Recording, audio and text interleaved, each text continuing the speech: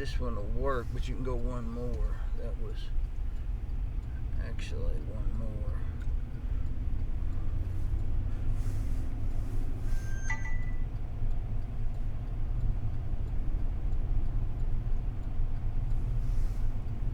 We'll be here at this one, this light.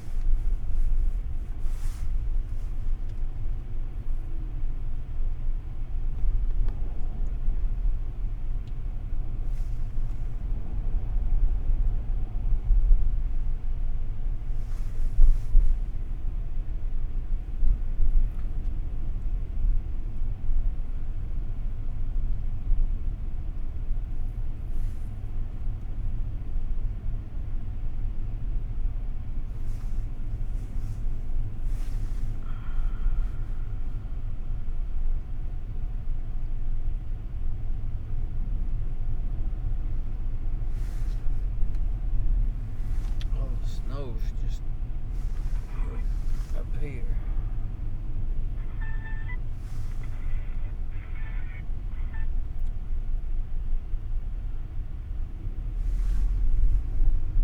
I need to see if we can get on something that isn't all cleaned off. I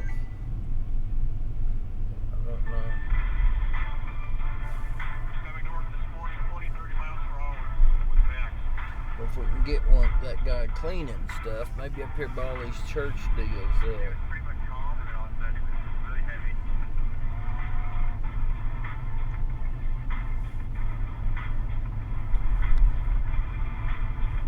Visibilities could drop down to a half, maybe even a quarter mile. This is what I look for. Some people do like it. Yeah. Not everybody. Not to beat a dead horse or anything, but one thing we brought up yesterday in conversation is seeing some of these people in the upper Let's Midwest. see. You guys are partying the whole Which world. way? Mike Seidel was out live the To other the day, and right. he's all bundled up, like animals and Get up yeah, there. and all this stuff. And he was meeting these people from this great town. I think it was Grand Rapids, Minnesota. Yeah, northern Minnesota. And yeah, so like the mayor. They've got to put their trucks out. Coke wasn't zipped up at all. I mean, just a very hardy bunch. Meanwhile, you take some folks Right to up Miami, here, you got can go to the people right. go up there, you're gonna be crazy to death. It's a circle we Speaking of made. freezing, we are Anyway. seeing our first freeze of the season Yes, across we are. many areas in the south. We've got freeze warnings in effect. Unfortunately, the fire danger remains as well, so we're not getting any of that needed rain in the southeast. Yeah, and the wind was strong yesterday. May continue for parts of the Mid-Atlantic. Meanwhile, we'll be warming up for parts of the country. Lord, get out and But clean these coming in early, from don't the West Coast, Kelley. And we've got another storm system we'll be tracking just in time for Thanksgiving week, so that will impact millions of you as you do some traveling. For today, traveling across the Northeast is going to be tough. That snow is really coming down at a pretty good clip in some areas. Yeah, that might be the case there. Yes. It's snowing there right now. There you go. Taking to the Q's right now. We've got a lake effect snow warning in effect right through Monday night, you guys, but not just today, but right through tomorrow as well. We're talking 1 to 2 feet of snow falling in some areas of the upstate, and not much movement on the thermometer either. So it's going to stay snow, temperatures in the 30s. We're still all about day. 29. And I know a lot of skier friends 32. who are like, yay, it's finally snowing here. That could be some of that from the motor since we've not been. Great guy. He's big time in snowmobile. He's from upstate New York. I know he's looking at this and he's going absolutely bonkers.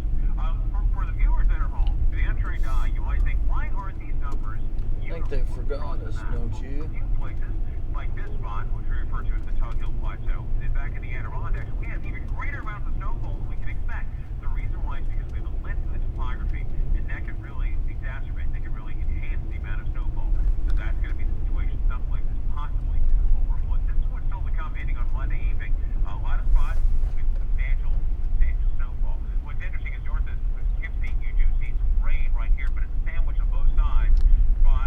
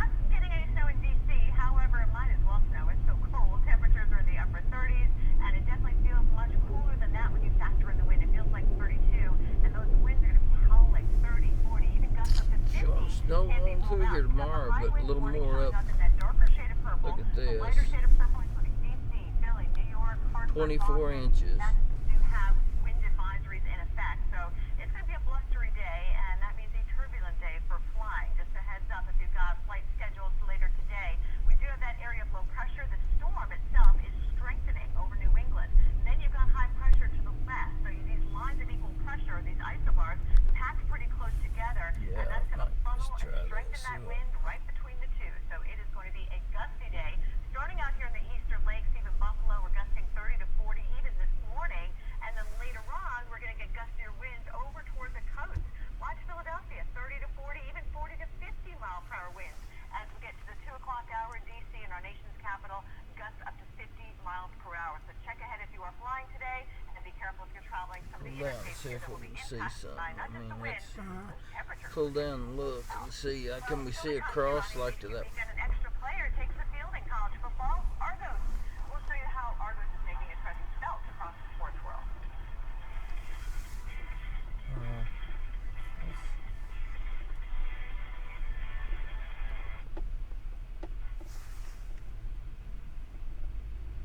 Think they're recording it. No. Where'd that guy go to call us?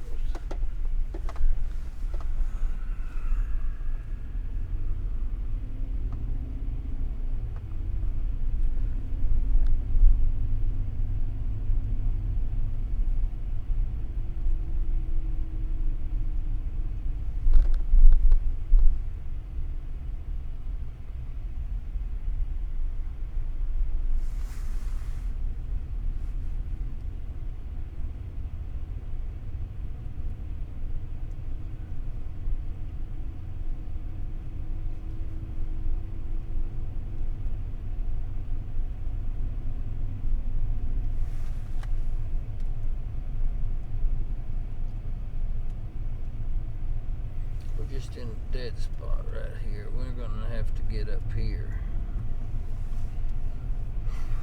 Let's just go. I don't know, don't you?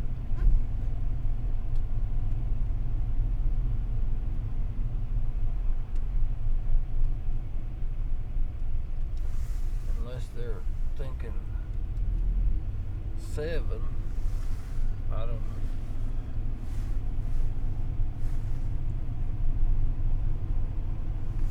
I'm not hearing anything. Huh?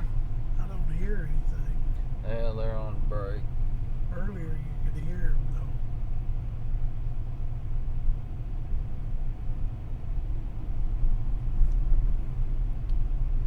I don't know, maybe go down and get that lighthouse or something. Tried. I mean, we don't have snow, but this is going away.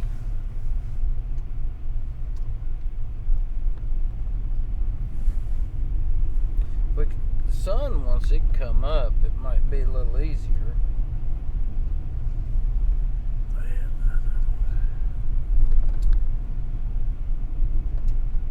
Where's our team that's supposed to help guide us around to where they want us?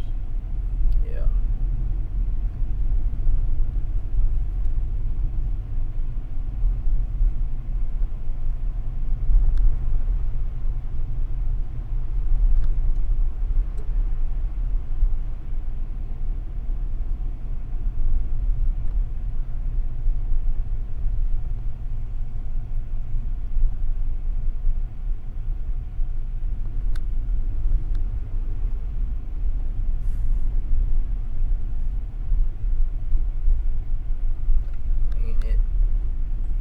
They cleaned this town off quick.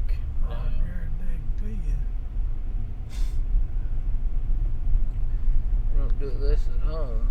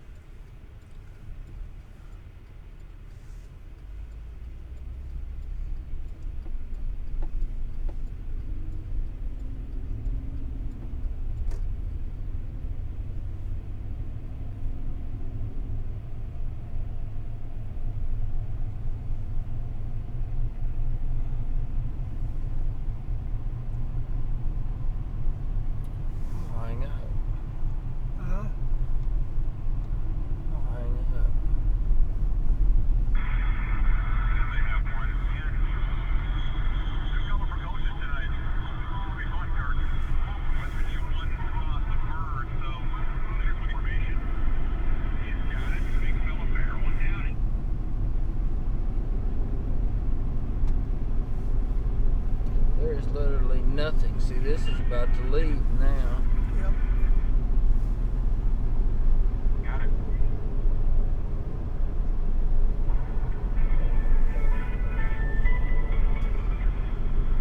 Oh, the snow is coming down early in Morgantown. That's 14th ranked West Virginia. They have over this bunch. Hosted Bob Stewart, 9th ranked Oklahoma. It started off heavy, but faded as the game went on, leaving a dusting of snow behind on the field. Now, the snow wasn't able to help the home team. West Virginia.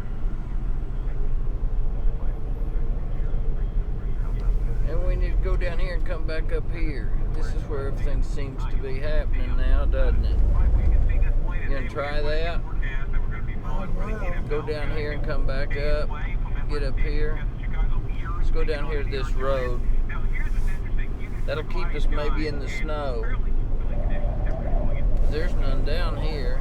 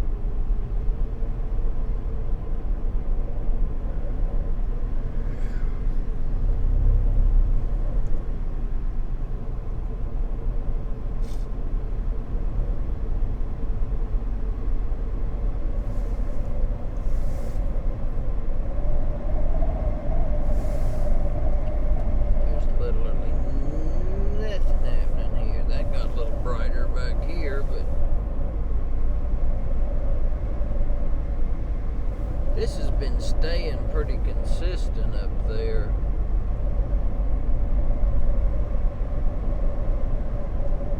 See, it's showing more snowfall total right in that area and over in here. I think that's a bunch of, that shows a lot there, but I don't think that's real. I think that's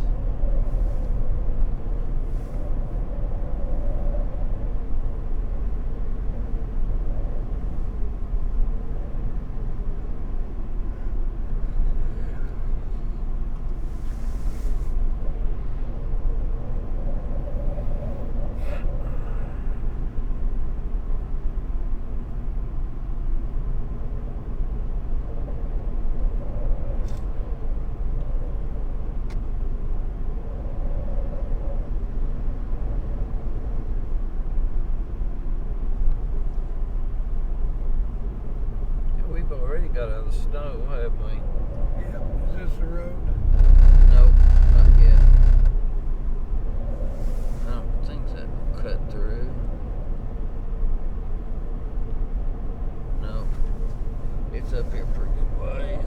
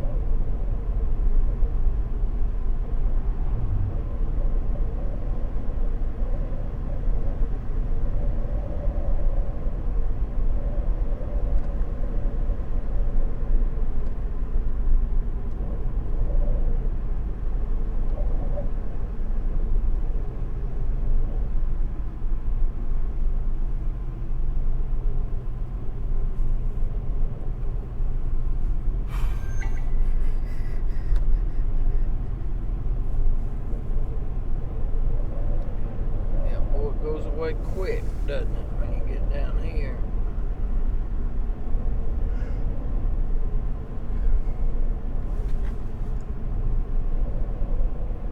Okay, it should be this road right in here somewhere, right up here, yeah.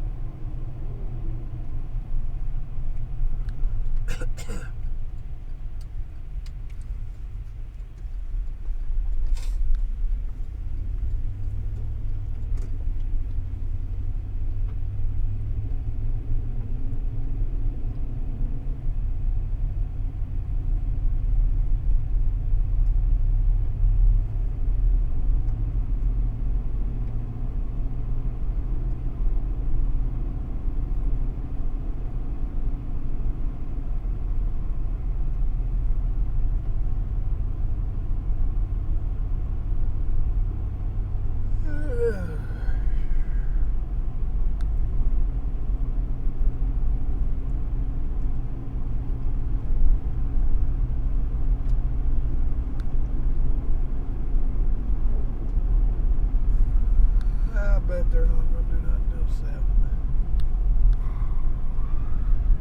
Probably. I wouldn't get up there and be on something.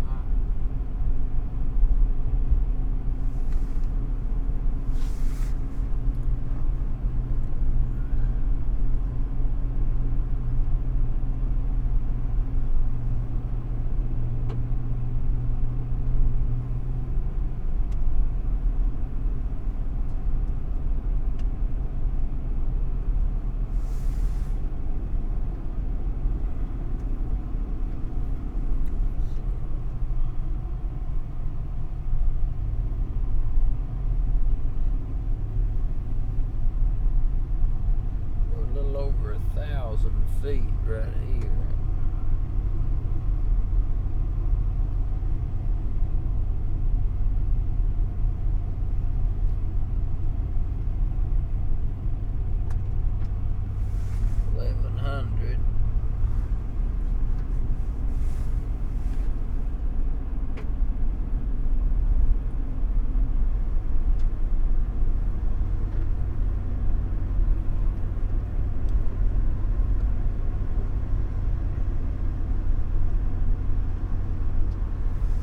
Over here has been, the whole time we've been here, that's been kind of green and that. Got ways to go, but we'll see.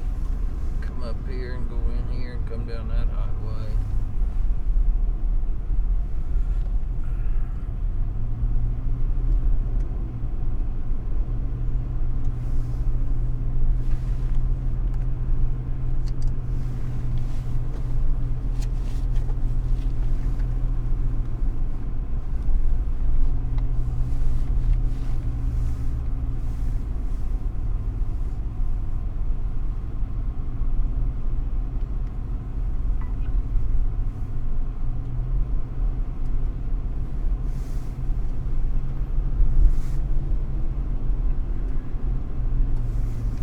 There we go, we're at 1,300 feet now. It's getting a lot higher than what we was over there. Look how quick it come on the snow. Yep. There's 1,400 feet.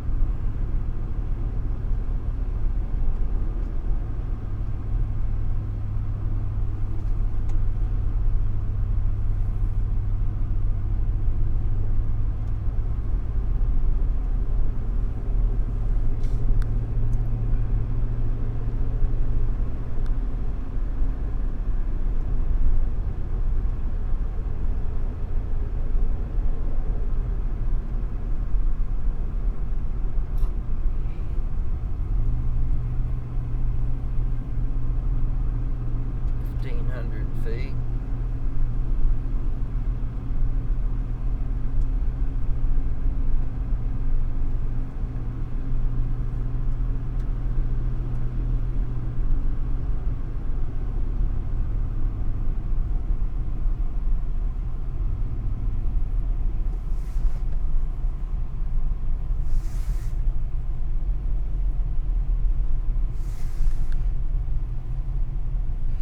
just hadn't been nothing coming off the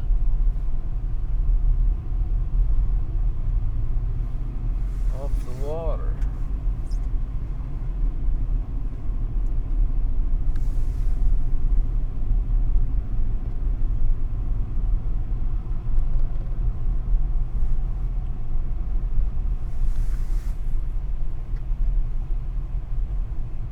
$1,600 feet.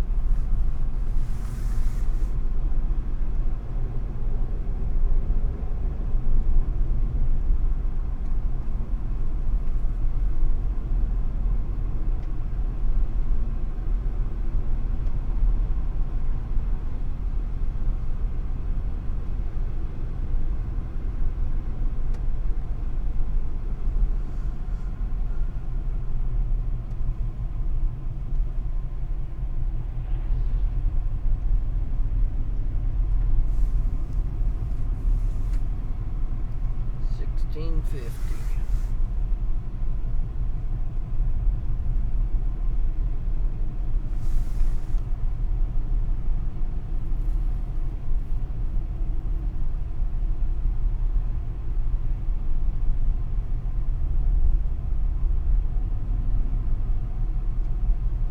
As well, that we do have blizzard-like conditions that are going to be out there in terms of the intense wind and at times the lack of visibility. The problem is direct for so many hours in a row, but we definitely have the snow. We have reports of thunder snow in the eastern parts of Pennsylvania. I saw a report of around 6.5 inches of snow. Even in the Catskills, Delaware County picking up about 5.5 inches so far. And Reynolds, we're going to add to that because we get the lakes involved, not just 1 or 2, but 3.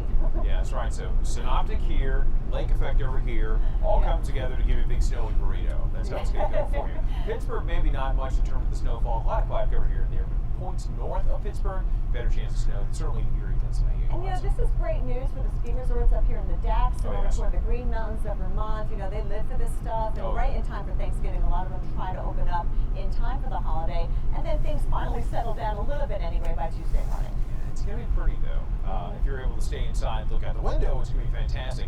From Buffalo to Burlington and Bangor, we do have a chance that window-like precipitation. Some of these numbers, Kelly, I got to tell you, are really staggering. I mean, yeah, we're talking over 2 feet of snow. Yes. The Tug Hill Plateau, Syracuse didn't even see its first inch of snow yet this year. There you go. We're finally getting several out of this, up to a foot of snow in some locations, even down into West Virginia. That's a good game of Morgantown, huh? Absolutely, that is quite, absolutely, very interesting. I know how good it was for the fans. Hey, that's what we have out towards the east, but Kelley, as we look back towards the west and early, we've got this big engine, we have the upper level winds that are going to be acting out. It's going to give us a little bit of lift in the dynamics that could produce more snow for the Rockies, and eventually that's going to launch its way back into the Central Plains, Northern Plains more likely, Upper Midwest, same story, more snow. Now, the air may not be quite as cold as what we've been dealing with Argos, but still, we'll see if this one gets a name or not, but you can see it is going to be strong if it wraps up in the Upper Midwest. It looks like someone took a couple of boxes of Crayolas and smelled them on the screen, right?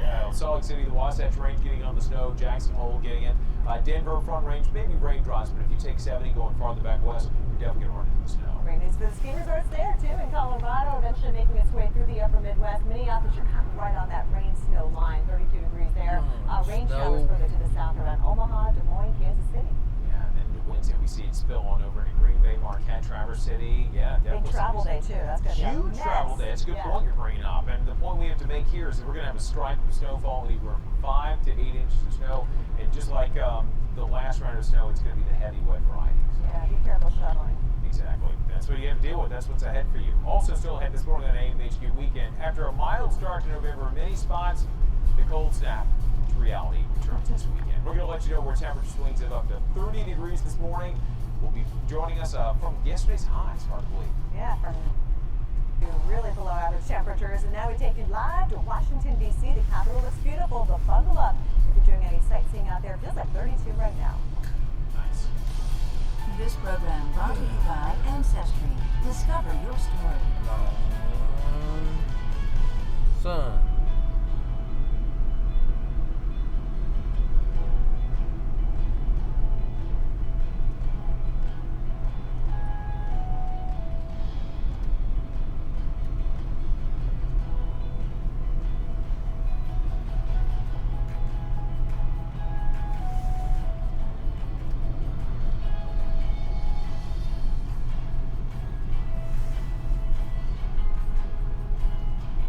Just like that rain, it's running from us.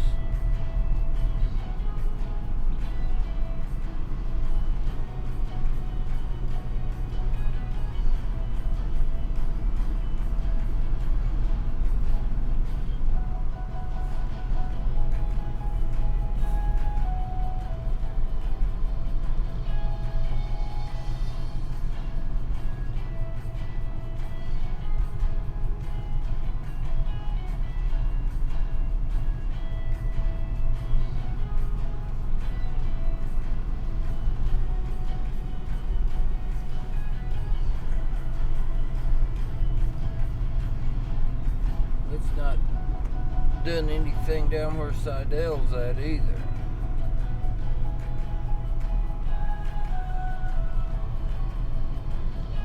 Think he's still in Jamestown? I don't know. I haven't heard him say any different.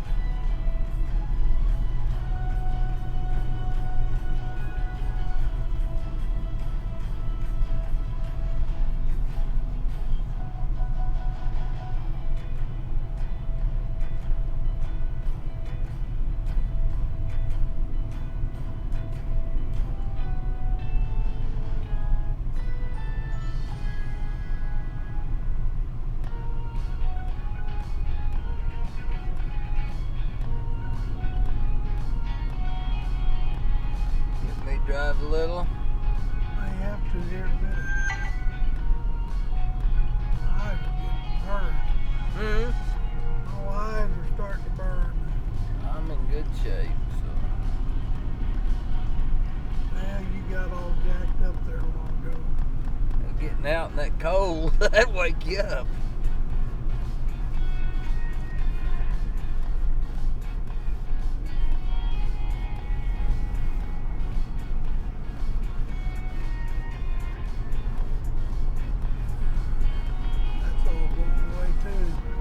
Yeah.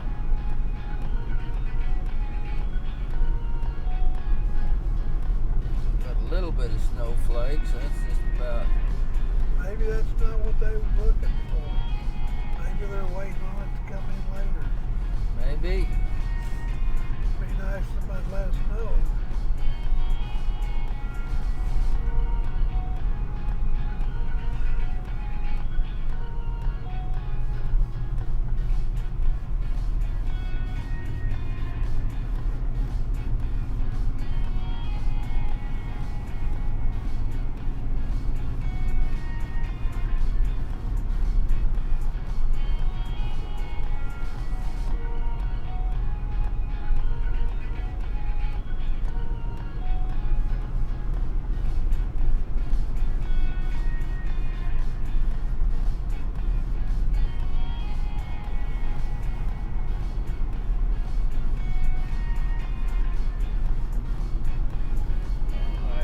Now, 14.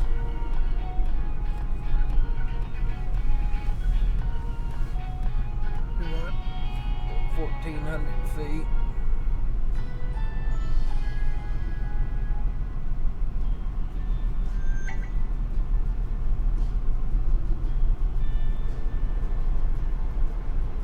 You can pull over up here. I can drive if you.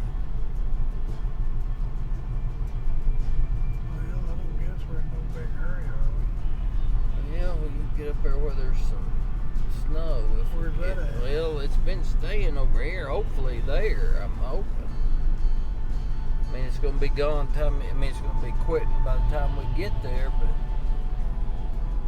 hopefully there'll be some over there, more than what they're along this road. It's been staying up there a lot This longer. morning on AMHQ Weekend, Winter Storm Argos takes aim at the Northeast.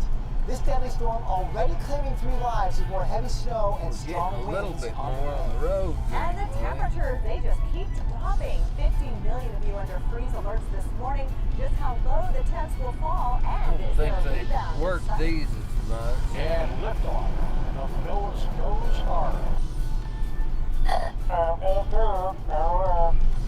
That's what always said this time. Hey, next generation weather forecasting blast off into space and look at the exciting launch of this revolutionary satellite and how it could impact your everyday life. I have no idea why the astronauts know it's an unmanned flight. That is, yeah, nobody.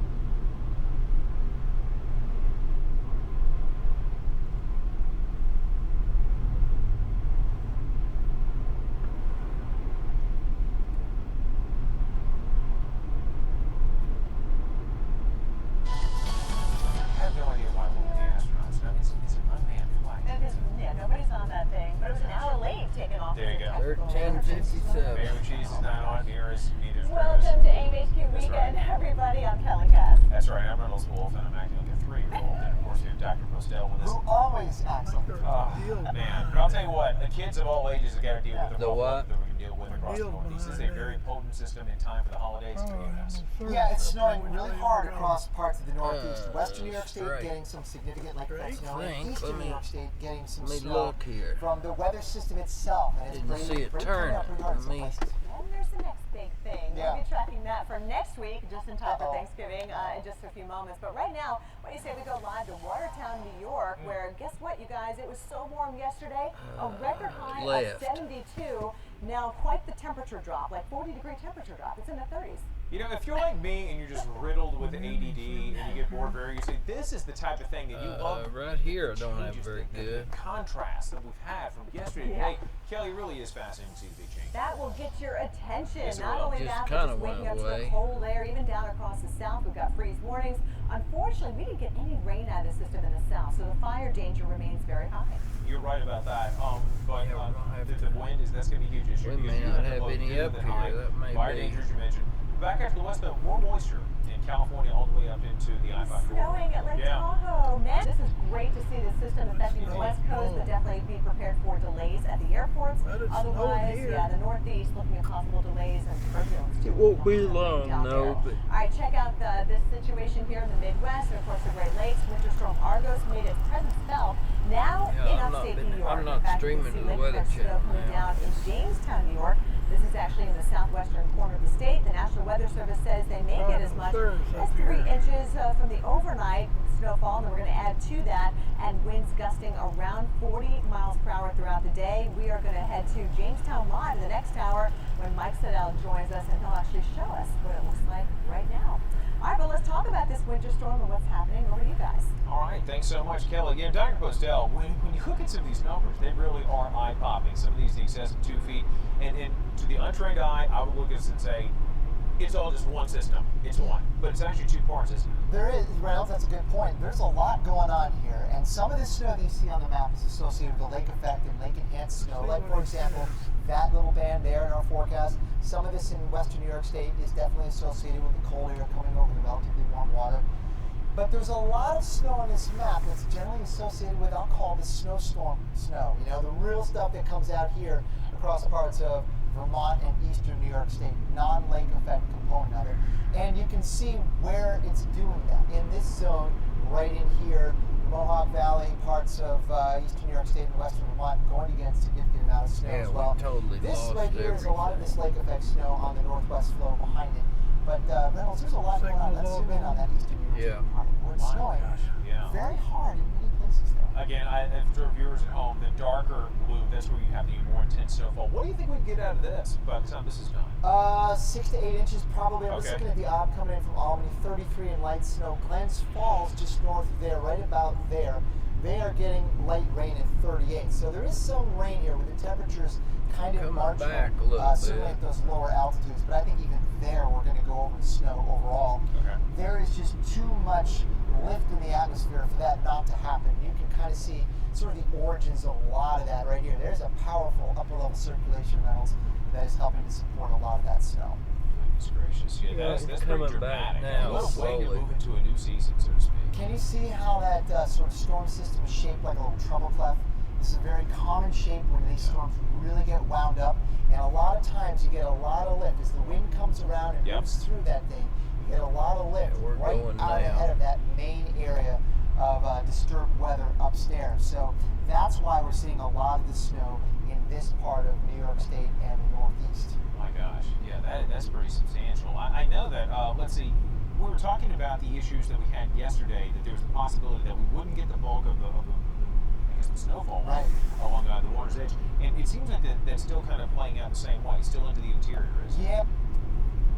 The lake effect component of the storm, Okay. where we're seeing, you're exactly right, the wind coming off Lake Erie and Lake Ontario, and the waters there are in the 50s, the Okay. water temperatures. So the air coming at it from about 35 degrees runs into that lake, gets modified a little bit, and you're seeing air not quite able to support a lot of snow right along the lakefront. There's other factors, of course, involved, but we're seeing most of the significant condition in that. Now, this is going to be a weird thing. If you so we have the low on one side, Yeah. and we have high pressure that's building up, say, over parts of the Ohio Valley. If you didn't have that now. high pressure gradient, would you not have the same type of They snowfall couldn't in the even lakes? get close. You would not. Some Okay. of these Let them snowfall know. accumulations are one of the factors that goes into it is the wind speed and the wind direction.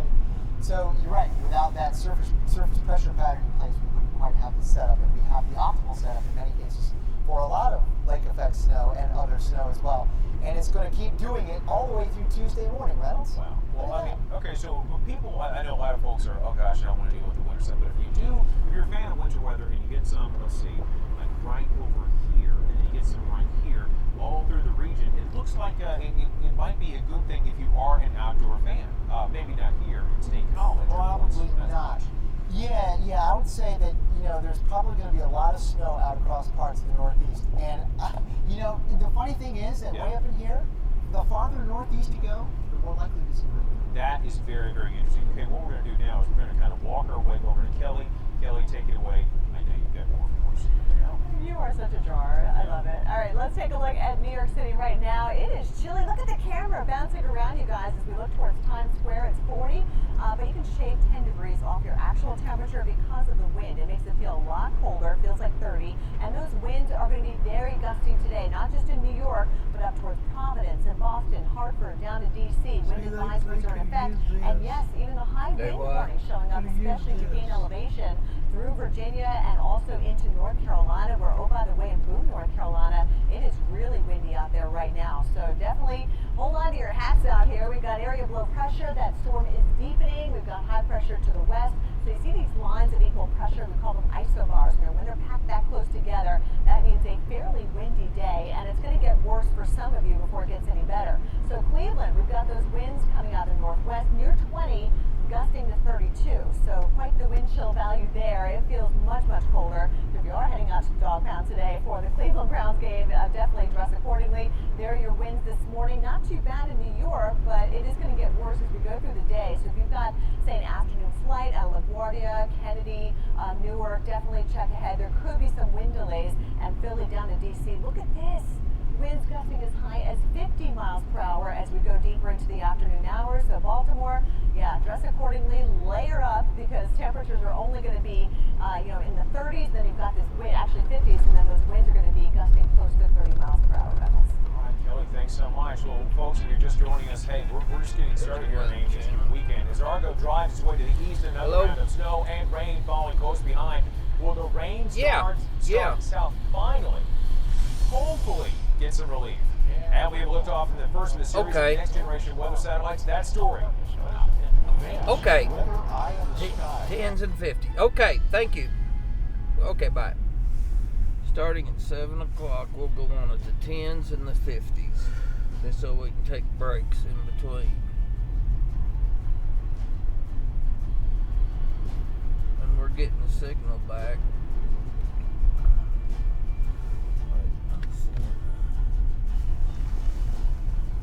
I don't think my live view is charge.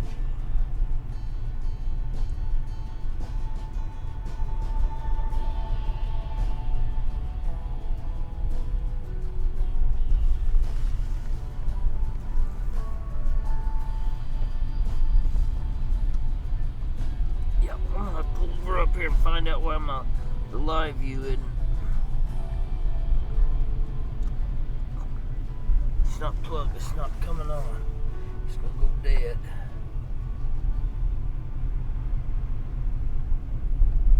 When you find a good spot, just whoop it in and all.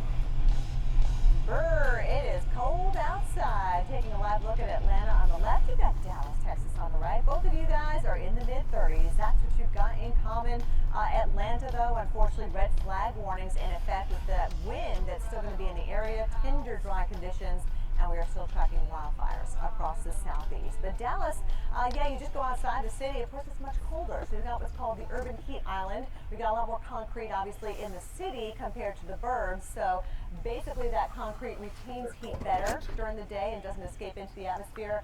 Whereas in the outskirts of town, you definitely have better radiational cooling going on. And that's why we've got the significant difference between Dallas right in the city and say out towards Mineral Wells, where it's right at freezing. So definitely our first real significant frost and freeze of the season, not just in the southern plains, but all the way through the southeast as well, as that north wind has filtered all the way through the Tennessee Valley and down into the suburbs of Atlanta, getting down into the 30s as well. So freeze warnings going from the Carolinas right back to Oklahoma and Texas, putting an end to the growing season. And here's a look at those temperatures today. Yeah, finally feeling more like the month of November. And in fact, even below average for some of us. Low to mid 50s from Nashville to Atlanta. Just the other day, we were in the upper 70s to near 80 degrees. So hopefully you find that coat as you head out to church services. Even Tuesday morning, still looking cold for so many areas, including Charlotte. But we do warm up by Thanksgiving Day, back up to near 70 degrees. Speaking of Thanksgiving, Reynolds, there's the next big storm that we'll be watching for next week. That's right. It's an aggressive system. And this aggression will not stand, man. It's not going to stand. With this forecast, we've got a lot of ins, a lot of outs, a lot of what have yous, a lot of things rattle around the old duder's head. I'm quoting The Big Lebowski, if you hadn't noticed. If you ever seen the movie The Big Lebowski, it takes place in Southern California. We're watching Southern California because you've got this system right here. This one's going to belong to British Columbia. This one's going to move into the LA basin. And as it does so, Los Angeles, you're going to get some showers. St. Gabriel's, you might get a dusting of snow at high aloft. But all notice in the San Joaquin Valley, it's a rain story. Watsonville, where you have all the strawberries, you're going to have plenty of rainfall. What else you're going to have in high elevation? Some snowfall for the Sierra Nevada. So that's some good news. But we're keeping a sharp eye on this because in its most rudimentary sense, weather systems move from west to east. Again, stripping everything down, they generally move from west to east across the continent, and we're going to follow this, eventually making its way into the Four Corners. And yes, it's going to affect millions of people as we make our way into the holiday week. For tomorrow, it belongs to high elevation in terms of the rain and the snow. The valley's getting in on the rain action. Then into early next week, we see this thing grow some legs. It marches across the central plains. What brings some rainfall to the southeast? Could it? It will in some places, but Kelley, the spots that are so desperate for it may not. There could be a touch of severe weather in Texas as we get into Tuesday, Wednesday. Showers move in the Ohio Valley, the Great Lakes. Then by Thursday, it belongs to the Northeast. Places getting snowfall today, we'll see another dose, Kelley, as we get into Thanksgiving Day. Back to you. Active pattern indeed. Well, after several delays and an hour-long wait last night, the GOES-R weather satellite is now on its way to its final spot in the skies above Earth. But this is just the beginning for weather forecasters who will soon have access to more data than ever before. Meteorologist Jen Carfagno has more. 2, 1. And liftoff. At 6:42 p.m. Saturday night, weather history was launched. An Atlas V rocket carrying the revolutionary GOES-R weather satellite left Cape Canaveral on its way to its final destination, 22,000 miles into space.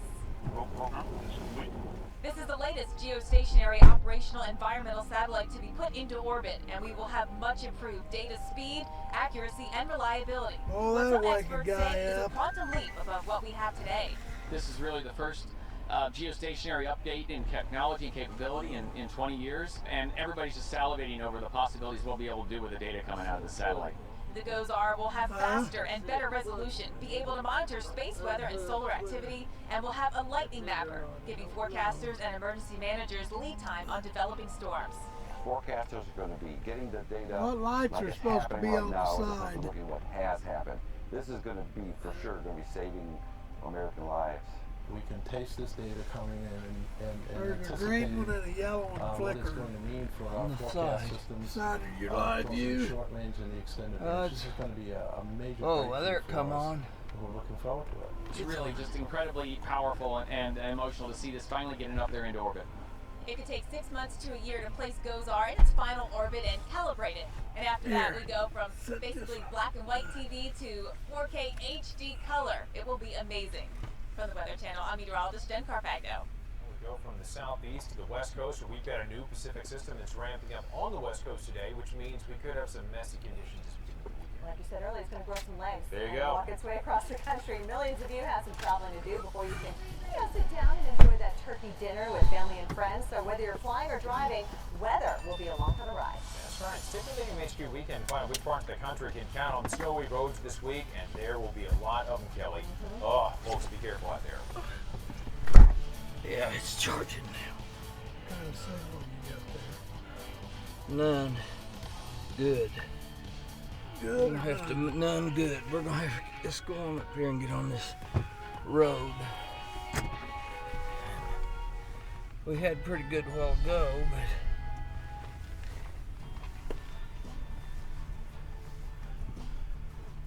Sure. I don't think that road back there was. no, we haven't got to it yet. I don't think.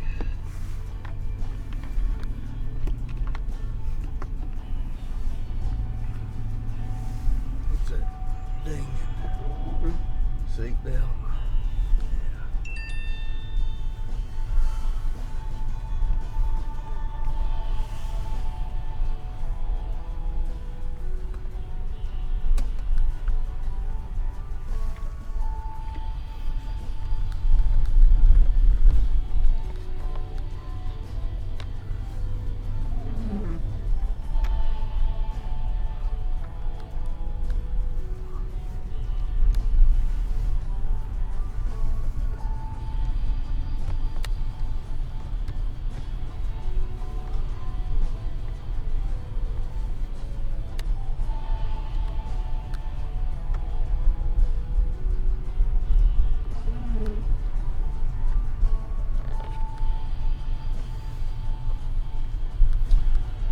Well, we got more snow. I've got a little bit of a signal back now.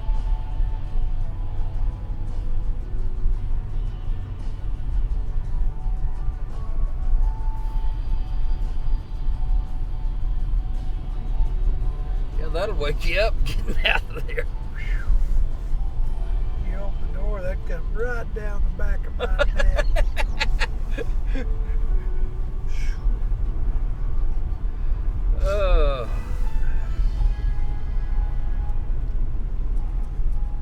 Well, we've got a 45 minutes. 10s and 50s, isn't that what I said? Yeah, at 10 after. Yeah.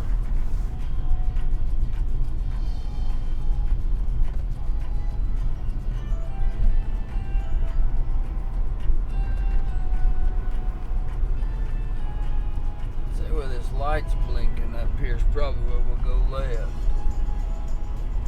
We've got a good signal right here. These lights on, is that bright? I just wanted to see, yeah, okay. I just want to see what we can see. It's not bad here, just no wind. I mean, but we got snow, but look at it up here. I think that's the better spot. That town right there of Gowanda. There we got some wind. There. Yeah. Yeah, we're getting good signal back 3,900.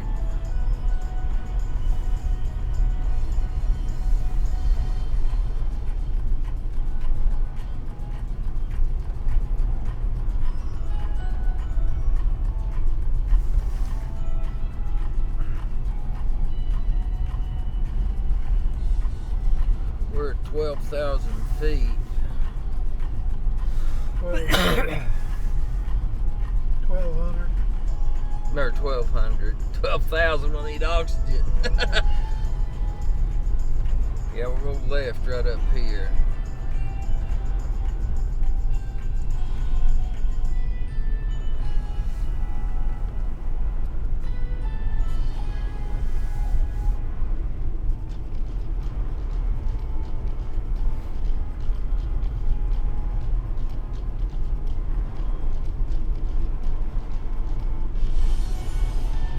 Hey, good morning, everyone. Look at this trip right here in western New York. You're looking at Sherman, New York. Lake effect snow falling right there along I-86. I mean, that is like mesmerizing, right? I've driven in that. It's not fun. Visibility knocked down, and we're talking several inches of snow coming down in parts of western and upstate New York.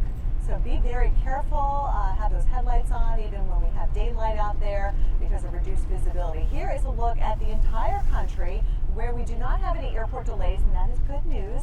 However, de-icing is going on right now in Detroit and Cleveland, so sometimes that can cause a little bit of a backup. And also definitely check ahead in the Northeast as well as the West Coast for potential airport delays, whether it's wind or precipitation. Detroit, with a little bit of wind out there, we just can't rule it out.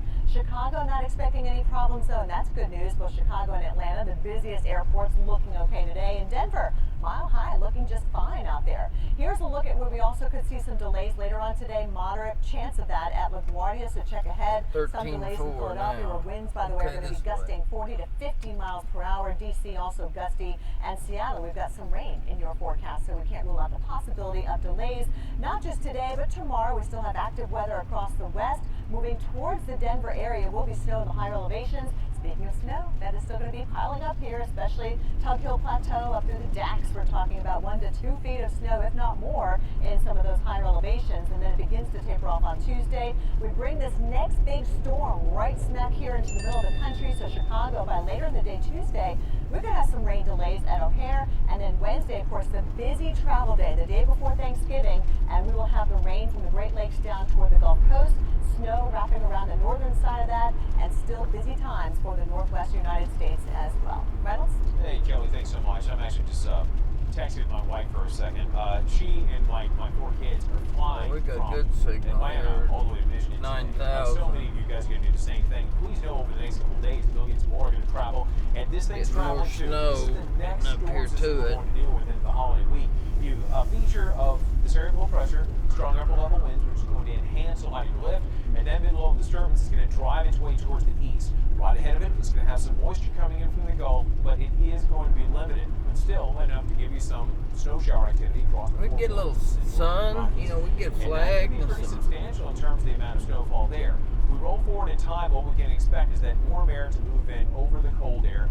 Backside of it is going to give you some snow, but the front side of it, mainly a rain issue. As we get into midweek, that strong system is going to gain some potency, again bringing some wonderful snow to the Rockies. They're so happy to get this up to the ski resorts.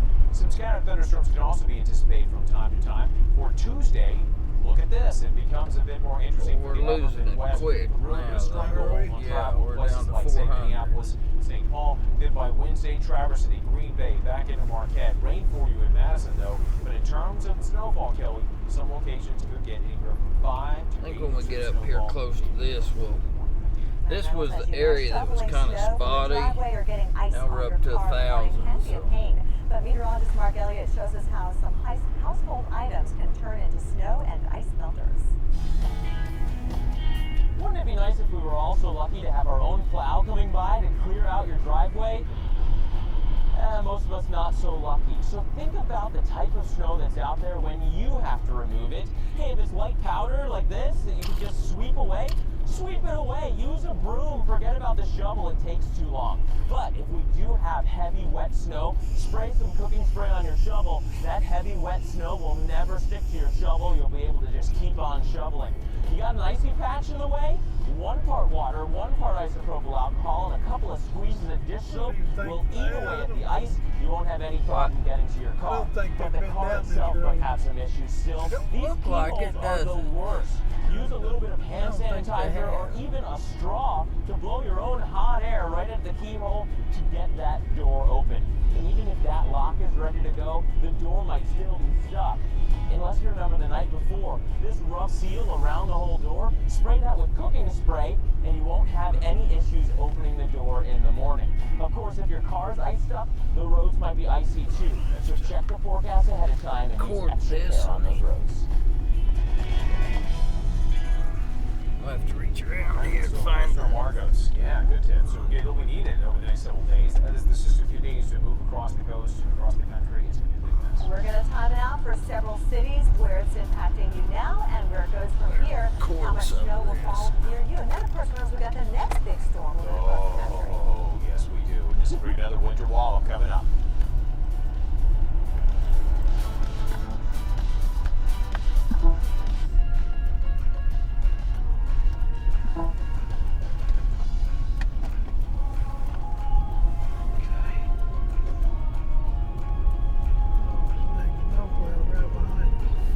Is it?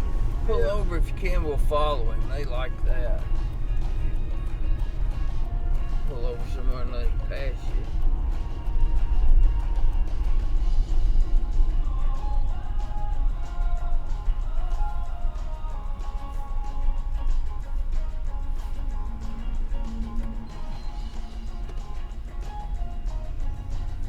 Yeah, now just kind of stay there with him. Record on this.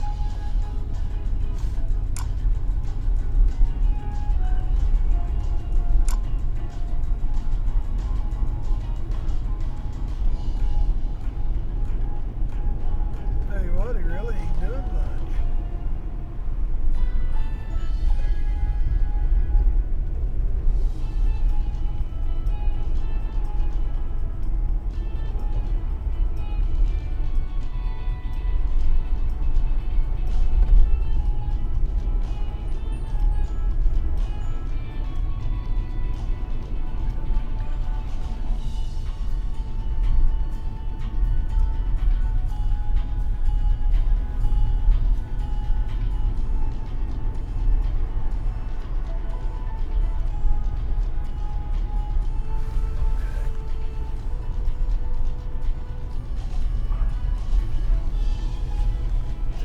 Close as you can to him, and I'll try.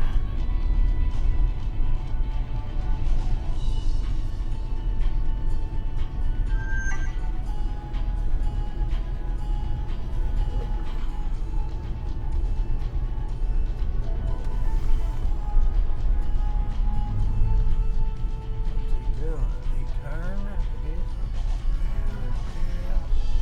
They're loading. You know, we might get them loading over here at the right side. We might get them loading stuff.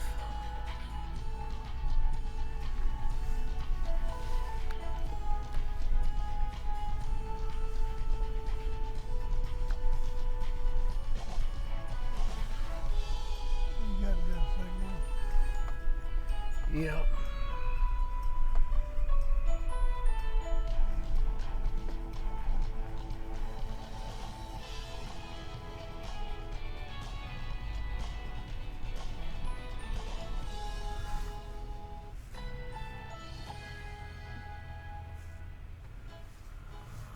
Where did he go? I think the truck's over there. I don't know.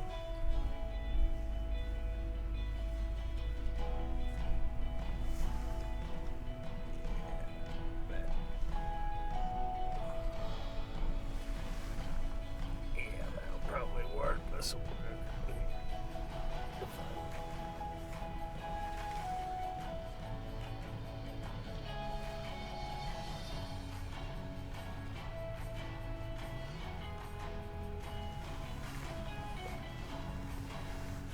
You got a good signal? Mm-hmm.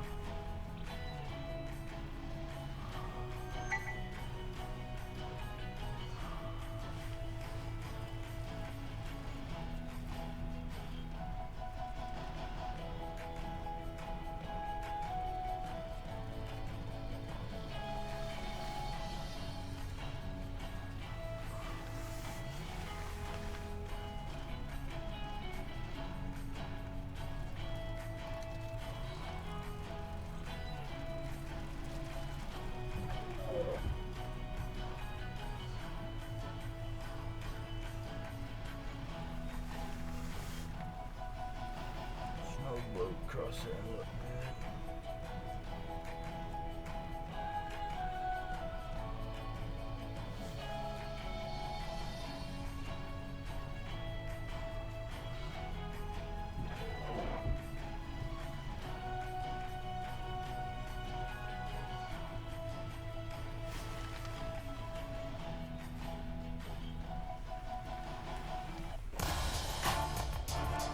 Coming north this morning, 20, 30 miles per hour was max.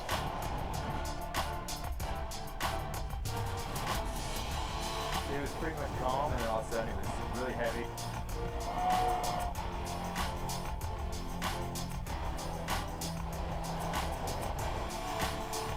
Visibilities could drop down to a half, maybe even a quarter mile. We love this kind of weather. This is what I look for. Wow, that's what he lives for. Yeah. Kelley and I have been talking about this. I got to ask you. You lived in Wisconsin for a number of years. You went to you're a Badger. You went to school there. What is it about the great state of Wisconsin? These amazing people that are so robust and can handle the elements. They just sit there in church sleeves. You know what? When I lived, I was there for about 10 years, and I remember it being in the teens and 20s and not thinking about taking a coat with me wherever I went. I was the same way in New York, but now living in the South, when it gets cold, I'm like, more sensitive to it for some reason. When it's 50, I put on the ski mask. What a crazy weekend weather-wise. Hey, folks, welcome back to 8HQ Weekend. We do have many stories out there. Regardless of what you wear, if you are wearing shirt sleeves and parka, or even more creative, know that it's going to be very, very chilly out there for you across much of the Northeast.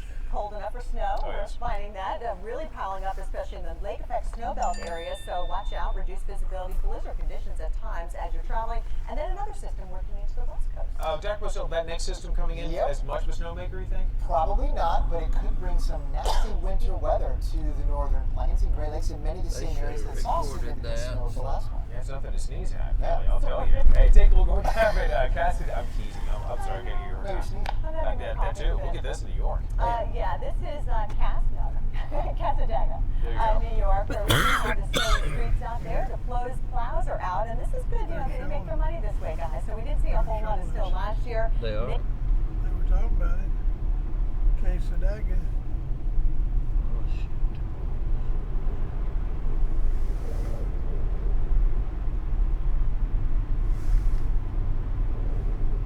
Weren't thinking they were going to get much, waking up to a lot of snow. Eastern New York State, Capital District, Albany. That's back here where that plow was. That guy was where you trying to change shirts. It is not lake effect snow. We'll talk about that in a second. But Reynolds, there's a lot out there ongoing right now. Absolutely. Earlier this morning, we were chatting with Greg Diamond, the amazing weather producer, about how we have blizzard-like conditions. Although it's not.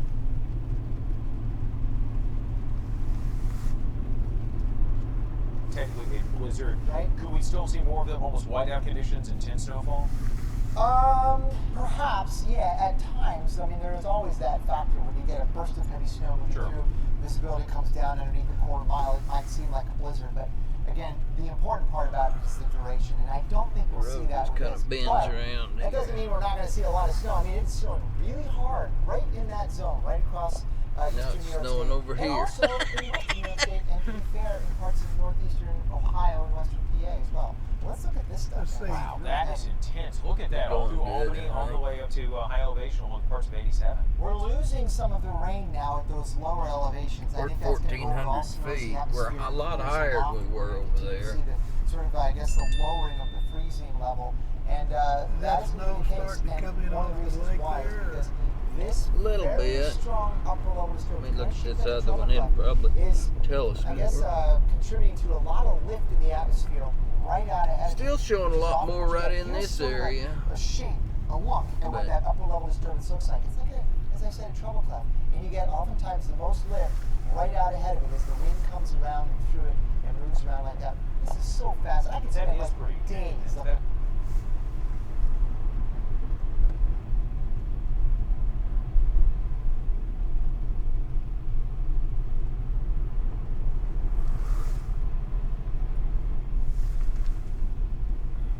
That is absolutely correct. So you have all that energy right there. Yep. And then we have, what is this, that dryer? This is obviously a non-player that you see farther out over the Atlantic, correct?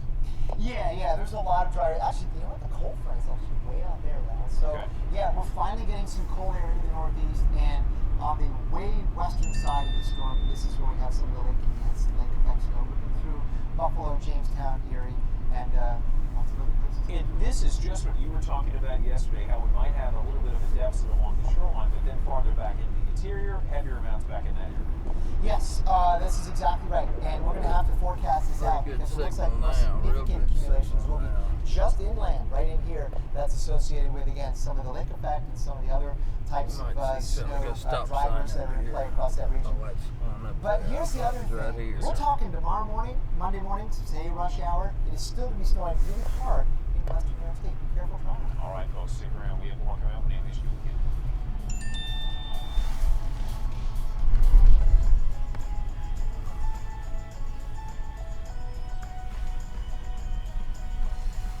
Clear. Good. Yep.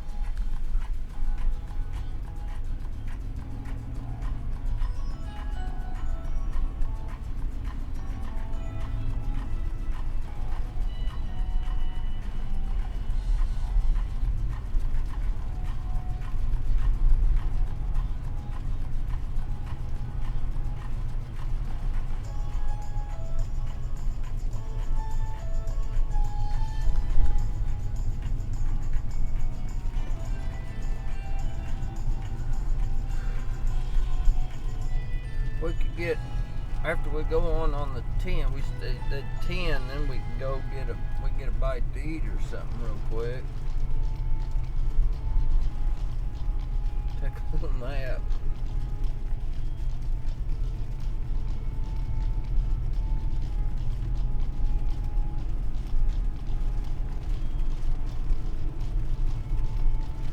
We got something coming. It's pretty good here.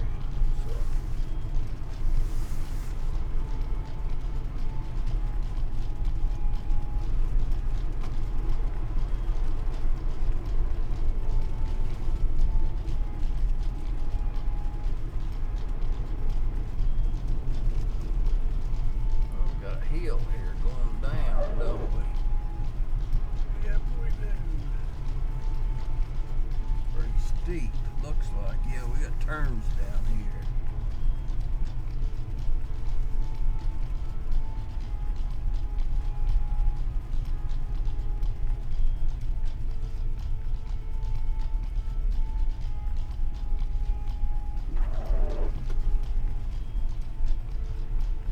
Get a little light.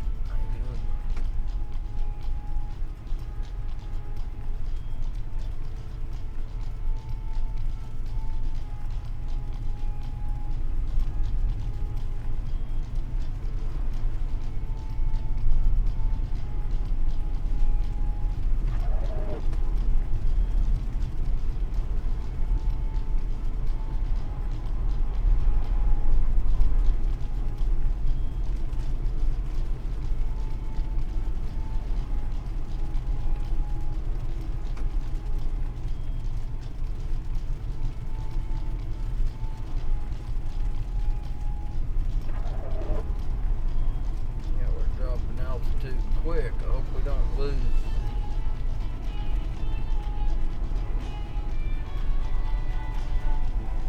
Actually getting a little heavier snow. We haven't got that wind like, is that 50-mile-an-hour wind?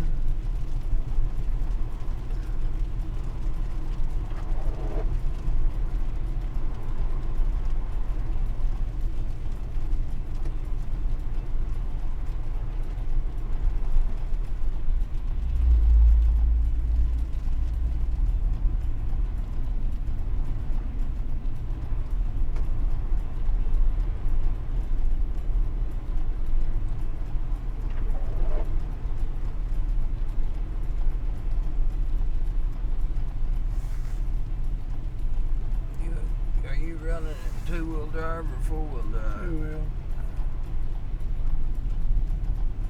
Seems to sure be getting around good.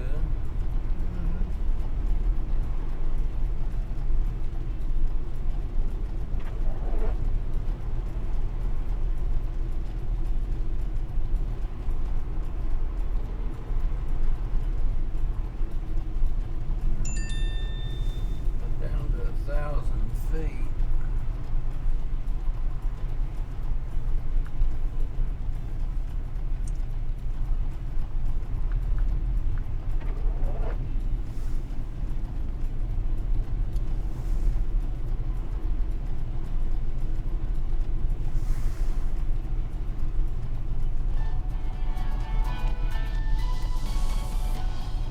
Storm Argo stormed the field across college football yesterday. Here's the scene in Ann Arbor. Dang it, when I switch over to there, it locks up. Do it from down here. Yeah, that's what I'll have to do.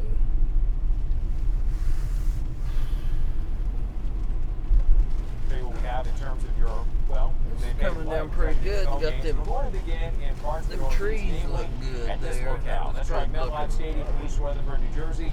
You've got the Chicago Bears coming in town, taking on the New York Giants, and we can expect breezy conditions. Now, you look at this, and part of the story will be the... They should be recording this. I think. They may not be.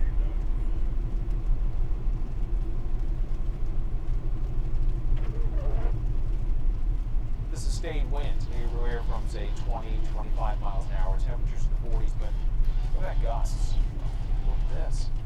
Man, they could be strong. We're talking sustained again in the neighborhood of 20 to 25, but gusts maybe 30 to 35. But you may have some outliers, maybe going up to as high as 40. So think with the kicking game, think with the passing game, tough times. Could be very interesting, especially with the deep ball. Now let's make our way back to this location. We say goodbye to that location, and we make our way out to the West Coast. And what we can anticipate here for this game, New England Patriots coming into town to take on the San Francisco 49ers. Two teams going in opposite directions whatsoever, with the direction of the rainfall, top to bottom, you can expect until the first half, second half, looks like it's going to be a little bit drier, and temperatures cooling down in the upper 50s by 5 p.m. Next up, we go a little bit farther south to LA, where the Miami Dolphins are coming into town, taking on the Rams. We are going to have cloud cover, not much in terms of precipitation, and winds relatively calm. What about this spot? Up to Seattle we go. Chris Warren, my man, loves him some Seattle Seahawks. They're going to be playing we lost Philadelphia it Eagles. there. We went to 70. Out. Contest temperatures, Kelley, stay mainly into the 50s. We take some of that rain in the southeast, though. Reynolds crews say this wildfire 30 miles south of Knoxville, Tennessee, is about 40% contained this morning. At least 900 acres have burned, though firefighters believe that number is probably more like 2,000 acres. 8 homes and a school are being threatened. The Blount County School District sent students at Walland Elementary home early Thursday after the fire broke out not too far away from the school building, and you can see the dense smoke that is also filling the air above these fires. This is just one of 30 major wildfires that are burning across the southeast.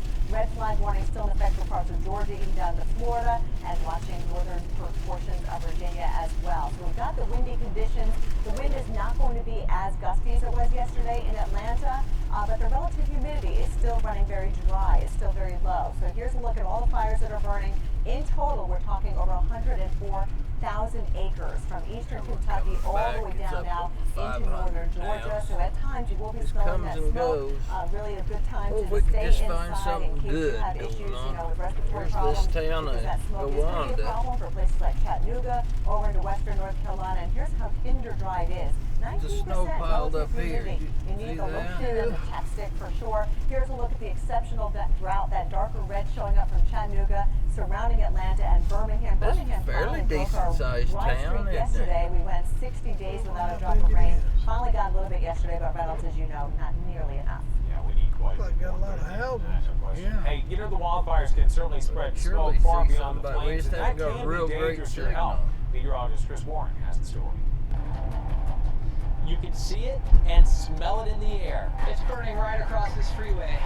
Smoke from wildfires can spread gases and tiny particles for hundreds of miles, depending on the wind and weather. Those particles are the perfect size to get into your lung, but really difficult to get back out of the lung. It burns the eyes and nose and can leave you gasping for air. I can't breathe. Those most at risk? Anyone with heart or lung diseases, including asthma. Older adults and children are also more likely to be affected by smoke. Here's how to protect yourself. Check local air quality reports and watch for smoke warnings. Don't rely on dust masks for protection. Smoke particles are so small they can get right through. Close your windows and doors to keep your indoor air as clean as possible. Avoid using your fireplace, lighting candles, or smoking, which adds to air pollution in your home. Most importantly, if an evacuation is ordered for your area, get out right away. I'm meteorologist Chris Warren. Thanks, Chris. And we're going to go deeper into smoke's impact on your health at 8:10 Eastern on AMHQ Weekend. We're going to have a live conversation ahead with Emory University Dr. Sylvia Morris. She is awesome. All right, folks, still to come this morning on AMHQ Weekend. Argos now takes aim at another region after hitting the Midwest and Great Lakes. Weekend in Play brought to you by Liberty Mutual Insurance. Liberty stands with you.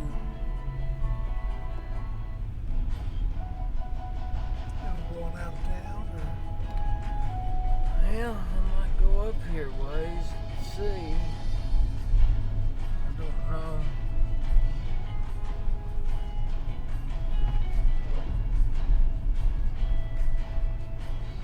Tim Hortons is.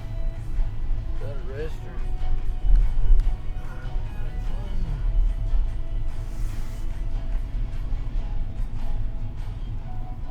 What we got coming at us here?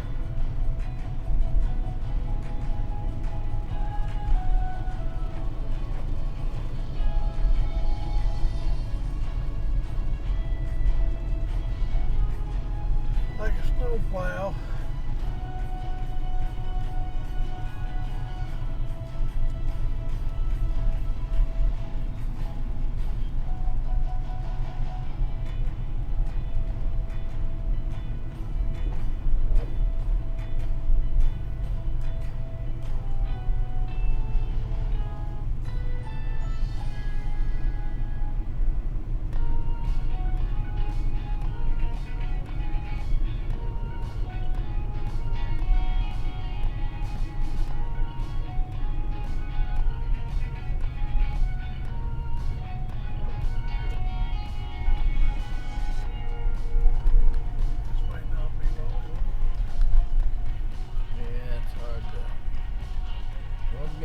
Stream back good, 7,000.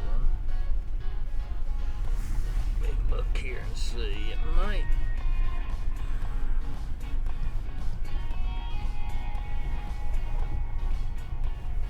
Well, there's a bunch of.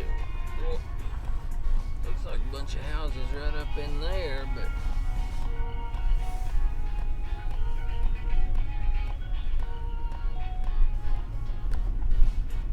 Around follow this. Well, I hate to follow him. We're not going to go on for. Yeah, I mean, we just keep driving, we'd be back at the lake by the time you gotta come on, you know what I mean? Well, we got 20 minutes.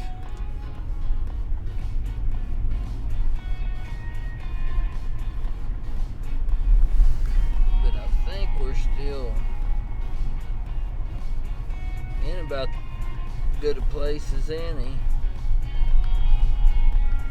There's stuff starting to come off the lake now. Maybe the sun will help. See right here, we're getting some stuff coming in.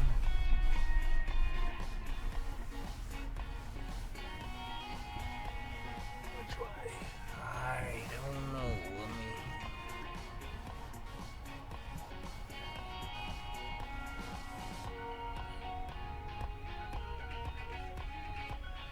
Well, it's. I don't know. Take your pick. I don't know. The right looks like it goes down to some houses, maybe. I don't know. The left is a bigger road. So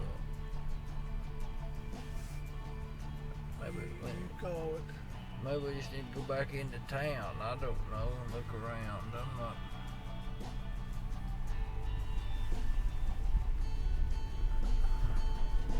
Might as well just kind of go back in there and try and find something and just kind of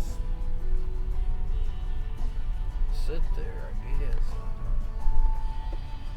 We can see somebody shoveling off his porch or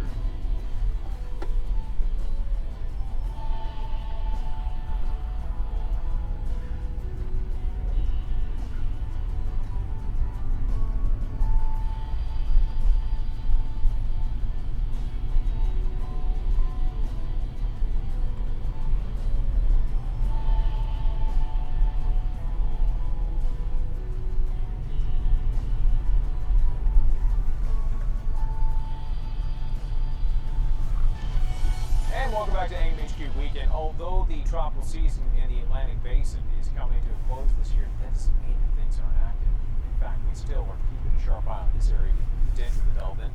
This is Invest 90L. Winds of 30 miles per hour, the pressure 1,006 millibars. You see the deep convection we have across the Caribbean, but especially here in the Western Caribbean, just to the east of Honduras and north of Panama. National Hurricane Center gives us a 70% possibility for further development. Now, where can we anticipate this thing to go? Well, for now, the 5-day possible development area stays right here in this little notch just to the east of Honduras and north of Panama. Enhanced wave action, a lot of rainfall can be anticipated, possibly some mudslides. We're going to keep a very sharp eye on it because you got to stay vigilant all the way through the season, and in some cases, beyond. Another thing we need to keep a sharp eye on, well, Winter Storm Argos, the next round of snow that we're going to be dealing with. And for that, we'll send it back over to the lab with Dr. Listell and Kelley. From the tropics to the cold and the blinding snow at times with Argos now moving through the northeast, and then we've got the next big storm system smacking the west. We're starting to see a more active pattern now, Kelley, with more and more winter weather in play. And it's not just, I would say, the next week, but it might be as we head toward December and beyond, because there's some signs that overall the atmospheric global pattern is changing enough to get some real more, or I should say, a real dose of some winter weather across parts of the country. But let's, as you mentioned, there's Argos. It doesn't look like much on this, but trust me, it's snowing really hard in New York State right now and other places. But Kelley, as you were mentioning, this is the next one out there. So we've got this one storm system to the north, another one moving into California. So together, they combine really to just create the next big storm that will be tracking across the country. Yeah, it's going to take a couple of days, and we're talking about that thing moving inland over the next, I would say, 48 hours. So by Tuesday or Wednesday, this is kind of like what the upper level system looks like. We're looking at sort of these areas, these blobs of green and red as kind of the upper level support for the storm. Notice here that it's kind of scattered and patchy. Yeah, a little messier than Argos was. Not as organized, I guess. That's exactly where I was going with that. You're right. It does look like that. So I don't think it's going to be the kind of big storm and the blizzard that Argos was. But there's going to be enough cold air up in here in the northern plains and parts of the Great Lakes to support, we think, maybe Monday night and Tuesday, some wintry precinct. Here's what I don't like to see. The purple on the map, color of Grimace. We do have the freezing rain. Never mind. You guys were talking about Grimace earlier. I had to throw that in. So yeah, we do have the freezing rain in the forecast for parts of Dakotas and Minnesota. That means really cold air at a very low level, like right near the very ground. often, do you? Yeah, this is probably the worst of all travel hazards. And we're going into the Thanksgiving weekend now, and I want you to be very careful about what happens in this part of the country. Overnight on Tuesday, I'd say Monday night into early Tuesday morning, there could be a significant amount of freezing rain, Kelley, which is, as you said, rain coming down, freezing on cars, and leaving some ice on the roadways, and that could be a real mess on Tuesday, even mid-afternoon across parts of southern Minnesota and Wisconsin. I mean, this is just a couple days before Thanksgiving. We're going to have a glaze on the roads, possibly some power outages. So if you've got a pie to bake, keep that in mind, right? And here's your snow that's moving from Watertown to Minneapolis. Here we go again. Yeah, this is going to be a real trick, how this all plays out, where all the different types of wintry weather find themselves. But there's a decent shot of some accumulating snow on the northern edge of that, where the cold air is a little bit deeper, farther to the north. Again, this is still early in the game.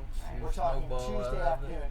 But just beware, Minneapolis. How about Duluth, or even Madison, This is a big old one, isn't it? perhaps Green Bay, Wausau, Eau Claire. I mean, that could be very nice. Eastern South Dakota, Watertown, you just had a blizzard. More snow. Noticing too, the isobars not as close together, so not as much wind energy with this system like we saw with Argos either.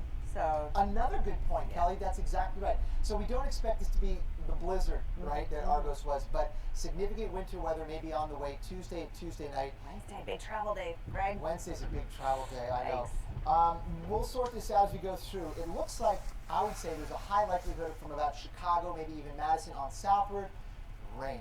It's just going to be a little bit too warm for that.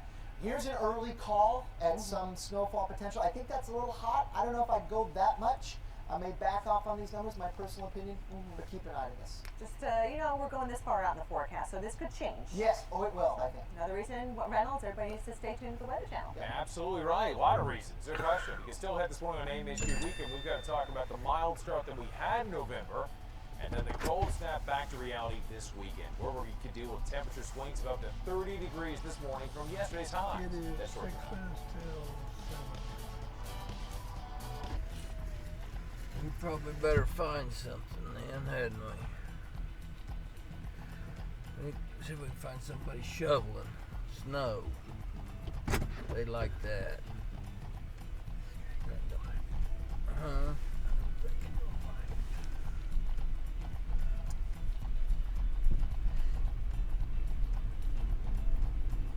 A light, anything I can help. Start looking. I've been looking for 2 hours. Yeah, just no snow. Sun's starting to come up. Maybe we can see some. Maybe we can get them loading again down there at that. We ain't got time to get back there before they. Maybe we can be following one of them or something.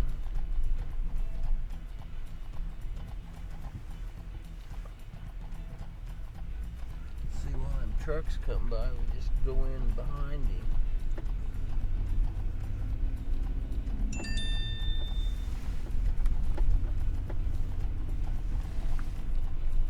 Which way was it? We went that way. I think so.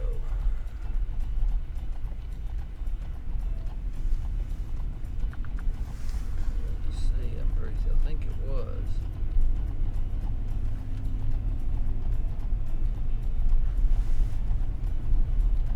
No, it really wasn't, but we'll look this way.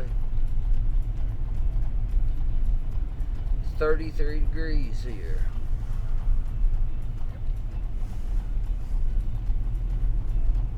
Is that what you're showing? I'm showing 31.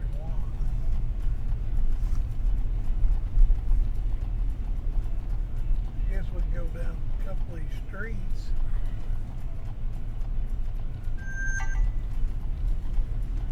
Yeah, there's some big old houses.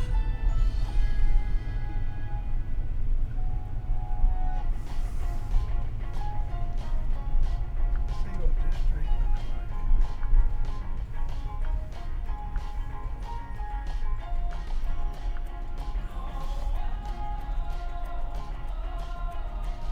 Yeah, that might work right there. Comes that little hill.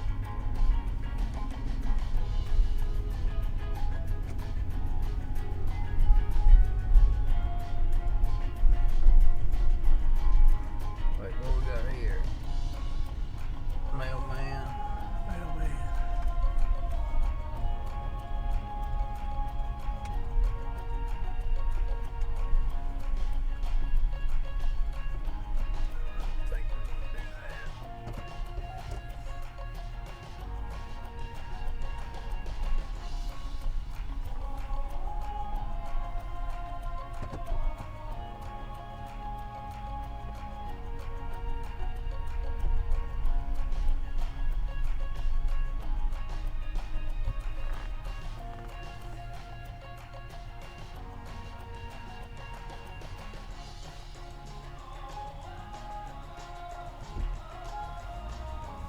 Find somebody walking out in it or anything like that.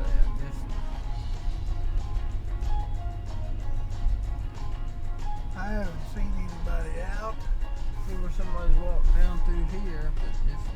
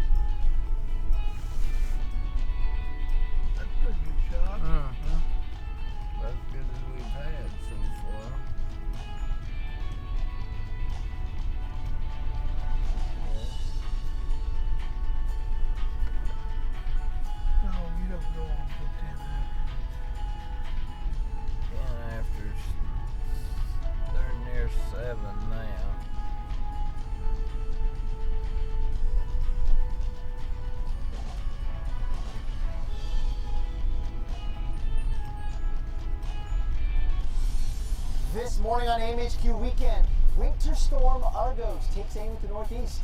The deadly storm already claiming 3 lives with more heavy snow and strong winds on the way. And the temperatures just keep on dropping. 15 million of you under freeze alerts this morning. Just how low the temps will fall, and is there a rebound in sight? And liftoff of Noah's goes hard. All right, the next generation of weather forecasting blasts off into space. A look at the exciting launch of this revolutionary satellite and how it could impact your everyday life. Where at?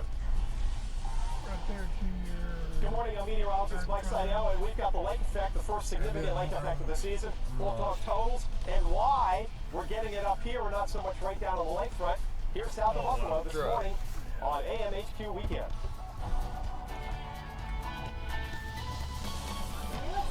Yeah, it may be troubling, but it sure is pretty. The same could be said for the snow. You know, you see where I was going there. I was thinking about something else completely, actually. No, but yes, kind of. The problem is that snow has to come with cold. Yes. Yeah, And that wind chill where he is 18. We're going to be checking in with Mike in just a moment. Welcome into AMHQ Weekend, by the way. Kelley, Reynolds Wolf, and Dr. Postel tracking not just Argos, but another big storm for Thanksgiving week. Yeah, it's the 1-2 punch we're going to be dealing with. This one is going to be eventually leave the continent, and we'll ramp it up with another one out west. Yeah, we're going to have to talk about potentially winter weather in many of the same places that were affected by Argos in the upper Midwest and Great Lakes. That would be Tuesday and even Wednesday. Stay tuned. We'll talk about that in a second. All right, let's take everybody to Watertown, New York, where, of course, here we've got a snowy forecast for you. And get this, quite the temperature contrast. Yesterday, you had a record high of 72 degrees. And look at what you got today. Mid-30s and snow. Yeah, 8 to 12 inches. That is some serious whiplash, isn't it? I mean, just crazy. Going from spring-like conditions to hello winter. Gosh. Well, the snapshot, Kelley, really does show that being one big story. You've got this area of low pressure, you have the snow that's coming in, high pressure. These together are also creating windy conditions across the south. Yeah, that's not good. We didn't get any rain out of this system across North Georgia. Fire still burning out here. We've got the sunshine back toward the mile high. But you get to the west coast, Reynolds, we're tracking rainfall here and even snow around the South Lake Tahoe. They were getting snow this morning. Rain up the coast into Seattle. Yeah, it's interesting that system will eventually trees. cross the center of the U.S. and eventually move right back into the Northeast, including places like, well, Western New York. And that's where we happen to find our Mike Seidel. All bundled up for the conditions out there. Mike, does it really feel like the teens? That's what we just showed on our graphic. Yeah, there's a pretty good dip in the air. We're kind of protected from the wind. We're in Sinclairville, New York, up here on the Chautauqua Ridge in Chautauqua County. In these areas, some of these higher spots typically average as much as 200 inches of snow a year. We've got 4 inches on the ground, and as you would suspect, because it's been so warm and it's around 30, 31, that yes, it's very packable. 2 days ago, Buffalo, north of here, hit 72. We're southwest of Buffalo, and we're just north of Jamestown, New York.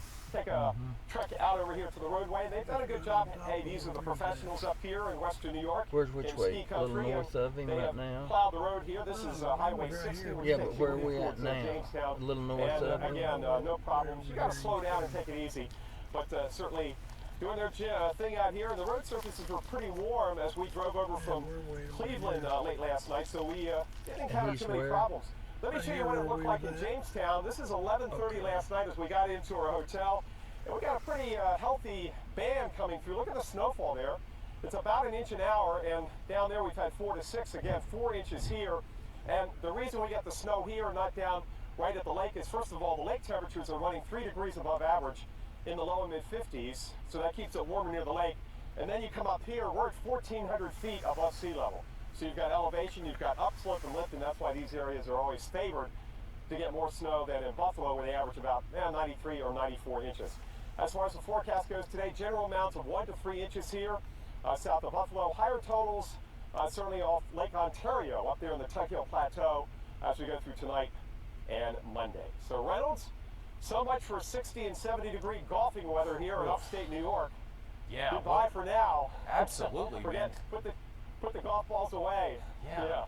Now it's sled weather, and as we scoot our way over to this map, we see these things sledding away on shore. Look, some pretty snow bands. Right? Yeah, right. A lot of this is lake enhanced or lake effect snow. We're getting cold air flowing over relatively warm water, and that is creating some instability in the lower layers of the atmosphere. And associated with that, are some snow pockets of very heavy snow in places. But notice that it takes a little while for that snow to form. That's part of the reason, that's the elevation change. As you come off the water, you get the convergence and the lift associated with all of a sudden the wind hitting land and being lifted up a little bit. So it takes a little while in some cases to get the snow to actually fall out of those clouds.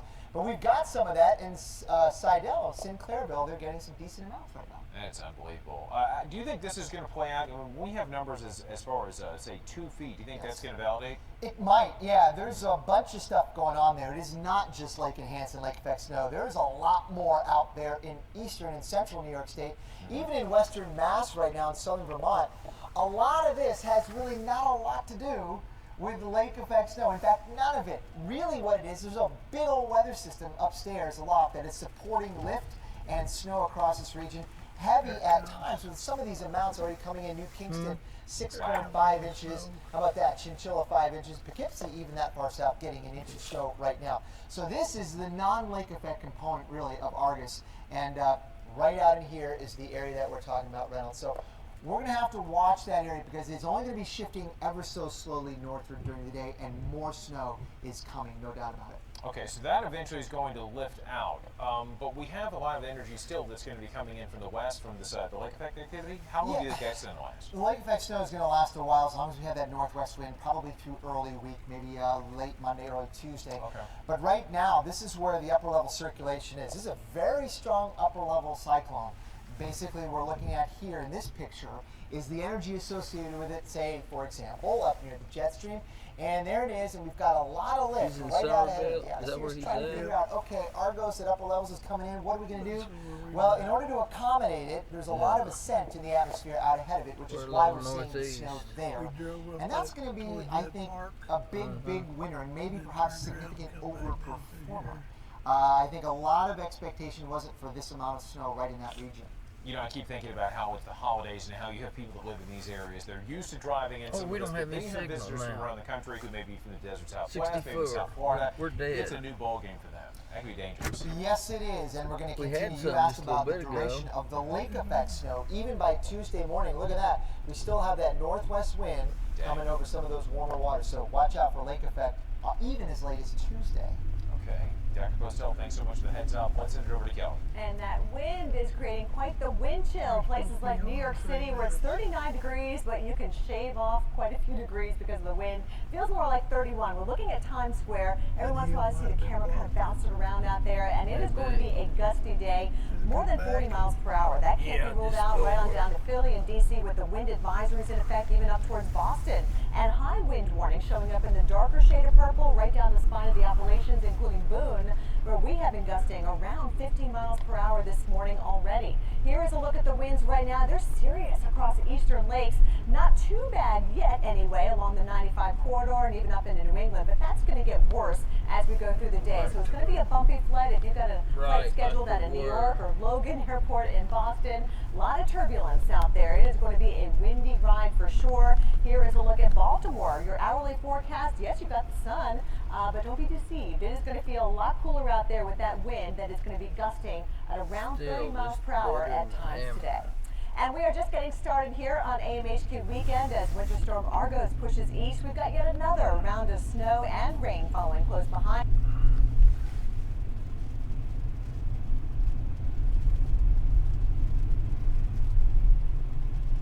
I don't know what happened. All of a sudden, it's starting to move up. Say 300, 400, we're good. Text. Rich, can you please call? Thanks. Rich for it. Okay. Trying to find something now that's nice. I'll call in.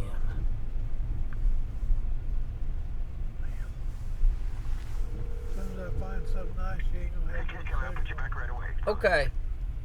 I got him on the phone. Here he comes. Where we at? Gowanda. Yes. Great. Those are satellite needs more and better storm data, and more often. Bottom line, the GOES-R should make storm tracking, particularly hurricanes, more accurate. And one analyst 9,000. Just go easy. like jumping It's from nice to look down black through and white here. TV to high def. Kelley? game changer, that will be, that's for sure. Well, we're going to talk about the cold air that is basically here across the south. Yes, 50 million of you under some sort of freeze alert, including Dallas and Atlanta. Looking live right now, gorgeous sunrise in progress in Atlanta, where it's only in the upper 30s right now. And unfortunately, red flag warnings continue for Georgia with the wildfire situation still with us, because the drought is not getting any better. It's getting worse. Dallas still pretty dark out there. Definitely pretty cold, especially in the outskirts of some of these towns and cities. So that's why the freeze alerts this morning showing up in the pink. These are freeze warnings, putting an end to growing season. Although not everybody got to below freezing this morning. We have another opportunity later on tonight, especially as the winds calm down. Hey, Kelley, you got me? Yeah, I've got you. 33 now. Excellent. You'll be speaking with Kelley in about 90 seconds here. Okay, thank you. 30 in Jackson, Mississippi, 37 degrees in Atlanta, and yes, even some of that colder air filtering down into the northern parts of Florida. Only a high of 66 in the state capital of Tallahassee. 55 Atlanta, 51 degrees in Nashville. Just the other day, we had go over there and I'll shoot him down into there. the upper 70s, and now you've got this Tuesday morning. That's good yeah, down definitely through feeling there. more like the month of November, right? You're finally able to wear those thicker coats out there. Make sure the kids are dressed appropriately. If they do have school, lots to have off this week for Thanksgiving. All right, Charlotte, North Carolina, your average high is 61 degrees. We'll get back up to that point on Tuesday, and then by Thanksgiving Day, we're actually way above average. We're pushing 70 degrees on Turkey Day. Reynolds, and you are tracking the next big storm. Absolutely. No goblin about this one, man. Take a look at these two turkeys we have out here. With this one upper level spot that we have here, this low is going to sweep its way up into Canada. It's going to belong to them. But we have another piece of energy that's just due west, the Farallon Islands in San Francisco. That one's going to drive into, yes, the great state of California. It's going to be a game changer for you in terms of rainfall. We can expect those scattered showers on the I-5 corridor through the San Joaquin. And look at this, high aloft up in, well, not only Shasta, but into the Sierra Nevada. We could have some snowfall. Southern California may get in on the rain action. Old Man Mountain, which happens to be right here on the coastal range, and even into the St. Gabriel, you can have some decent rainfall, maybe an inch or so of rain. Keep in mind, if you have areas that have been affected by wildfires, know that you may have some mudslides. That's something really to consider. As we take a look at your forecast by 11 p.m. tonight, we consider that we're going to see the showers moving across the four corners. High elevation, definitely getting in on the snow biz, and then notice how a lot of really starting to have band in terms of snow. The bands of snow also being experienced in places like the Wasatch Range, and eventually it's going to launch its way back up into the Midwest, into the Great Lakes, and some along the south. Unfortunately, Kelley mentioned we're not going to see the adequate rainfall, or really much rainfall. All right, stand by. Okay. However, there will be severe weather potential, mainly near Norman, Oklahoma, southward to Austin, San Antonio. That's going to be what we could expect as we get into Tuesday. And of course, Kelley will keep track on that. Oh yeah, so many people traveling this week, and if you aren't traveling in upstate New York, watch out. We've got Winter Storm Argus teaming up with strong lake effect snow in upstate New York. We're talking 1 to 2 feet of snow for some of you. Our storm tracker Kelley Williamson is in Cassadaga, New York. That's near Lake Erie. The Buffalo. Good morning to you, Kelley. How's it looking out there so far? Oh, right now we've got just a little bit of snow coming down. The wind's real light. You know, not really what I expected. We're just a little bit to the northeast of Mike Seidel, and we're down about 700 feet, you know, and he's getting a little bit more than we are with the higher elevation, and we're a little bit to the northeast. I think the signal's breaking up a little bit, but as we look at Kelley's shot, we may not be able to hear him all that well. We can certainly see the snow coating.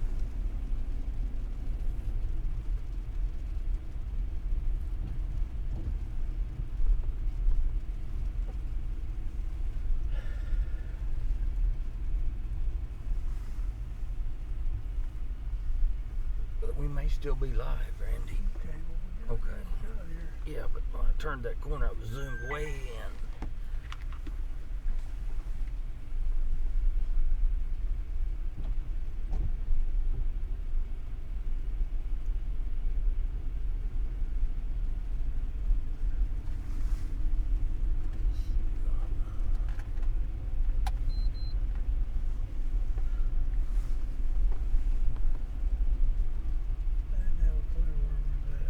Go easy. We may, I don't know if we're still on or not. I haven't got nothing. See, I got 9,000 bit rate. Really good. I could have done it good there.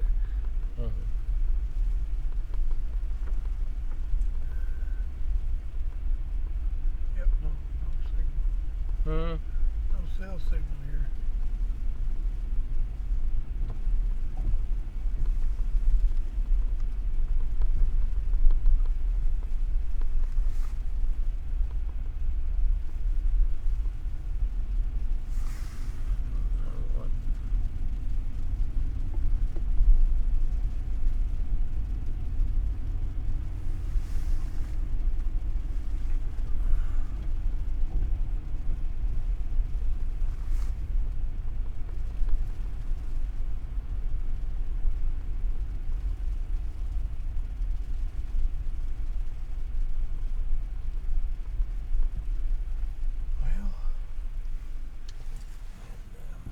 We'll see. We got now. We don't go until 50, right?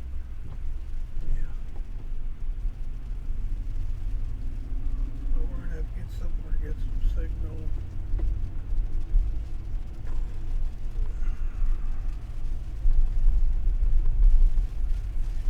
They thought we were still back up yonder. The Cuisinart Elemental That's 13. where she said we was at. Was it? You didn't hear? I heard her, but I didn't tell where she said that other town. Yeah, she had us that town where Rich called you. They didn't have no idea we left there.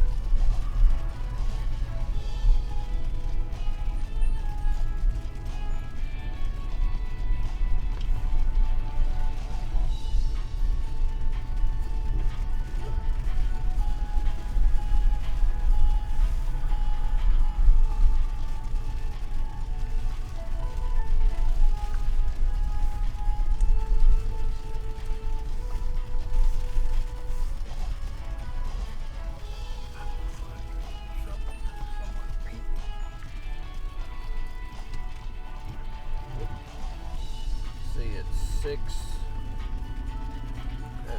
650.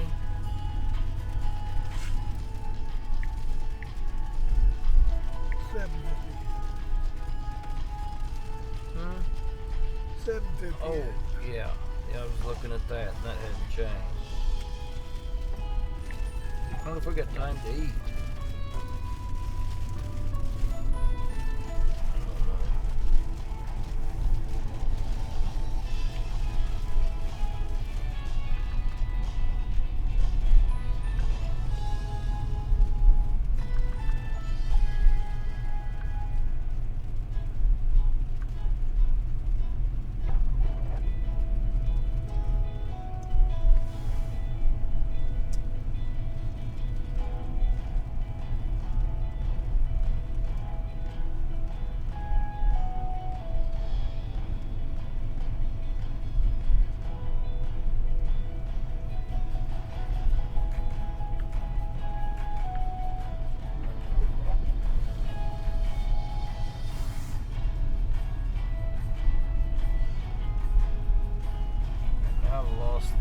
This one's gone now. I don't know. I see where maybe we need to get to another town. I don't.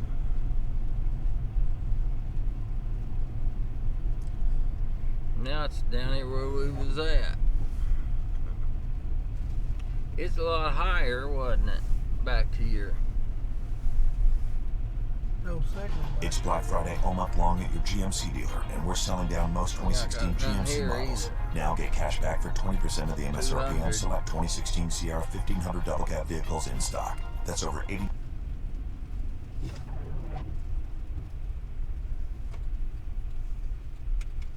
What do you want to do? $900 on this Sierra. Grab something to eat. We'd grab something real quick, but we're gonna have to. I don't know if we got time to eat, but I'm going to use the restroom.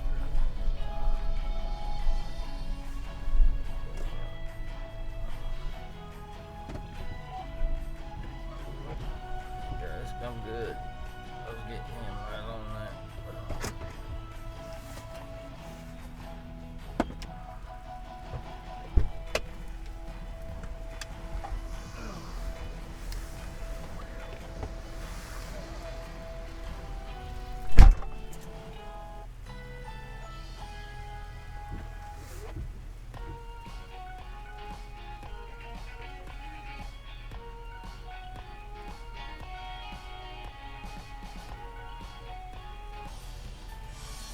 Welcome back to AHQ Weekend. Thanksgiving travel is up this year, up by 1.6%. If you are traveling by air, do expect to see potential delays out there in Detroit with the windy conditions out there. Chicago, thankfully, calming down though. And Atlanta, the other busiest airport, not expecting too many problems. A little breezy, but not as gusty as yesterday. And Denver, no problems are expected at Mile High.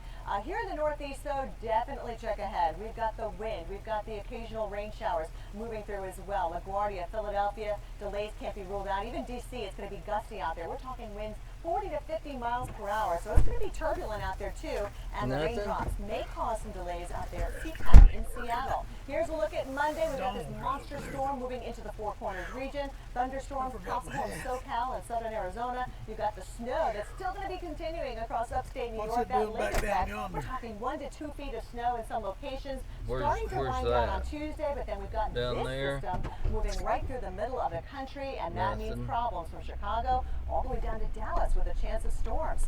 So throughout the week, you want to stay with the Weather Channel for up-to-the-minute holiday travel information. We'll keep the latest airport delays and road conditions on the right side of your screen, and you can see what rain or snow is moving into the destinations you may be traveling to. Reynolds, over to you. But wait, there's more. That's right, there's always more when it comes to weather. Midweek snow, upper Midwest, in places like the 94 corridor is going to be affected. You've got Great Lakes that are going to be affected, and the reason why is something you see way out towards the west. This is what we've got. A mid-upper level disturbance is going to drive its way to the east. It's going to supply a lot of energy, and that's going to be the catalyst for some snow showers, which you couldn't be happier to see across parts of the central and northern Rockies. That's going to be fantastic, even in the portions of the southern Rockies, San Diego Cristos. But out ahead of it in the Great Plains, you've got warm air that's moving in over the cold. Back half of it, you've got the cold air coming in from north to south. That's going to give you the snow bits. Now, what's going to happen ahead of it, you could have some showers, some storms, maybe some severe weather places like Texas, but into the Great Lakes, it is all going to be about the snow. Minneapolis, St. Paul, northern Michigan, perhaps even into Wisconsin, you're going to have the snow. Again, as we mentioned, tomorrow it's going to be great news for you in the Rockies, from Billings to Casper, then into the northern plains. We see it launch into Tuesday. Snow for Fargo, Sioux Falls, and even Minneapolis. Some rain mixed in too, mainly to the south into the Ohio Valley, but northern and central Great Lakes, snow certainly a possibility. Well, I was going to, I guess I can shut the stream off. Well, it's not streaming anyway. So how does weather impact No, it's still streaming anyway. Business analyst Paul Walsh, who joins us live now from Downingtown, Pennsylvania, where it's going to be a blustery day out there. Good morning to you, Paul. Good morning, Kelly. So how does the weather influence holiday shopping? Well, for retailers across the U.S., we're approaching game time right now. The last month of the year, the holiday shopping center season can make or break their year, and the weather has a direct influence on how much we buy, what we buy, even how we shop. So it has a direct influence on whether or not they win or they lose for the entire year. So it has an impact, but how big of an impact are we talking about here? You know, it could be massive. Recall last December was the warmest December in 120 years. So we saw department store retailers and specialty apparel retailers missing their targets for the year by a large amount, while at the same time home centers and retailers that sell outdoor goods did millions of dollars in extra sales because people were buying those things because it was so mild. Yeah, last December especially was so mild. May not be the situation this year. So what is your forecast? How do you think the weather will impact holiday sales this year? Well, you know, about 6 in 10 of us are going to be shopping just this weekend, and across the holiday season, we're all going to be impacted by what I expect will be colder, perhaps much colder weather than we saw last year. That means that there's going to be more of us buying apparel. There'll be more of us shopping in department stores and apparel, specialty apparel. So those items will be doing very, very well. For the retail sector in general, it looks really good. The National Retail Federation expects that we're going to have a very strong year, about a 3.6% growth from last year. The economy is going well. So as long as we don't have snow and bad weather on the weekends, we're going to be seeing a very, very strong shopping season for retailers. And if that's the case, there's always online shopping. Exactly. Which I've already started. All right, Paul Walsh, always a pleasure. Good to see you this morning. Thanks so much for joining us, and have a happy Thanksgiving later on this week. Thanks. always look forward to seeing Paul. He always brings it. Always good stuff. Hey, we're also looking forward to another storm system. We've got another. Well, it's coming. It's on the way. But we still have Argos to deal with. It's settling in over a different region as it continues to its coast-to-coast trek across the nation. But you're right. Some people are like, bring it on. Yeah. We want the snow, right? The ski resorts, especially as they try to gear up and open up for Thanksgiving. But we have a look at the timing for some cities across the country. Where is it now? How much more will we get? Oh, absolutely. Hey, we'll even add shots of this one. Oh, beautiful Atlanta. Looks pretty.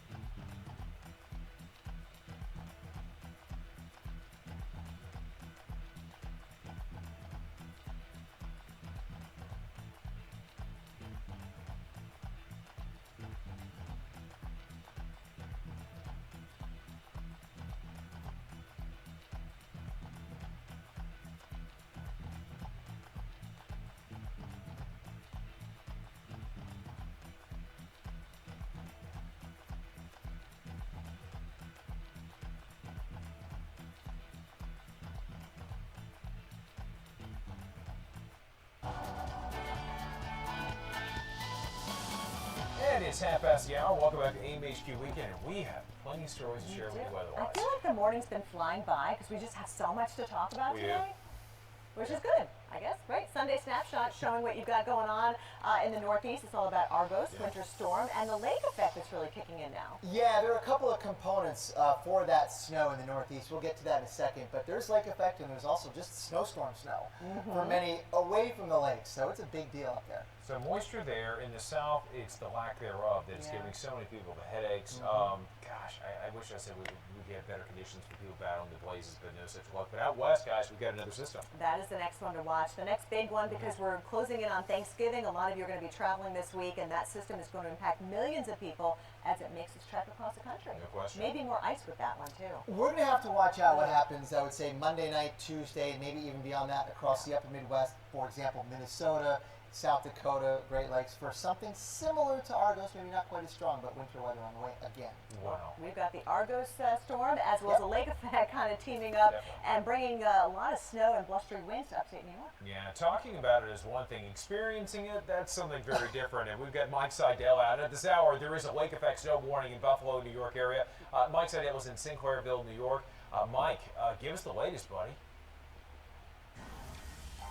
Yeah, good morning. We're south of Buffalo. We're down here in what they call the snow belt. The south towns all the way down towards northwest PA. We're in Chautauqua County. We've had 4 inches so far. Temperatures around 31. The wind chill's down in the upper teens. The thing is, big change. 2 days ago, Buffalo hit 72. Yesterday, the official high was in the low 60s. And Steve Robinson, who's spent many, many years up here in Sinclairville, knows all about the snow. And you're telling me this is no big deal. This is no big deal. This is a nice first snow. We've had worse first snows. Yeah, remember 2 years ago when Buffalo had, south of Buffalo had 7 feet. Right, yeah, we got socked. And what about the fall weather? A lot of folks back in Minnesota were happy it was warm, but they were ready for the winter. Right. This has been a real nice fall this year, and it's gone. It's gone. Now, this place averages 150, 200 inches of snow a year. You got your snowblower gassed up. You all ready? Oh yeah, we're ready. Yeah, you're ready? Yeah. You're gonna crank it up today, or is this not worthy of it? No, this is nothing. This is nothing. A shovel will work. Yeah, that's good. Hey, Steve, let you go with your buddies to breakfast and enjoy winter up here on the Chautauqua Ridge. Reynolds Wolf, Dr. Postel, as he said, this is nothing. 4 inches of snow, but it is the first time they've had snow all season. First time the ground's been white, so they're going to get the snow blowers out and the plows and get ready for what may be ahead for the next 4 to 5 months. I gotta ask you super fast. I mean, it is early in the season, but have you seen any trucks down, any salt spreaders, any of those kind of guys, or are they just going to wait until this kind of thing kind of slows down to that? Oh, Reynolds, no, they don't mess around up here, buddy. You know, they're out here morning, noon, and night. Yeah, we found a couple trucks on the way here from Jamestown. So, yeah, they don't mess around. Even here in Sinclairville, the road has been plowed. Not snowing particularly hard right now, but unlike in some areas, you know, where they don't have a lot of plows or get a lot of snow, up here they're just going nonstop. So there you go. Okay, tough guy. Thanks so much. Hey, there definitely is a method to the madness up there, and a lot of science behind it. What's the science behind what you're seeing here? I said you get excited about something. Just for a second, I was like, holy cow, that is so cool. Looking at the radar animations across parts of western New York State. Follow me for a second. Wait till it starts at the beginning. Ready? Look at this little guy. You see that little circulation? Yes, I do. There it is. Wow. I think that was actually maybe the parent low pressure associated with Argus. It came around from the north, and this is what I think that's what it is. Let me do this again. Let it go, guys. Watch this, right? See that little circulation? I see. Well, now it's showing a little and bit there's a little more bit of where snow we're that came with that, a little bit of enhanced lift. That's basically what we're seeing in Western New York State now. Not just lake effect snow, not just the cold wind blowing over the warm water, but there's actually a considerable amount of lift in the atmosphere associated with a broader winter storm. Now, how do you find this? Because now we don't see. Look, bear with me, guys. Hold you're on talking about right here where we're at. Because we don't see the pattern like this anymore, and now we have more of like a wave where it's like more uniform. You see what I'm saying? I think you're right. There's part of that, right? You can see there are little bands of heavy snow that aren't lining up necessarily like that. They're actually kind of like that as they come through, and that is associated with upper level support, not associated with the lake effect. So it's a complicated mess out there. no doubt we have some lake effect snow, but let's talk about how much they're going to get. Okay, let's do that. Some of the heavier amounts, I guess, high elevation? I'd say that's what it looks like on the map to me. Wow, Right? it is. But notice eastern parts of Massachusetts, maybe some snow flurries, snow showers. Got some questions about that. You might see some later on. We did have someone tweet me saying that in places like Syracuse and over to Buffalo, you really have to be careful about your pets. You got to be watching out for them. Yeah. That's really important. Yeah, especially if you're a cat. Yeah.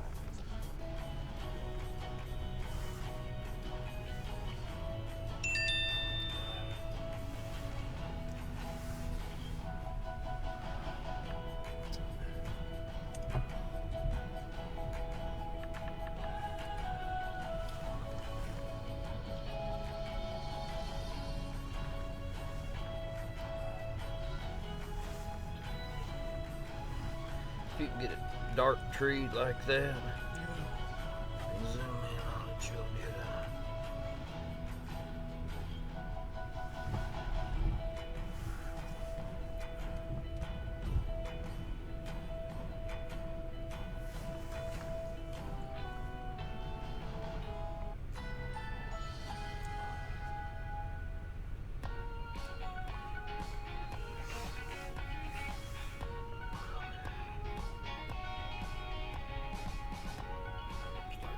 where we're at. It's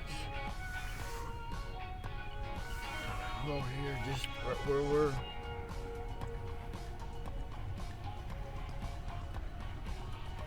It's just real spotty down in here now. Right up in here is the strongest.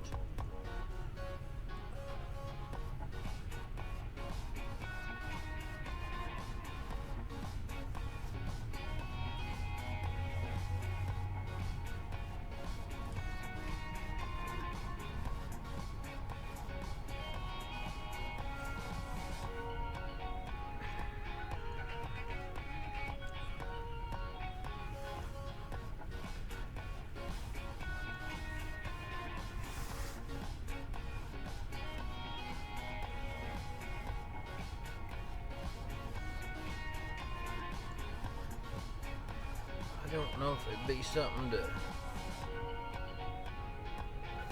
but you can just see there's a line up here. You know, it's got to be in that upper. See, it's just nothing down there. It's too warm.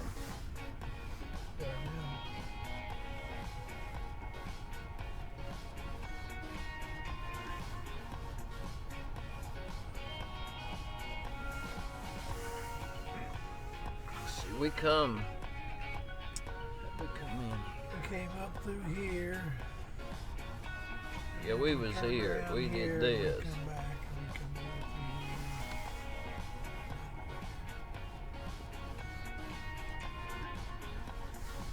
through here. Right there's where we was high.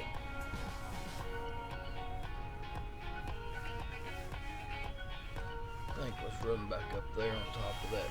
And you sure you had the signal there? Mm-hmm. Wasn't real strong, it was just like 400 or 500, but I had it. Okay.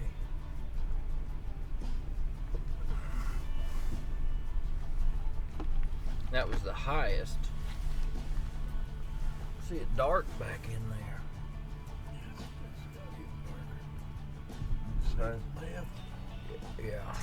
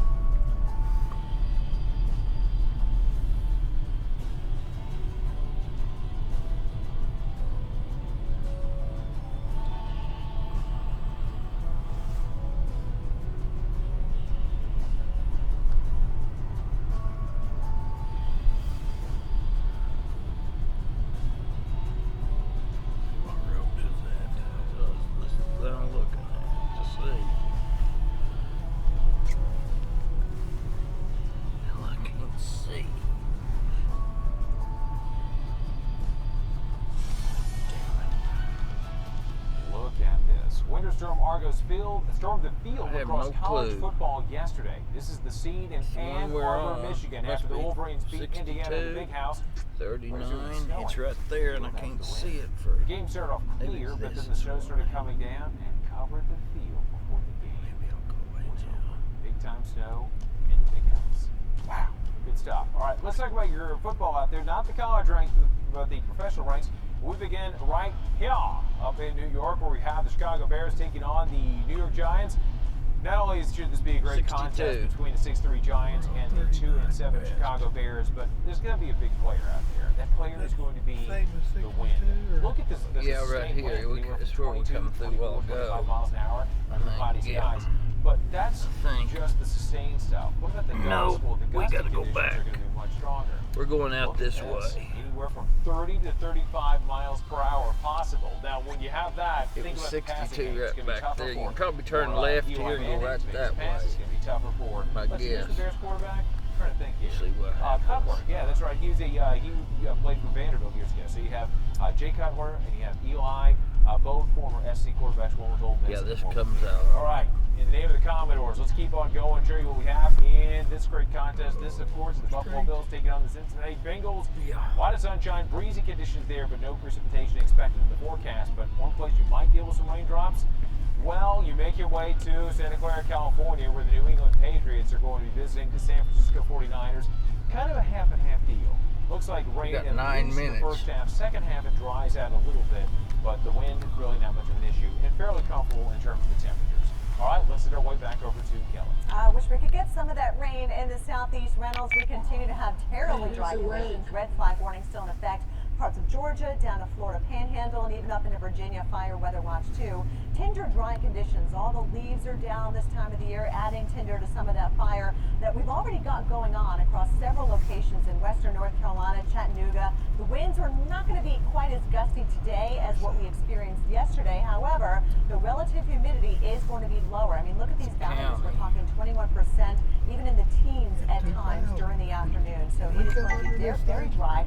We don't have any rain in our forecast, so the drought monitor, which comes out Evidently every Thursday, we must seems to get have. worse and worse. We see more Unless of we that come through darker town shade of in red. another. That is the exceptional drought, the worst category of drought you can have. We've got water restrictions going into place to so many people here in the south, and unfortunately, Reynolds, as we take a look at the next 7 days, it all kind of goes up and around us, and we don't really seem to benefit from any of these storms that are moving across the country. So close, and still makes it so frustrating. Yeah. You know, for a lot of people around the country, it's not really a frustrating time. It's the thing you have to do. You have to get those winter coats, but you know, those heavy coats can actually be dangerous for kids when using a car seat. Here to explain why Dead this could be spot an issue right kind of is through Sue here a Moynihan little Sue. ways. She's with Kids and Cars. Thanks so much for doing this. Thank you for having me today. We didn't till we get right around in there. And as parents, we work very hard to bundle the kids up against the cold. But you say that we need to take off the coat before putting them in the car seat. Why is this such a big deal? Well, most parents are very surprised to find out that this is an issue and that it would be dangerous to bundle your child up in cold weather. The reasoning behind it is, in an impact of a crash that will crumple steel, what it does is that puffy coat becomes compressed and essentially isn't there. So to help parents understand this, we've done demonstrations where you take your child, put them in the car seat in their puffy coat, tighten the straps down as tight as you can get them with the chest clip at the chest level. You do the pinch test on the shoulder to make sure that there's no slack at all. And then take your child out of the car seat. Without adjusting the straps again, put them back in without the coat on, pardon me. And parents are shocked to see there can be as much as 4 inches of slack. And you would never put your child into a car seat with the straps that loose. That's essentially what's happening in a crash. The puffy coat, it isn't anymore, it's been compressed. Wow. Yeah, you want them strapped in there like Buzz Aldrin. Yeah, you want them strapped in there like an astronaut. What are some other ways to keep the kids warm in the car seats without coats?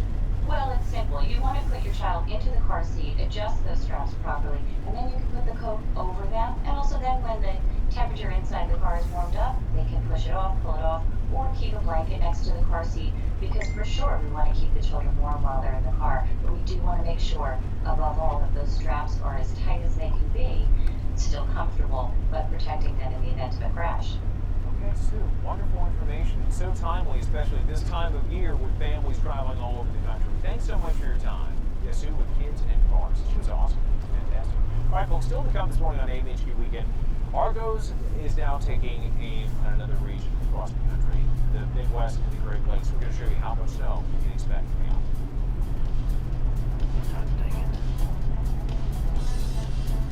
Farther up here than I thought. Weekend in Play brought to you by Liberty Mutual Insurance.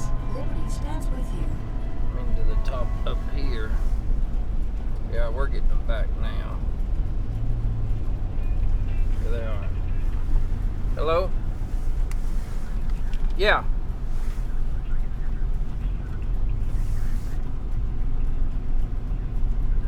Okay, 850. Okay. Okay. Okay. Okay, bye. 850, then 910.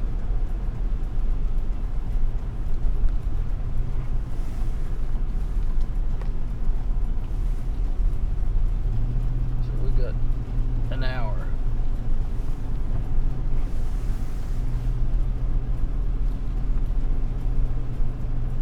We're just now getting good stuff. Starting to get some snow. A lot more snow here now. I mean, you can see it. It's daylight now.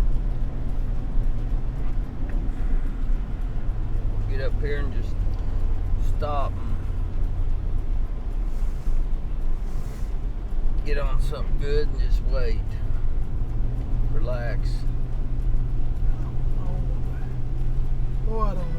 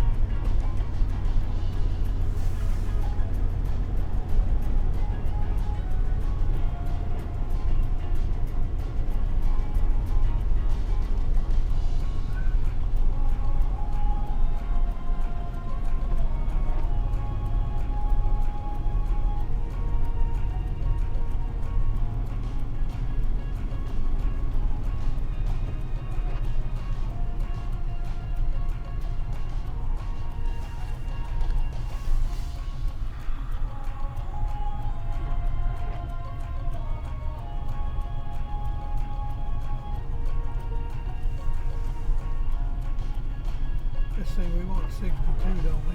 Yeah. Get those kind of straight. Yeah.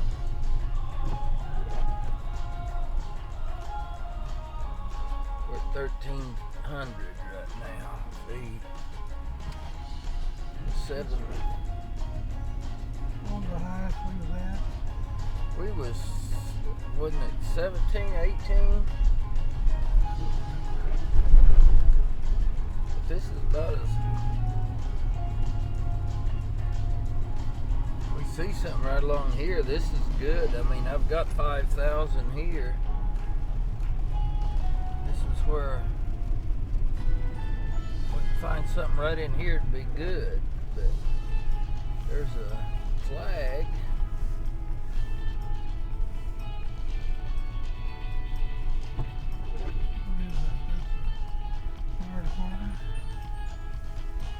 Yeah, I might drive up. We got a little time. Let's just drive up here and see. I think this is the end, but see that big old open field? I was wondering if I could see little black clouds or something. Well, I thought the road went around to the left. It goes to the right, doesn't it?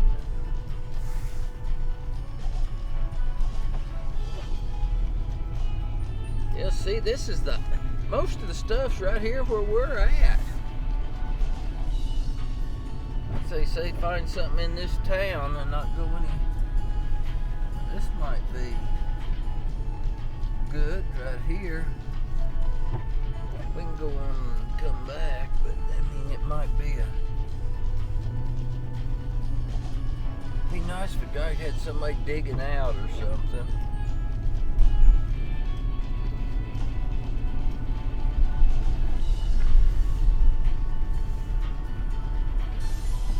Though it may be late in the season, it is not over yet. We're talking about the Atlantic Basin in terms of the tropics. We do have some activity out here. The latest we have for you is Invest 90L. Winds of 30 miles per hour. The pressure 1,006 millibars. And the latest we have from the National Hurricane Center is that this has a chance of further development. You see the convection? National Hurricane Center believes this has about a 70% chance of further development. So again, all eyes, all attention on this. Not much snow. Now, a couple things we got here. Over the next 5 days, this is the area where we think there's going to be some possible development. If you look at the USGS model, this way back through there, that just the east of Nicaragua, the north of Panama, and it basically mirrors what the Euro was doing. So there's a high degree of confidence that this is the bullseye. We could see some heavy rainfall, some wave action, and you never know this time of year. Possibly. See that hill over there? And Kelley. Yes, we go from the tropics to the cold and the snow, and we've got not one storm to worry about, of course, now, but we've got the next big storm moving into the Midwest next week. Just in time for Thanksgiving, by the way. Kind of in rapid succession now. I don't think we're going to see the same kind of blizzard that we just did across the upper Midwest and Great Lakes. This would be largely Monday night and Tuesday.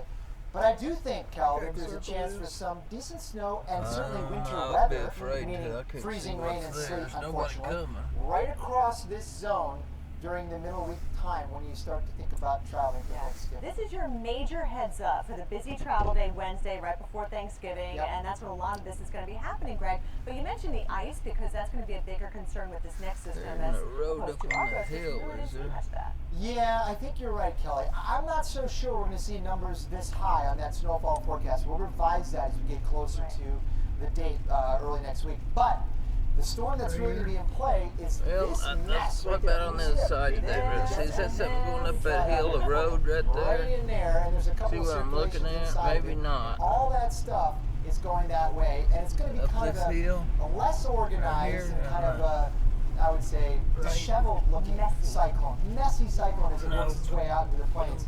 And you can see that as you kind of animate the upper level sort of energy during the next couple of days, Sunday, Monday, Tuesday. Can't really see like all over the place. There's not like one coherent, like lumpy mashed potatoes. Well, let's just go on down here and see what it looks like. You see way back.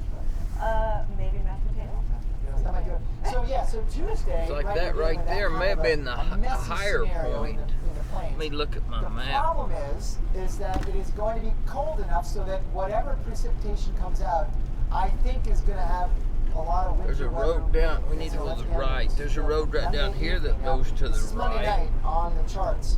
So look at all this purple. Should be getting Normally I love close the color to it. purple, but on a wet It's right here on this the is not corner. good. That's freezing rain, right? I like the grimace, but not this color of purple because Tuesday morning we may well have freezing rain right along here, right along that zone. Right here's watch out, travel again, the Dakotas. You know, not just travel impacts, That a lot guy's of people are pulling out. baking, you know, leading up to Thanksgiving. You might lose your power, so just a heads up as you're planning when to put the pie in the oven and all that good stuff. See, these things are really, I love it because I'm so focused on like the weather part of it and you bring the I'm impacts thinking food and the real impacts. Maybe I'm So it's very hungry. important. I don't know. But I mean, a lot of people are going to be traveling Tuesday into Wednesday especially, and we're not done with it yet. Temperatures are going to be, like you said, marginal. Marginal, but this is important. Why we think we could see some winter weather. Look at the surface numbers out here. We're talking on Tuesday night in Minnesota and parts of eastern South Dakota and nearby areas. Right around 30, maybe a little bit below on Go up Tuesday here and see night. if we can go to the right and get up here right on top. near the surface. But as you go up in altitude, the atmosphere just a couple thousand feet up is probably going to be above freezing. So in other words, there should be you're going to a have some road snow right up here, then rain, and then it's going to hit the ground and be below freezing again, and that's the See, setup. it's kind of a high hill right there, and that road goes up that way. Get the ice scrapers ready, because yeah, it could be pretty icy for so many spots in the Dakotas and even the Twin Cities. Watch That's out. going to be a tough call, right? Yeah, indeed. Watch out for your travel concerns. Just stay tuned for the latest updates. This is going to be modified for sure, I think, over the next couple of days. But the models now are suggesting that there'll be some significant snow.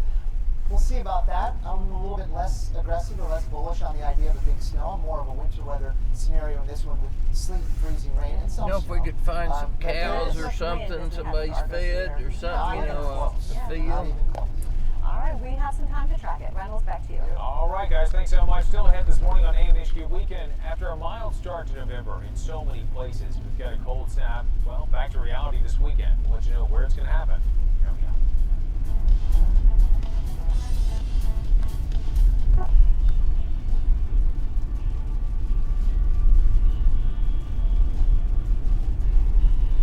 It don't look like it goes up on a hill like it did, does it?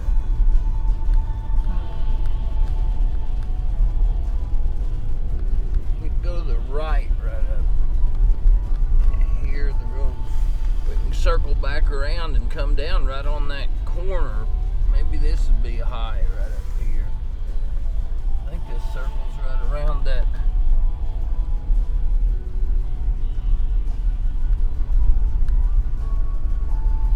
Internet's getting low back in here.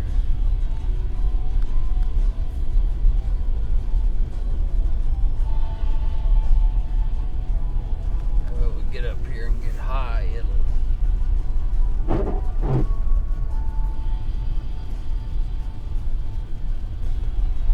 think maybe somebody be out feeding cows.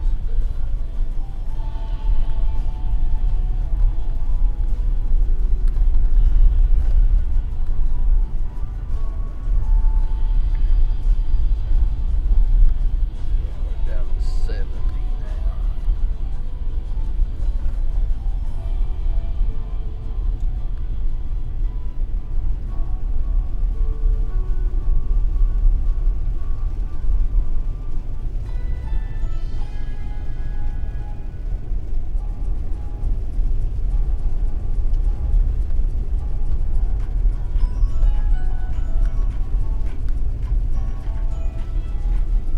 I said 850, didn't I? Oh, I think so.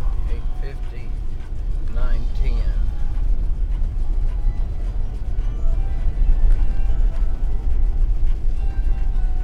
Kind of neat right in here, but I've not got the signal here.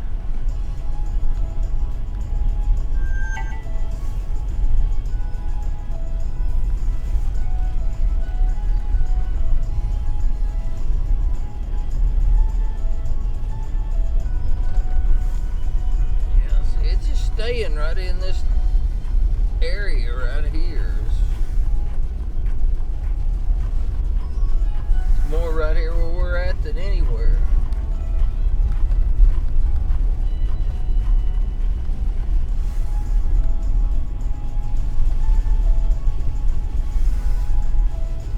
Yeah, I got back up to some signal now. 500.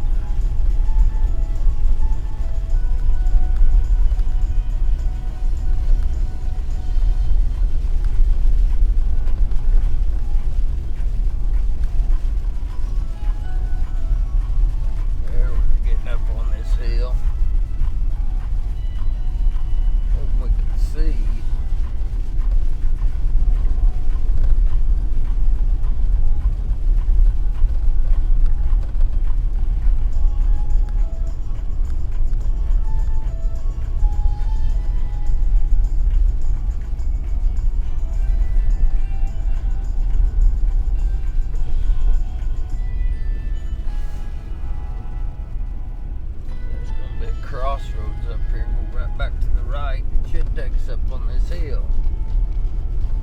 That'll be right above where we was trying to get over there. I don't know.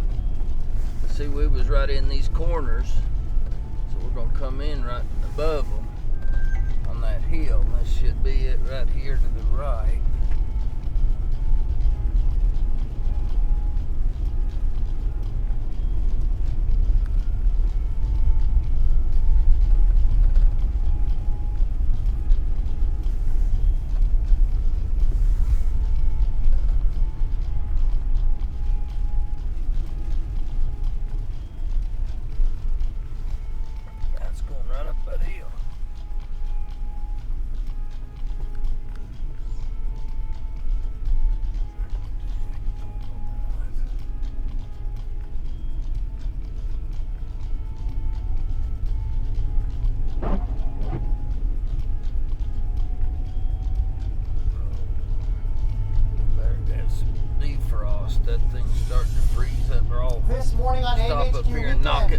should storm start to Argos freeze up takes on the aim windshield at the wiper. northeast.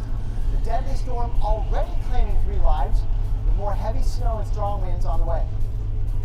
And the temperatures, they just keep dropping. 15 million of you under freeze alerts this morning. Just how low the temps will go, and is there any rebound in sight? One of them ancient. And liftoff. The nose goes hard. Heck yeah, you got liftoff. The next generation of weather forecasting blasts off into space, and look at the exciting launch of this revolutionary satellite and how it could impact everyday life. Coming back down to earth, Reynolds, we're here in western New York in the favored lake effect snow belt where we've already had 4 inches in Sinclairville. We'll check the forecast and the setup and look ahead to some potential snow in the upper Midwest before Thanksgiving. Coming up this morning on AMHQ Weekend. Pretty steep hill here. Seidel is the best, and he always brings gravity to the situation. Hello, folks, and welcome to AMHQ Weekend. It is Sunday, November 20th, 2016. I'm meteorologist Reynolds. I'm meteorologist Kelley. Winter storm Argos making it look rather pretty out there, but dangerous to travel in, Greg. Yeah, it is. And kind of in the bigger picture, I kind of get the sense that we're sort of stair-stepping our way toward a colder regime over the United States. Because not long ago, we were all talking about 70s and how warm it was, and now we're starting to see some more and more snow come in. Not just right now, but also in the forecast. It's kind of an abrupt change. In one place that certainly dealt with that is Watertown, New York. I mean, yeah, the ground has got to be pretty warm, though, you guys. We saw record warm temperatures yesterday, but look what's happening. The rain is changing over to snow as we speak. Temperatures are just above the freezing mark. We're at 30 degrees. You got a guy walking there, too. Nice shoes. Yeah, those are sweet. So look at that. Record high 72 yesterday. Today, you're in the 30s, and it's snowing. So that's quite the whiplash right there, right? Whiplash style and 200. We're going to need snowshoes before long, especially up in Tug Hill Plateau. We may see several weeks.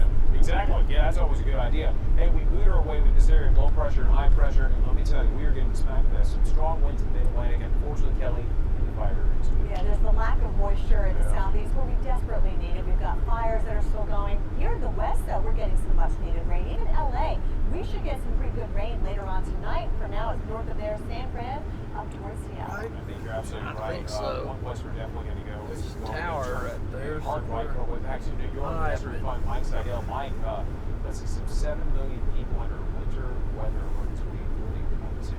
Sinclairville, how's it going out there, Mike? It looks beautiful. It is. It's the time of the year that we need to see some light up here. These areas are what we call the snow belts. We have them up in Michigan. We have them off Lake Ontario, the Tug Hill Plateau, and here off Lake Erie, the Chautauqua Ridge. We're up about 1,400 feet here in Sinclairville above the lake. The lake water is warmer than average by about 3 degrees. In fact, lake temperatures I checked last night, low to mid-50s, so it's the difference between the cold air aloft and the warm surface water. And then you have the air rising, you got the friction that slows down, convergence, and you got the lake effect. So we've had 4 so far. What I've noticed, though, Dr. Costello will talk more about this. He knows all about the thermodynamics. That's why he is a doctor. Look at this. We've got these little white balls, these snow grains. So there's a little warm air coming in aloft, and they kind of blow around. And we had quite a few of those snow grain snow showers last night between Cleveland and Jamestown. Speaking of that, let me show you what the drive over looked like. This is Interstate 86, coming off 90, the thruway, and then into Jamestown. And it was white knuckle driving. Matt Safer on the controls there, hanging on, and we were about the only car on the road. This is about 10 to 11:30 last night. Everybody else was sitting tight at home. And then we get to Jamestown, and look at this snowman that came on through. This is a pretty good one. Winds gusting upwards about 20, 25 miles an hour. Visibility now about a half a mile. This is about 1 inch an hour. And as I mentioned, we have 4 to 5 inches in the area. The forecast, generally a 3, 4, 5 inch additional snowfall total through this evening.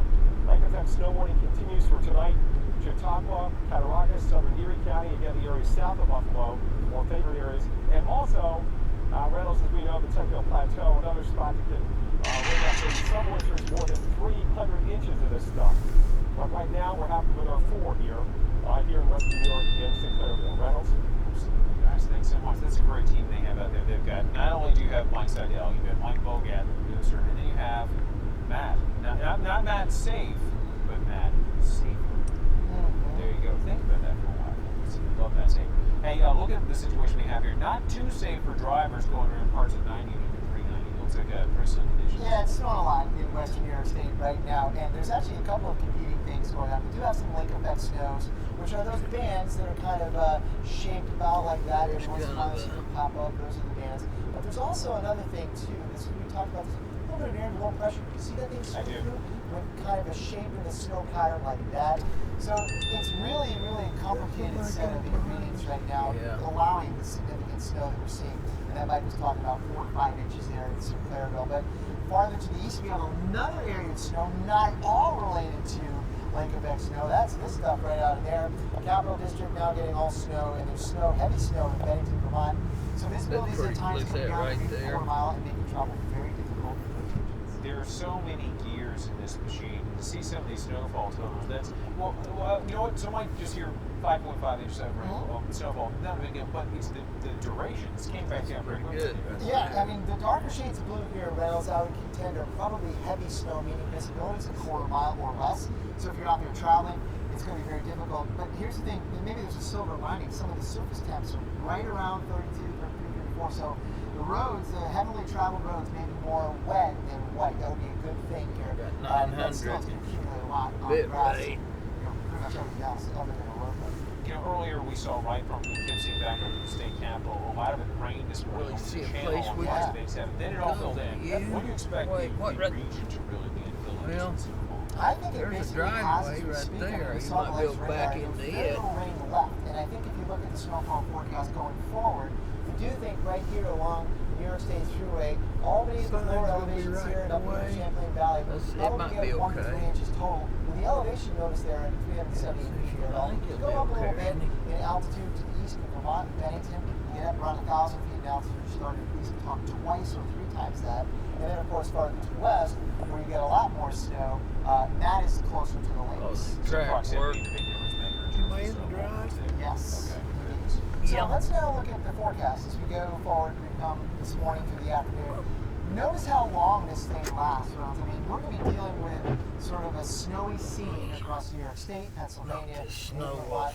Not just tomorrow, but some of it may last even until Tuesday, with sort of the parent circulation still spinning around over Canada, still bringing some cold air in that direction, and we're going to continue to see that. Look at that. That is Tuesday morning with snow in some places. This is not a science for boring. That's what I love about this. That Kelley was talking about earlier, is that there were some locations where we had 70s yesterday. Now we're dealing with the winter-like weather, and now these numbers. These are exaggerated too. In excess of 2 feet of snow. 2 feet, and some places are going to get a lot more snow than they thought just a few hours ago. So, including Vermont, New York, Western Massachusetts. It is cool to see, but also cool to feel. And Kelley's got the latest on that. Yeah, those wind chills, you guys, brutal out there. We've got the cold air moving into the big cities as well, where you do have wind advisories in effect. So from Boston to D.C. could mean potential airport delays. We'll dive into that travel forecast a little bit later. But high wind warnings in the darker purple all the way down into those higher elevations in western North Carolina, where Boone has been gusting around 50 miles per hour. So you can see what the winds are doing right now. Roanoke, that drive along 81, it's a tough go right here. Norfolk, not so bad right now. In fact, most of the cities and towns along the coast are fine, but we are going to see those winds increase as we go through the afternoon and evening, including a place like Baltimore is going to be gusting better than 30 miles per hour at times today. And we are just getting started here on AMHQ weekend. Wildfire is causing thick smoke, choking the air in parts of the southeast. Just ahead, some tips to help you breathe better with that nasty air. See what we got coming here. See, pretty good snow coming right there.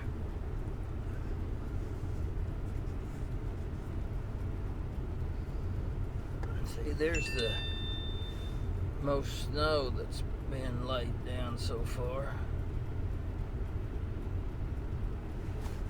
I think this is, I don't think that's real right up there.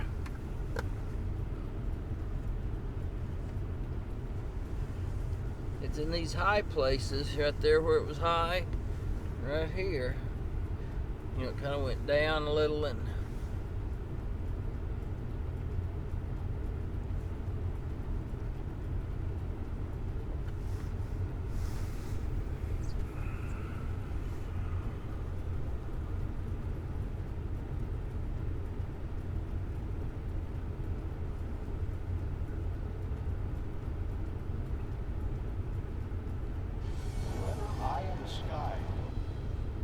What a sight to see.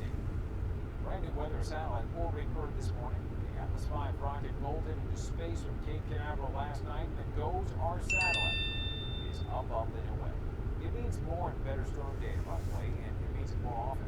Bottom line, GOES-R should make storm tracking, particularly hurricanes, more accurate. And one analyst tells us the leap in technology is like jumping from a grainy black and white TV to high def. Kelley? It's going to be cool once they get that thing implemented and going. And here's a live look at the south. We're going to beautiful sunrise upon you in Dallas. 36 degrees though. Don't let that sun deceive you. It's cold out there.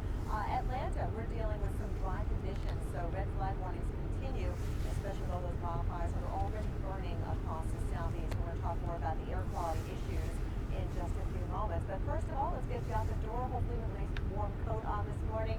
We've got the freeze warnings from the Carolinas back through Tennessee and into the southern plains as well. So for many of you, it's your first real freeze of the season, ending the growing season. I mean, look at where you are right now. It is freezing, literally, in Nashville. So you know some of those suburbs and rural areas outside of Nashville are even colder than that. Now, the winds kept up a little bit more here across the Carolinas and Georgia, so we didn't see those temperatures fall quite as much.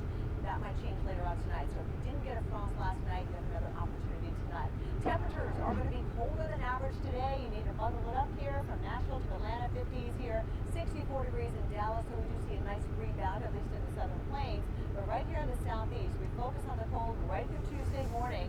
So make sure you are bundled up, as so many of you are going to be heading out the door for your Thanksgiving travel. Here is a look at your forecast. What this right in here don't look a whole lot different than kind of around home and some of there. No, it don't really. Average of 61 degrees. Speaking of Thanksgiving, Reynolds, you've got a story about another storm that's going to be affected. Absolutely, and what we're seeing is just the very beginning of it out towards the west, the San Joaquin Valley, places like Watsonville. You're getting in on the showers, but notice once it moves to higher elevation, around 7,000 feet, it's a snow story, and that's wonderful, wonderful to see.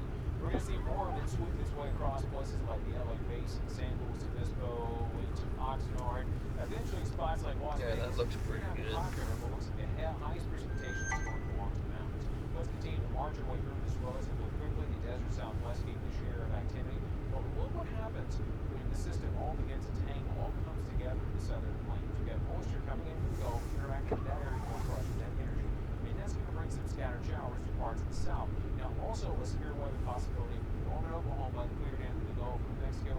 But notice when we get into Wednesday, it gets closer, moves into Birmingham, some into Nashville, and then eventually makes its way up to the northeast.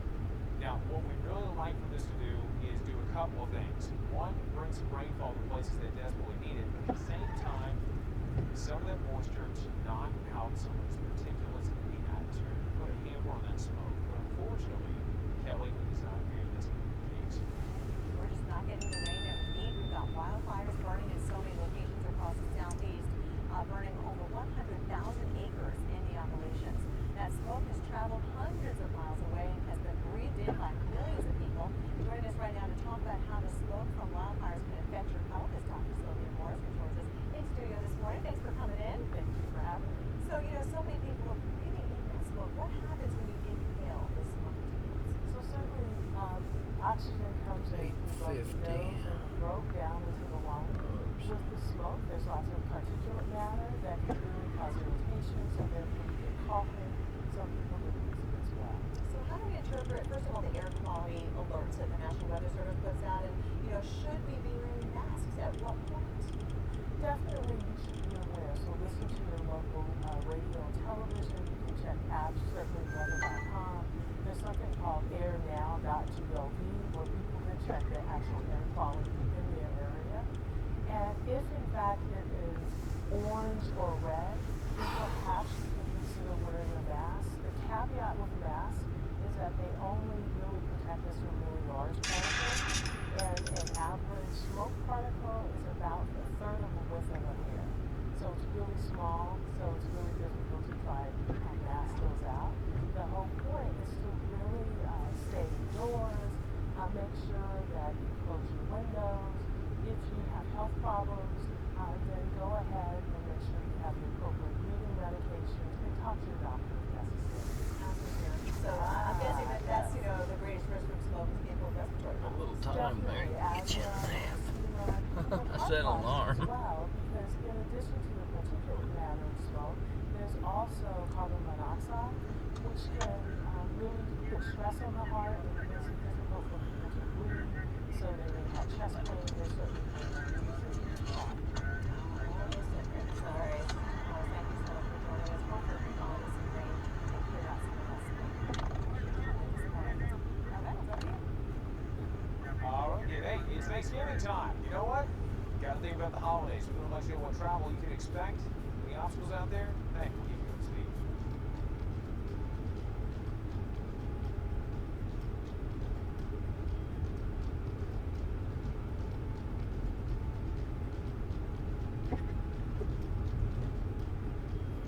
Look, y'all, check this out. This is how you tell if a watermelon is good. My man is going to give us a test. Now, what exactly is going on, bro? It's the energy in the watermelon. See, if it don't turn, it ain't no good.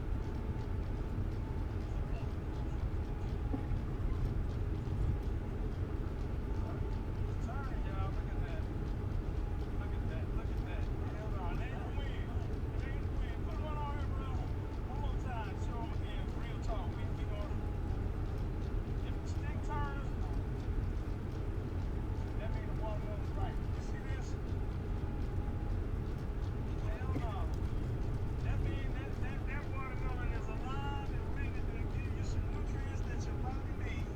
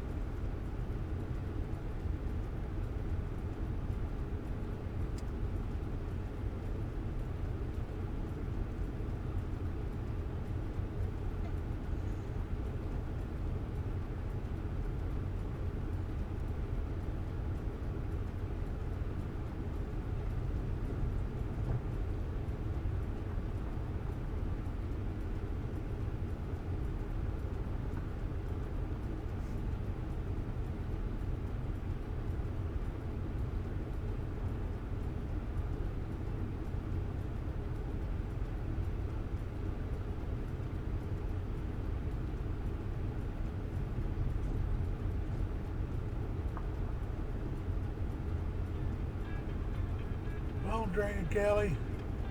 Weather channel. Alright, you packed, you're ready to Hello? go. It is Thanksgiving week, and some of the kids already hop off at school all week long. So Nope. we've got to look at the travel for today, first of all. Detroit, we've got some wind out there. Could be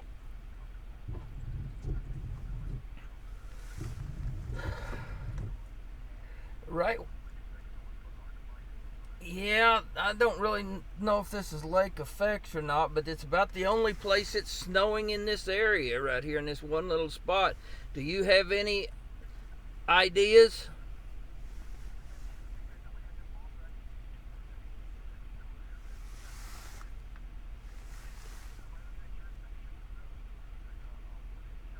Yep, uh-huh.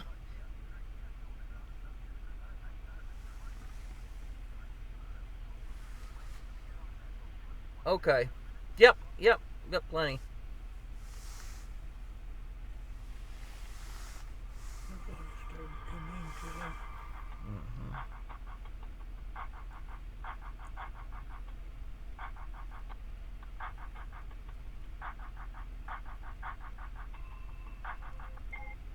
Sorry, Kelley, two kind of fingers here. Let me try to do it.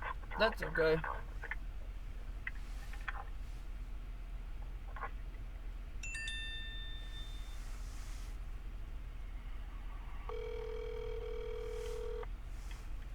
This is Frank. Oh, Frank, man, I like this. Frank and Kelley here on the phone. Kelley, Williamson, Frank, we need your crystal ball a little bit. Kelley and I think we're doing the right things, but we got them up in your neck of the woods, up there in New York.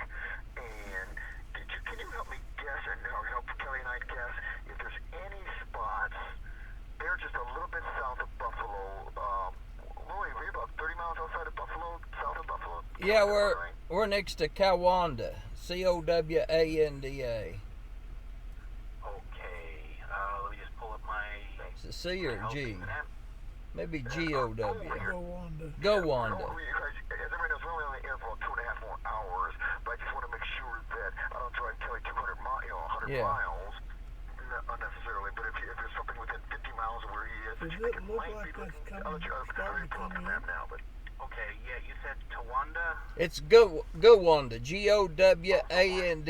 It's just to the east of what's it? Dunkirk. Okay, sure, yeah. All right, Dunkirk, and there it is. Okay, yeah, straight east on the 39 there. Let me just call up my radar very quickly and. Looks like this is getting see. I can probably get it up on here on Google Earth. Yeah, right now it looks like probably the better of the snow is from about where you are southwestward toward Jamestown. I know that you're kind of out in smaller towns out there. Yeah. So might not be easy to switch around and jump back and forth here and there. Yeah, the internet's real bad out here. Oh, and that's the other problem we've got. That Tom was saying that it's better to have you with good internet even with a worse picture. Yeah. You know, it's bad. So aren't you from there? Frank, you need to take care of your people up there. You always strike me as a guy that might be from around Buffalo area. Where are you from? No, I'm from Boston area. Oh, okay. Well, from England, yeah. But okay, let's see. So there's Gowanda there, and yeah, I want to say that probably just off to the south and southwest of you is where there seem to be some better kind of periods of snow, maybe some better. So yeah, if you were to go south, maybe out of Gowanda, you might run into some better snow, kind of heading. Oh God, you know the thing is though, it's kind of out in the middle of. Yeah. Middle of nowhere, you know? That's kind of where we're at now. We're a little ways south of Gowanda right now, kind of southwest. Okay, well, gentlemen, help me out in terms of the weather patterns. Once you get the lake effect snow early in the morning, does it tend to just, is that now done for the day? So what's on the ground is all we'll see, or is the lake effect snow something that will kind of go on all day? It should continue. We just have cold air that's kind of coming across the lake, so you would think that, it we got enough moisture. Okay. Yeah. Okay. So let me see. Let me just look at because I'm coming back here, and I mean it looks to me like northwest winds are going to continue, and the bands do tend to sort of, they can be a little hit or miss, or they may tend to migrate, move a little bit back and forth, but it appears to me that the winds aren't shifting a whole lot, so should be. All right. Yeah. That's not a bad thing. So yeah, if you stay in that general vicinity, somewhere kind of near Dunkirk or more or less east or southeast of Dunkirk, and stay up in elevation because closer to the lake it's a little warmer. The water is warm there. Okay. I think that you should be in the vicinity of where there will be some bands. So Okay. it may kind of wax and wane from time to time. Cool. Looks like we've got some coming at us right now. So. Excellent. Beautiful. Thanks, Frank. And Kelley got you up in about 50 after the hour here. So I guess that's really 25 minutes from now. So, Okay. Hopefully it'll stay good. All right. Thanks, everybody. Okay. You're welcome. Happy peace. Bye-bye. Does this picture look okay for you?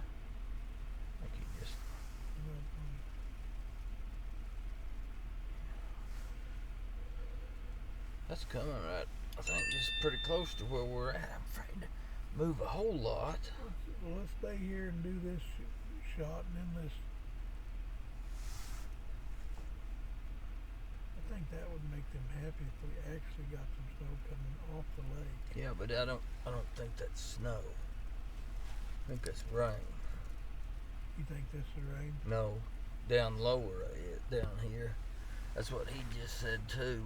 It's warmer down there.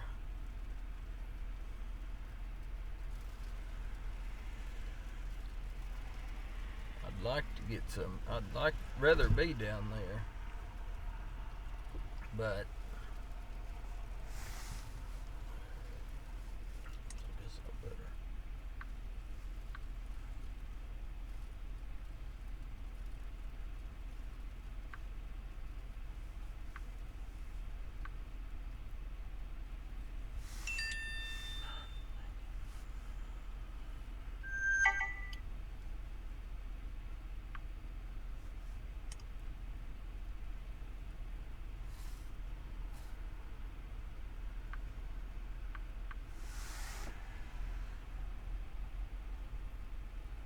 A little wiper.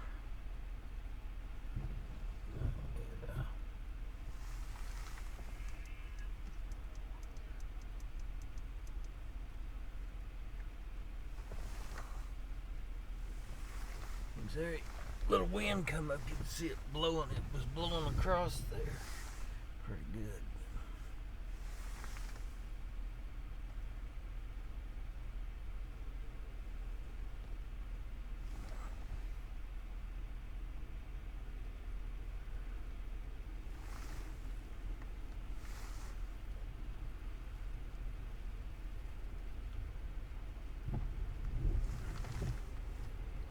I hear somebody coming.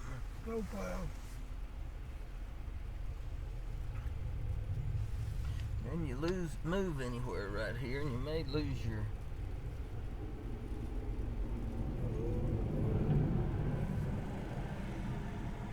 That's pretty good setup the way they've got it, isn't it?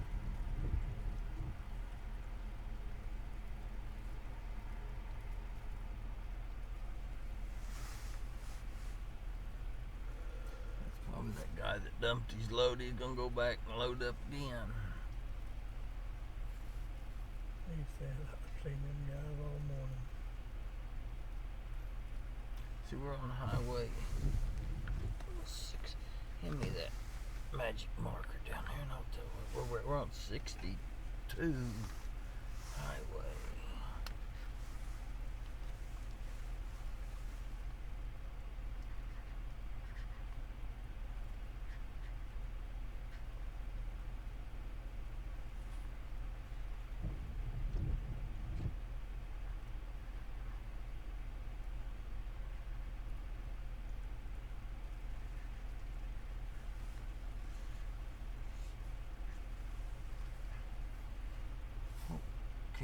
What's it show you the temperature is here? I don't know if that's right. 28.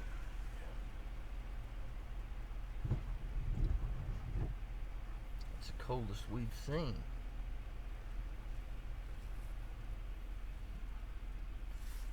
Kind of in a, look at that, that's filling in more. Yep. I wonder how much is Dunkirk. Boy, it'd be nice to get snow coming off, but I know that's going to be rain down there. Bet you guess I could call down there in a minute and ask somebody if it's snowing.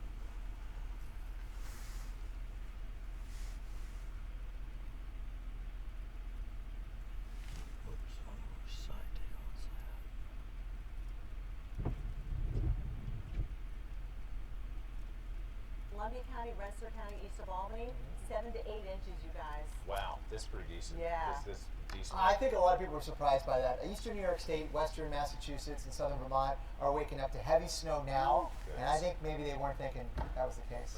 Heavy stuff, folks. Surprise, surprise. Yeah. And it's reducing visibility, especially the lake effects. So we've got to look at Cassadaga, New York, which is in the western part of New York State. And you can see what it looks like. The visibility just not good when you've got the snow coming down, you've got the wind as well. And oh, by the way, the wind is causing some really serious cold wind chills. You've got 29 there, and it feels more like 17. So it feels brutal out there. You've got to layer up and bundle up if you're doing any traveling in this part of the country. Guys, over here. Definitely some smart ideas out there. Yep. We just had a conversation, I guess, with Lauren Fix, our car expert, and she was telling people to get ready for the winter weather, to make sure that you carry have all kinds of supplies in the cars, like blankets, hand warmers, foot warmers. And it seems like a day like today, especially in this part of the world, that's all good advice. All good advice. It's snowing pretty hard across much of the Northeast. New York State, one of those places here, just for example, downwind of Lake Erie, right here, we're getting some significant snow. Not all of it is lake effect. There's actually some interesting things going on here on the east side of Lake Ontario. The water temperatures there are also in the 50s, and so the colder air aloft is moving in and is getting modified by the warm water, so we're seeing some rain mixed in right here. So an interesting set of circumstances now across that region. Do you think that eventually we're going to see all that rain just fill in with frozen freeze? I do, and I don't think it's going to take much longer. Okay. I just wish snow would come with like warmer temperatures. You know, wouldn't it be great if it snowed at like 85? 75 degrees and snowing. I think it'd be just legendary. Sign me up. We'd have a lot of explaining to do though. That'd be pretty tough. It'll be a new set of theories, I think. Let's have a look at the snow across parts of eastern New York State. Snowing now heavily in some of those areas where the dark blues are in Vermont and New York State. And the heaviest of all the snow is, perhaps not surprisingly, going to be at some of those higher elevations right here in the Green Mountains in eastern Vermont and the Berkshires in western Massachusetts and some of the areas to the west of New York State. I don't know if you're responsible for this or Greg Diamond is. But yeah, putting the elevation next to the cities, that's really cool. That's really cool. But what's interesting is I would think, okay, highest elevation you're going to get the most, but proximity is really the big deal, isn't it? It is. I was going to say, I would be responsible if it weren't a good thing. Oh, of course. So that's right. But Greg Diamond, yes, our weather producer. Yes. So we have the, all kinds of snow amounts depending on where you are and location in that region. Here's sort of the bigger view, Reynolds. Strong low pressure right here. And again, some lake effect streamers there, but a lot of this ain't lake effect snow, Reynolds. It's a sort of winter storm snow, let's call it. It's a lovely machine, and it's going to bring more of that snowfall. Yep. Again, what we're seeing up here back in, it's funny how expansive this is, all the way from almost the Canadian Maritimes clear over to parts of northern Michigan. Yeah, low pressure is right about there, and the big circulation, the counterclockwise swirl around it is producing effects as far away as lower Michigan, the UP of Michigan, even tonight and tomorrow. Even though the storm is kind of long gone in some respects, the peripheral flow around it is bringing some snow showers there. My gosh. Okay, so Tug Hill Plateau getting quite a bit. Again, the consistency of the snow. If you're visiting, say, from Colorado and you're going to this part of the world, this is not going to be the Rocky Mountain kind of champagne powder snow. This is going to be the heavy, wet stuff. Yeah, temps are marginal. Right around 32, maybe even in mid 30s. So we're going to see a wet, slushy snow. So hopefully the roads. If that snow's going to kind of be over. See, today's Sunday. Back over to Pittsburgh. I'm just, they're saying there's going to be a lot of snow, a lot more guys, snow that wind on is up brutal. north. It is going to be so gusty. We could have airport delays. Just heads How up long on does that. it take us to Turbulent get weather up from there where Boston they're to Philly to predicting? DC, where we've got wind advisories. That means your winds could gust at times over 40. And then in the darker purple parts of western Virginia and western North Carolina, higher up around Boone and Sugar Mountain, those winds are going to be even stronger. High wind warnings going for you. So across the eastern Great Lakes and on into the northeast, the winds are already strong, and it's early in the day, so it's only going to get worse as we get in some more mixing during the afternoon. You see these winds strengthening from Philly to DC. Look at DC gusting around 50 miles per hour as we make our way through later on this morning and into the afternoon and evening hours. So hold on tight. Still ahead on AMHQ weekend, 48 million people on the roads this week traveling for the holidays. Coming up, we've got some tips on how you can stay safe when out on the highway. Rochester, New York.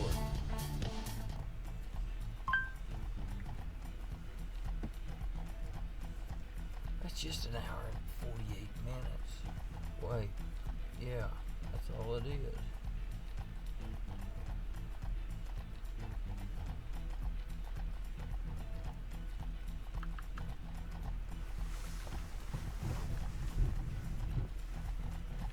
That's where they're predicting it later today.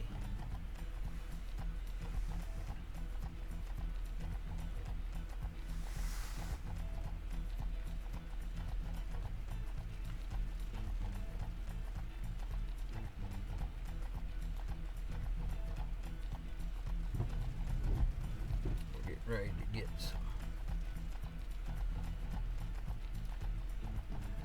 That right there, I'd like to be sitting right over there on that. But I don't remember if we had good internet there or not.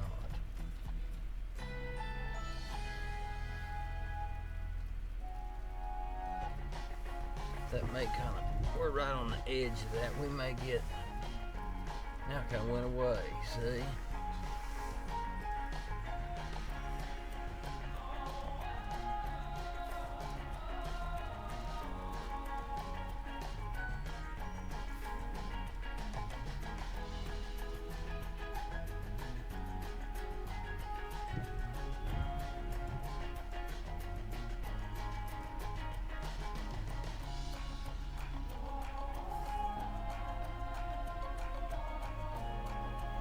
You know, I just sitting here thinking, we're not in the best place. Somebody slide off the road, you know that?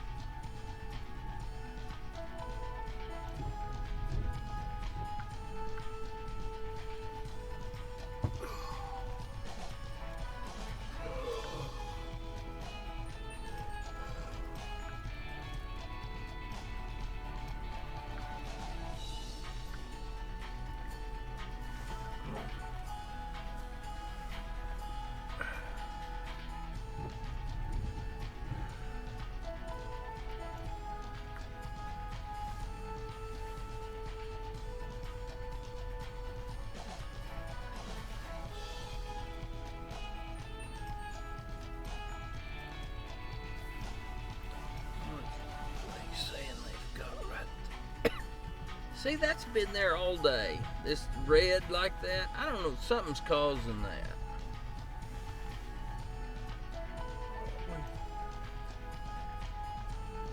I didn't see all this out here before, but that's been there all day. Seen it last night. Well, you had the field, you had the fans, you had the snow. Winter Storm Argos 5 inches stormed the field right across there. college football yesterday. Give us the scene at Ann Arbor, Michigan, after the Wolverines beat Indiana in the Big House. Players were doing snow angels at midfield after the win. I'm sure Coach Harbaugh approved. The game started off clear, but then the snow started coming down, covering the field before the game was over. A lovely fall sight in Ann Arbor. Okay, but today we're talking about the guys who are paid to play. We begin up in the Northeast, where you have the Chicago Bears taking on the 6-3 New York Giants. Breezy conditions can be expected, but some gusts may be stronger than the winds you see here. Some of these going up, say, to 25 miles per hour, but some gusts may actually approach 40. So keep that in mind. We haven't been there, Let's make our way back out to the West Coast, and that's where we go to this spot. We went up here and come this Tom way. Brady, look at this. The 7-2 New England Patriots taking on the 49ers. We go Rain on, first, we could go but then back by to the third right and fourth there. quarters, we do expect things to dry out. Temperatures very comfortable into the 50s and into the 60s. This shows now, this let's is make our way coming to this this spot. way. Kansas City, where you've got the 4-5 Tampa Bay Buccaneers taking on the 7-2 Kansas City Chiefs. Breezy conditions, not as strong as we will have in the Northeast, but lovely and plenty of sunshine by the time you get into the later periods, third and fourth quarter of the game. Meanwhile, let's go up here to Pacific Northwest. So we have the Seahawks, yes we do, taking on the Philadelphia Eagles. Rain throughout the contest, be ready for it, get the slickers ready. Slick surface can be expected out there on the place. All right, hope your teams do well. Let's in a spiral right over to Kelley.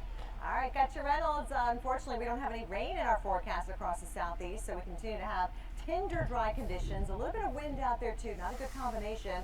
Red flag warnings continue from much of Georgia down to the Florida Panhandle, even a fire weather watch as you make your way up through Virginia. Very gusty winds expected and very low humidity values too.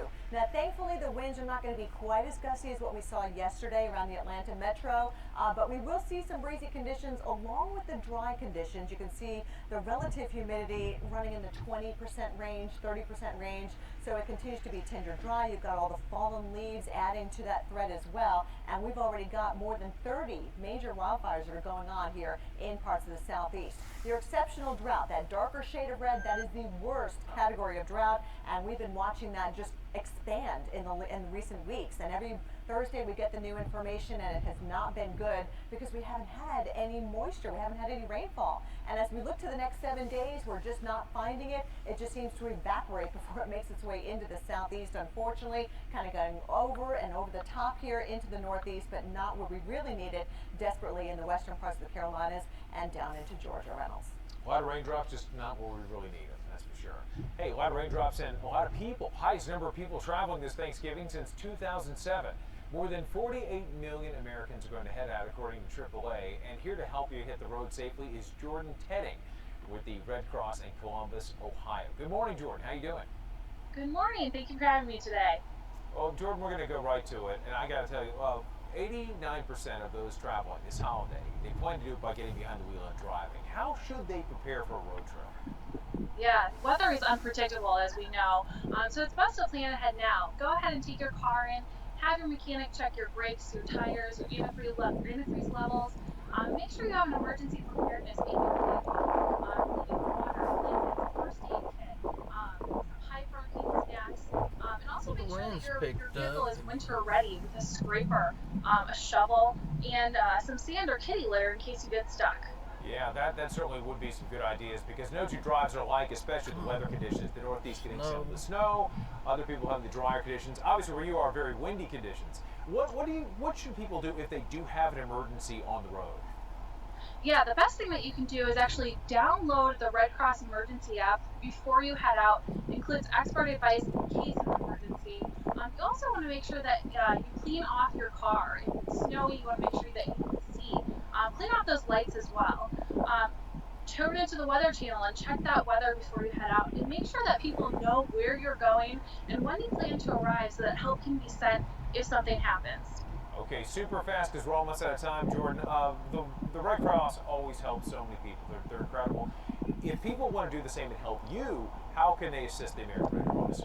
Yeah, we are so grateful for the American people's support.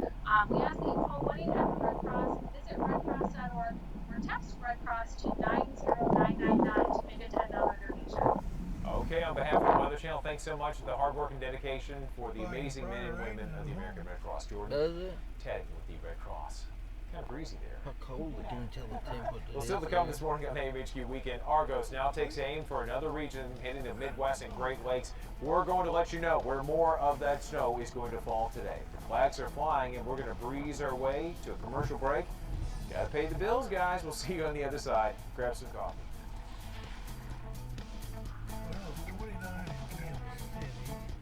Weekend in Play brought to you by Liberty Mutual Insurance. Liberty stands with you.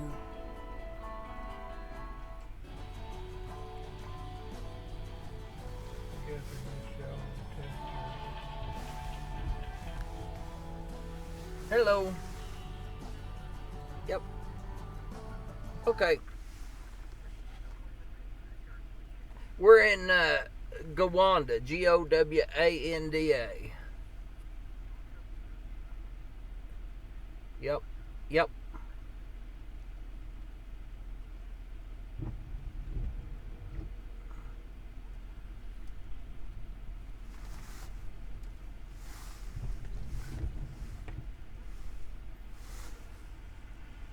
We still about 28 degrees. Yep.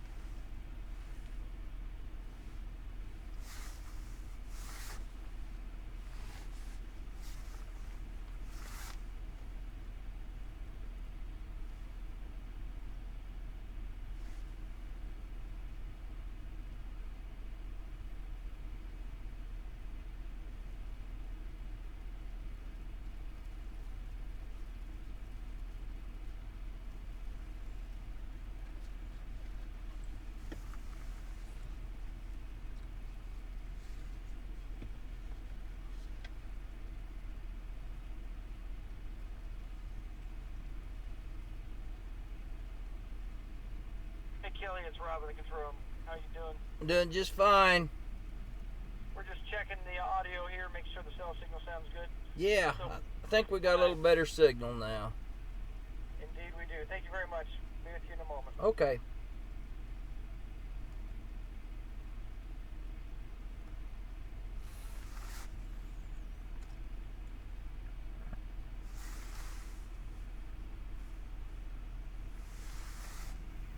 Pretty good snow covering right here now.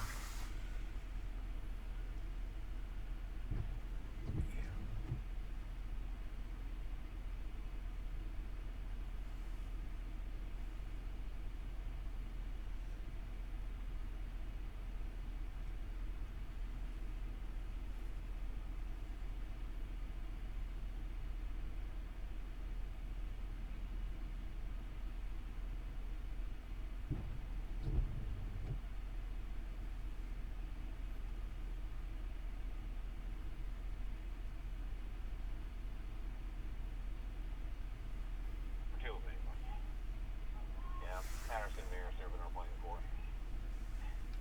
Go ahead and wipe it. And welcome back to the Weather Channel. All right, let's take a look at the tropical update because we do have something cooking out there. That's It's going to the oven. The oven happens by to the be time I right start, here. just wipe it. Make sure.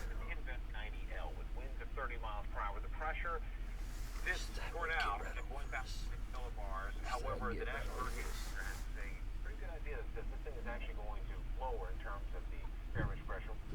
Like the 70% chance of further development. So we can watch it. Quite a bit of convection there for the time being. And if it does develop, the area we're most concerned with, right here over the next 5 days. That's the possible development area, just the east of Honduras, north of Panama. Now, if you take a look at a couple of models, this one, the USPFS model on Thursday, has this thing really intensifying again east of Nicaragua. And if you compare the USPFS model to the Euro model, the competitor, it is pretty much in agreement. So this is the location where you could have some heavy rainfall, some intense surf action. The wind's up on my radar now. We'll keep a sharp eye on that for you. Let's get back over to Kelley. Well, from the tropics now to Winter Storm Argos, teaming up really with a strong lake effect that's smothering upstate New York in 1 to 2 feet of snow. Storm tracker Kelley Williamson is on the road out there in Gowanda, New York. Kelley, explain to everybody exactly where you are in relation to maybe a bigger town like Buffalo, and how's it going so far this morning? Oh, it's going pretty good. We're kind of to the south of Buffalo. Gowanda, we're a little bit to the southwest of that on Highway 62. And it's about 28 degrees here right now, and we're up pretty high. We've got a lot of snow coming in right now. We're about 14,000 feet right now, and 1,400 feet, excuse me. And the snow's really coming down. Just the last little bit, we've really had some squalls really start to come in.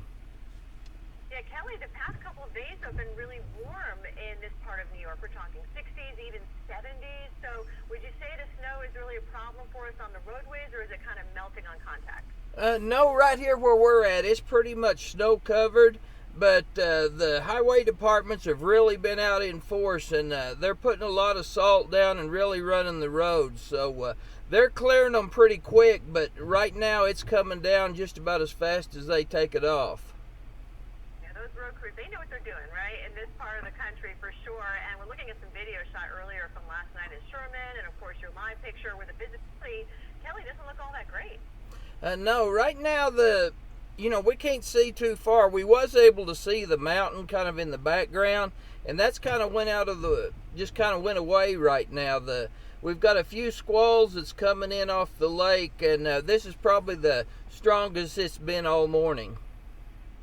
All right, Kelley, sit tight, be careful out there. We'll check back with you a little bit later on. Thanks for joining us. Thank you. Good stuff, Kelley. Slick driving out there, no question about it. Let's steer way back over to Dr. Greg Postel on. I go to 14,000. I've been doing the 14. Thank you, sir. You are clear. We're high up there. All right. Last blizzard, Argus. We high. We high. Yeah. Oh. Boy, it is coming. Look, you can barely see that over there now. I want you to look these. You know where the winds are coming in so strong? Right over that. I never had put the wind up on this radar. It's coming right over us. Let me see. Right where we're at. Right over that Dunkirk right there. It's coming right off that lake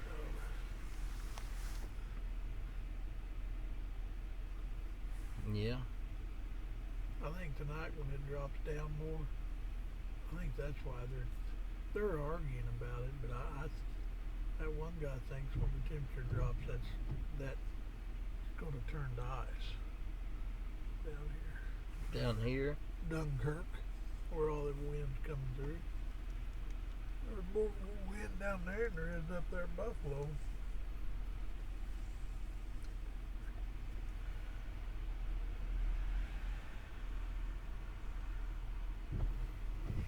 That's kind of where everything's at right now coming in, isn't it? And they're just dying for wind effect, lake effects. I think we ought to go down there. They're off the air at 9 o'clock. Well, was I gonna go on at 9:10? I don't know if you do, but you be in a different spot. Yeah. Well, let's go and just head that direction then. That's. Do we have signal? Well, it really looks like everything's gone out there though. I think it'll come back. There's nothing there right now. See this here? Oh, that's going to come right there. It's got to. That's where all the wind's at. We can go down there and look. You want to? Well, it may not be there by noon, but it may be there tonight in the morning. Or call them and ask them what they think about that in the morning. Because if they don't think anything's going to be in there in the morning, we need to decide. Yeah. Well, see, right here's what they were. Let me show you on this. Oh, I know. There's nothing behind that either. Behind what? This up here in Buffalo. When that blows through, that looks like that's all gone too.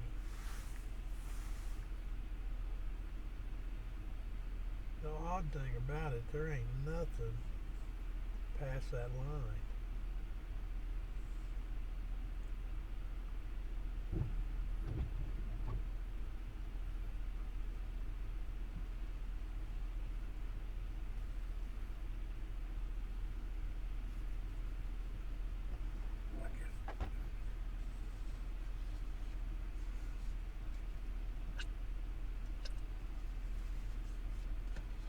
We want to head over to that other spot you're talking about. Wait a second. Let me see what this is. Total accumulated. That's freezing rain.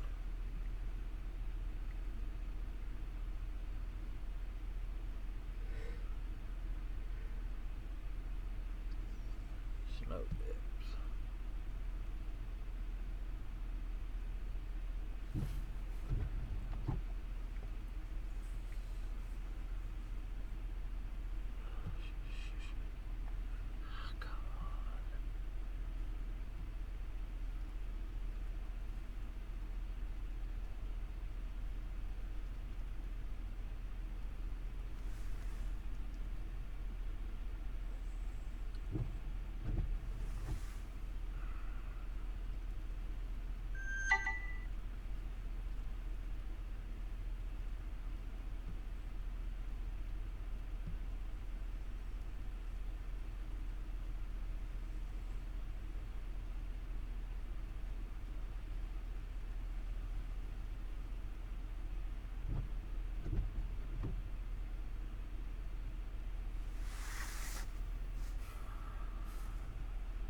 Boy, it's covered this road pretty much. Yeah.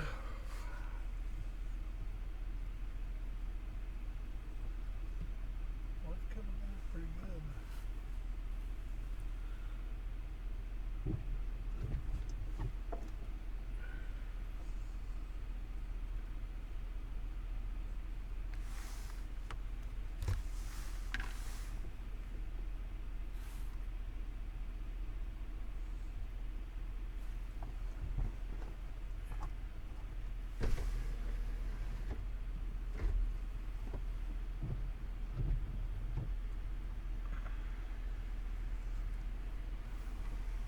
See, right there's the. Let me see what time that is. See, that's today. Let me get.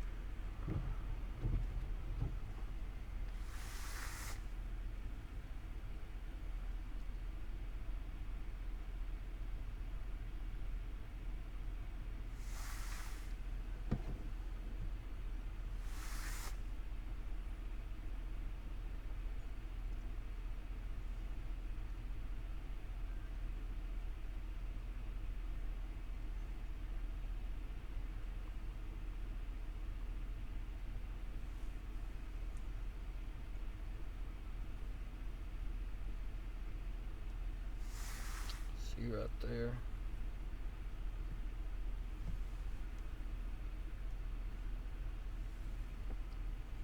How many inches is this then? 13? 11. That's right there.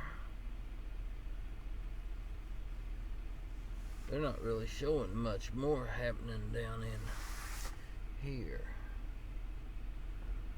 showing 7.6 inches right there. Where's that at? Well, that's it. Where I run, how far it was. What was the name of that place?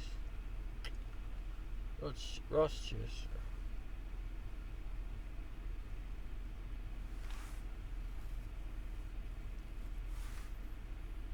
Buffalo's right there. See, we're right there. Which I know it's wrong because we've already got more snow than what it's showing.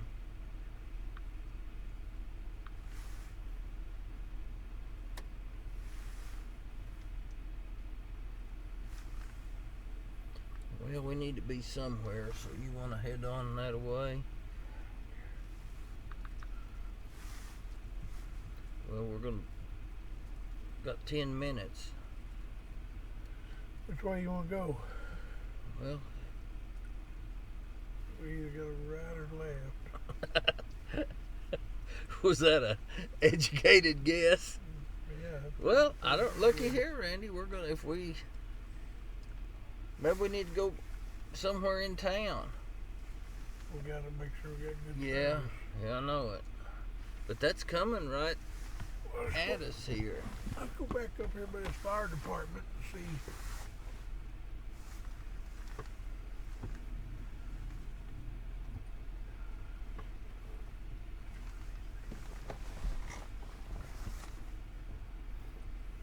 Just push that number 2 and that'll put it where it was at.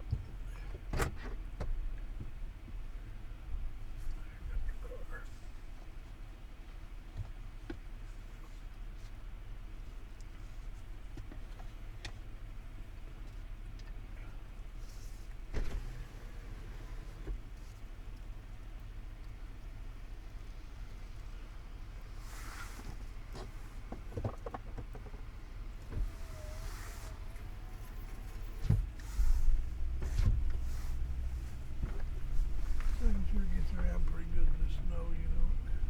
Yeah, it does.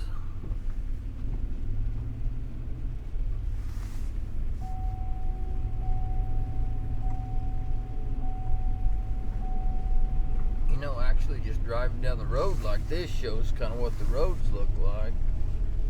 Yeah, this wouldn't be a bad deal.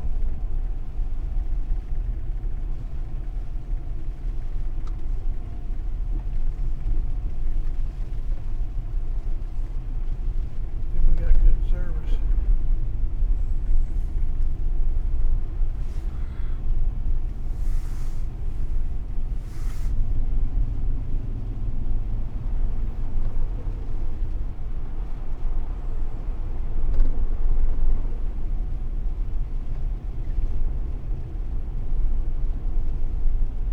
The snow's really starting to come. We can just park downtown and shoot down that street. You know how we was shoot back into it. We've got signal. So far it's looking good.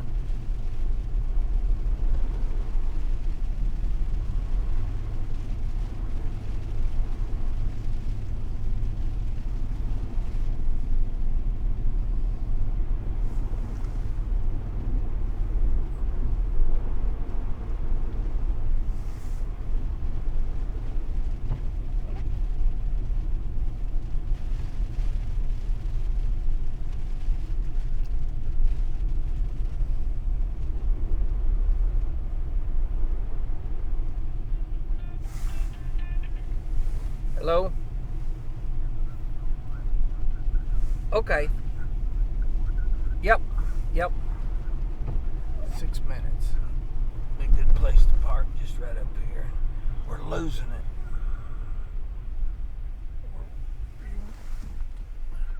Yeah, I'll go.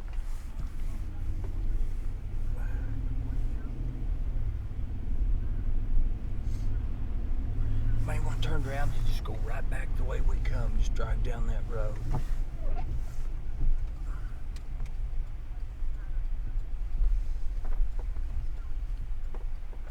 Yes, I can hear you.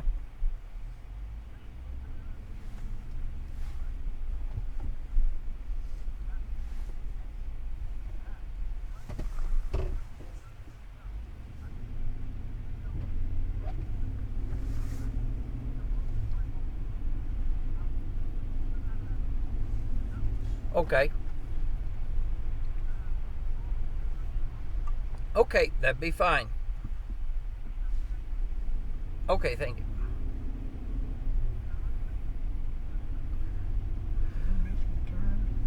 Yeah.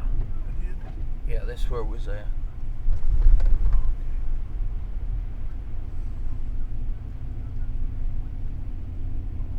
I just stopped right up here.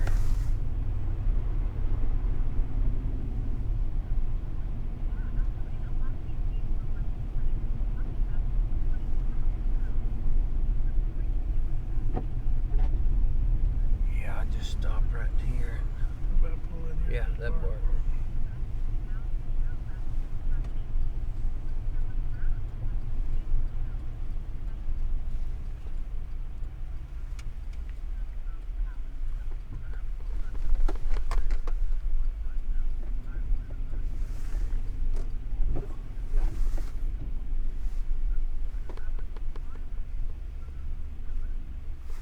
That's good right here. When they start doing it, we'll just pull out.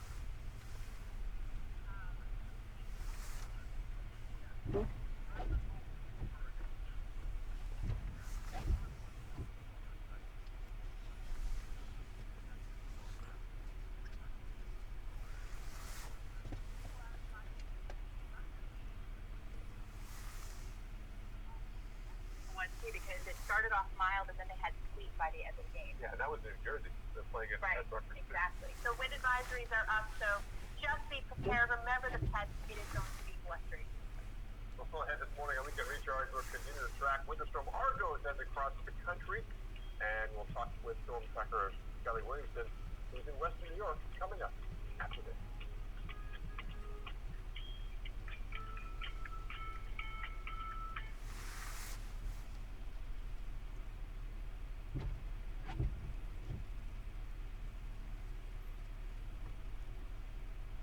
Morning, can I have the count of 5 for me, please? 1, 2, 3, 4, 5. Thank you, Kelley. Okay, thank you. I wouldn't get in a big hurry. That's when we get past where we was at, we start kind of losing coverage a little bit. Remember, we start getting away from that big hill. I don't think I'm that last bit.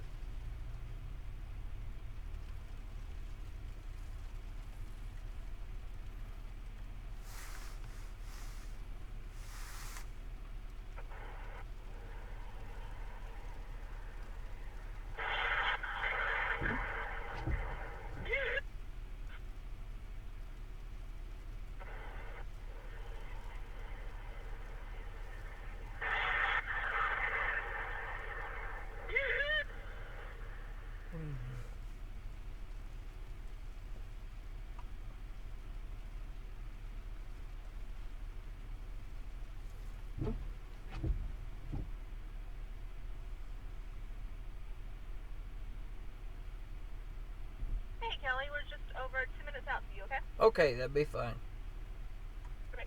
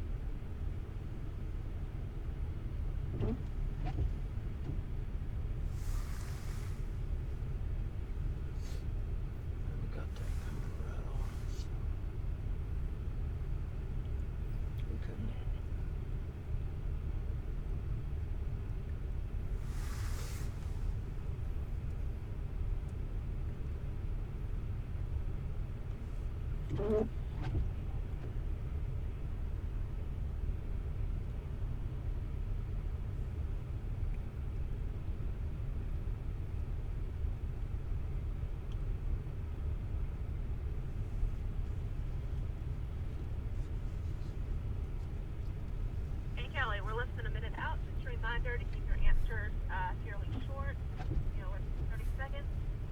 That way we can get through everything and still have enough time. Okay, thank you.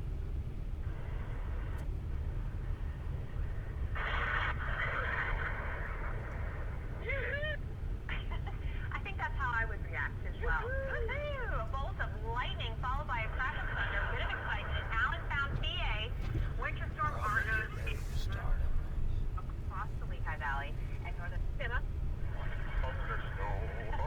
Well, our coastal team up with Lake Erie to drop 1 to 2 feet of snow in areas all across far western and upstate New York. And the highest snow total expected north of Syracuse, places like Jamestown, which you see here are looking much less, perhaps only about 5 to 10 inches, but still, that's substantial snow.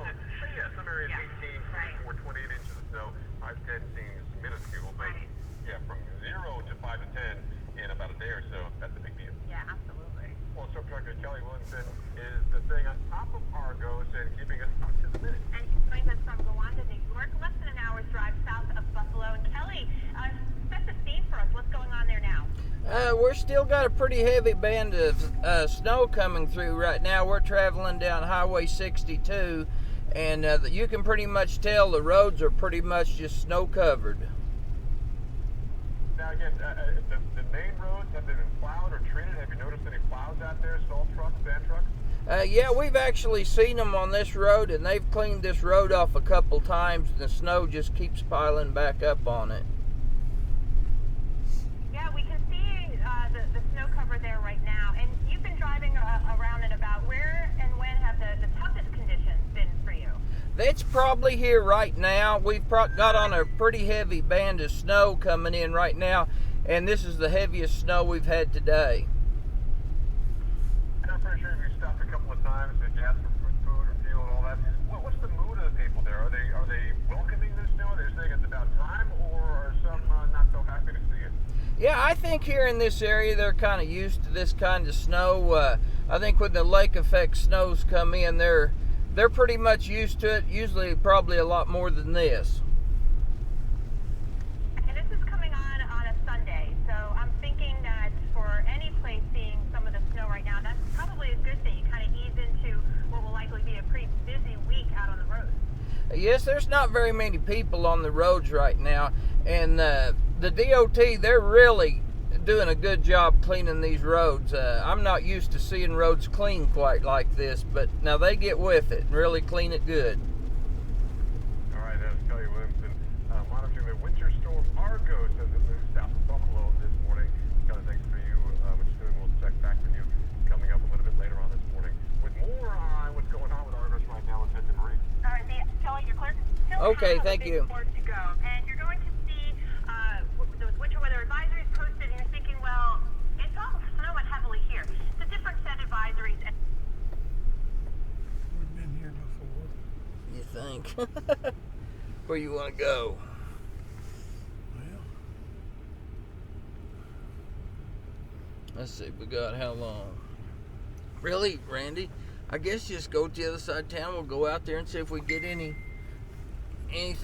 There's no other place to go. I mean, we're on the best there is.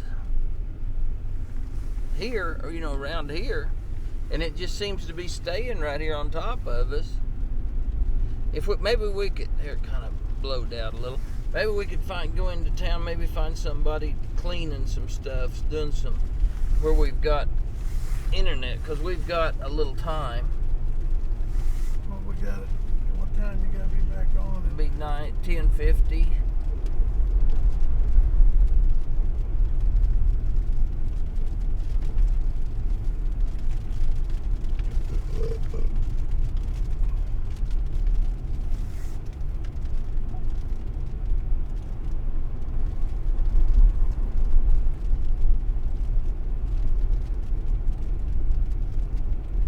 My wife wants to know if my face hurts and if I have caps and gloves.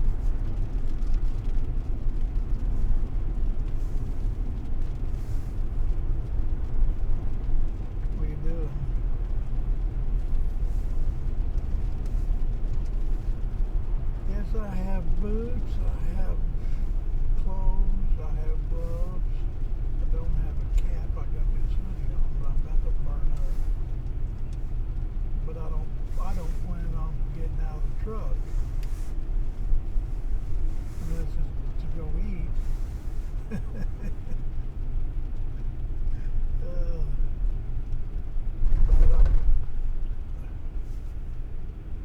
what?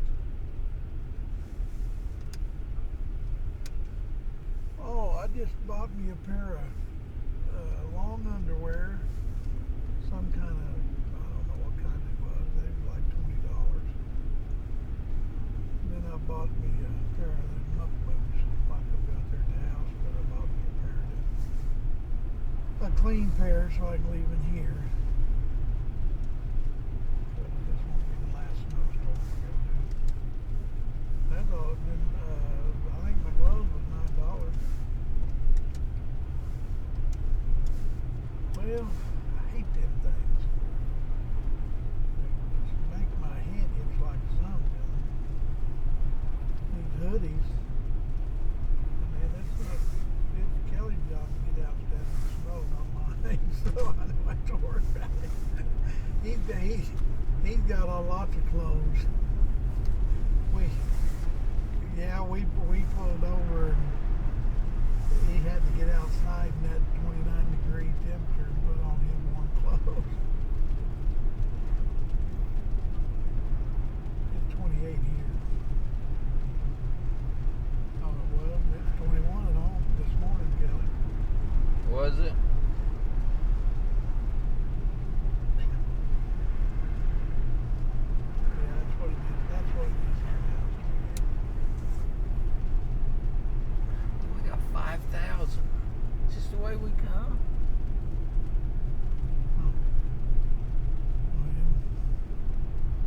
Hey, check after a while, see what time the Chiefs play, and let me know.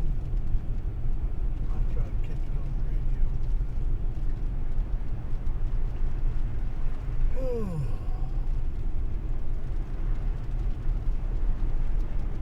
No, my back does. My back was last night, yesterday, but every time I go outside, it's cold. Just in that muscle in my back cramp up something fierce. It hasn't bothered me today too bad. And my scar hasn't hurt at all.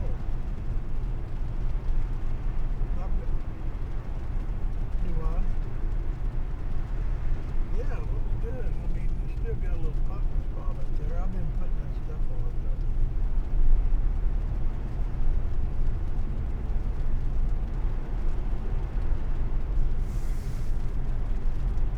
Yeah, well, I'm gonna, I'm about having, I'm thinking that carburetor can mess my back up a little bit. It didn't hurt that bad before I went to it. I think I'll get home and go back to the other guy.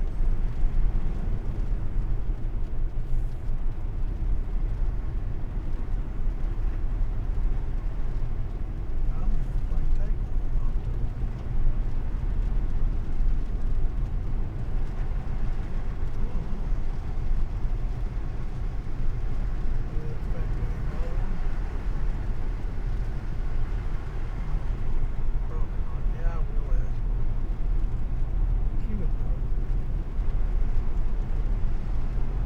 Okay.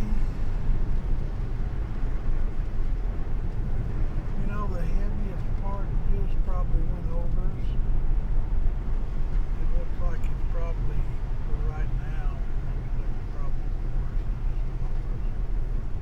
Unless it ramps back up this afternoon. I'll say there's maybe 5 inches there where we're at. And I think we're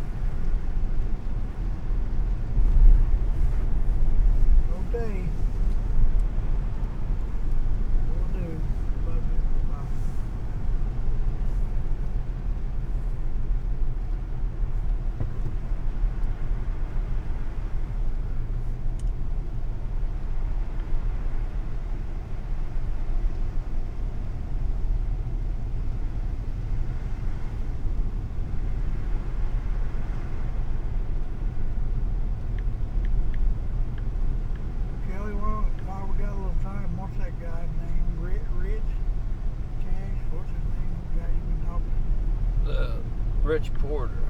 Yeah, I want to call him and ask him what their thoughts on snow for in the morning is. That's what I was doing now.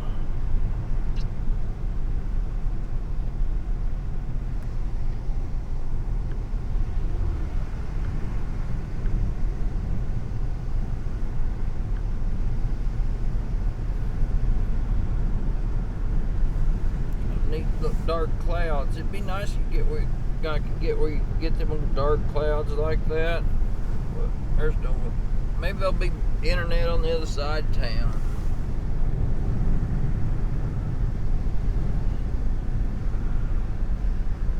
But everything's moved back. I mean, this here's kind of cleaning out over here.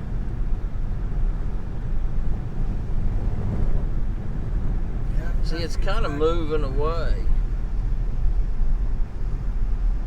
We may went the wrong direction.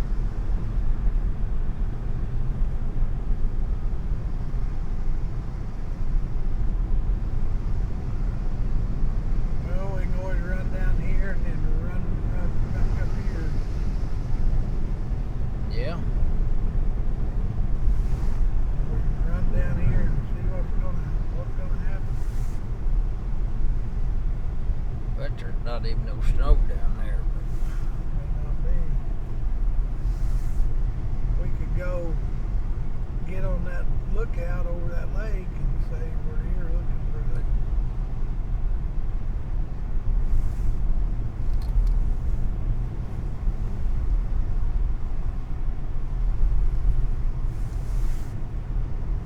Might be a pretty shot over that lake. If there ain't any snow. Where that lighthouse is would be the. If the wind was a blowing, it was crashing in there on the. Might not show the snow, but it would show the wind. You know what I mean? Yeah. Look at that flag. Let me see if I can put in where it's at. Lighthouse, Dunkirk.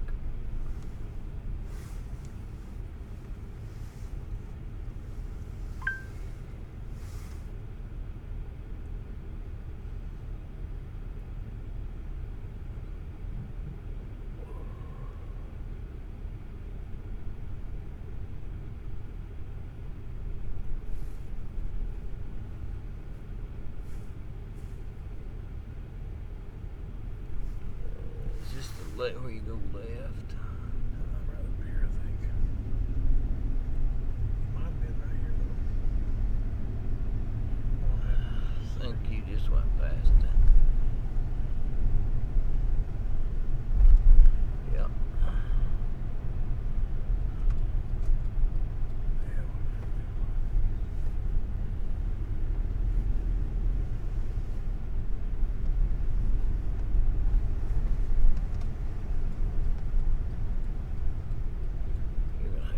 Turn around that it don't go through. Anyway, this don't show it does.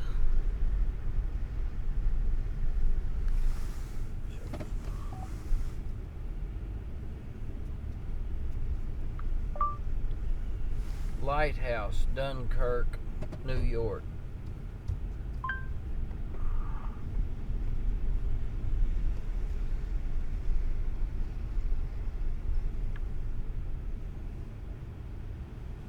"37 minutes.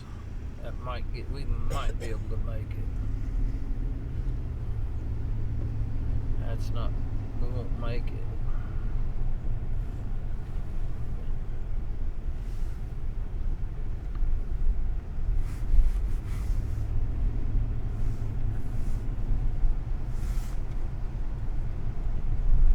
Slight right.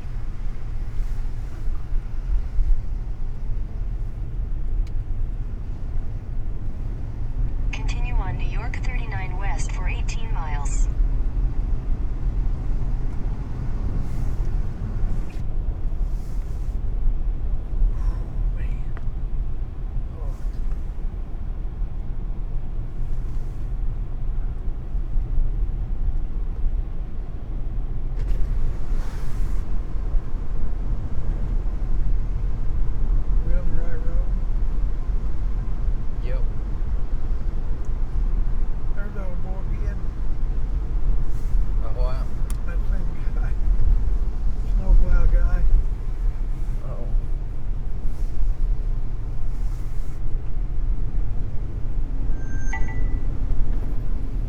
must not be enough that nobody shovels their sidewalks off. Well, it's Sunday. Everybody may be waiting till this afternoon too.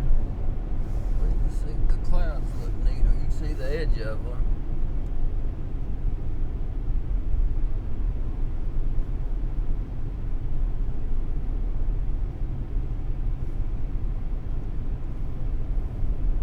We're down to 700 feet. 800 now.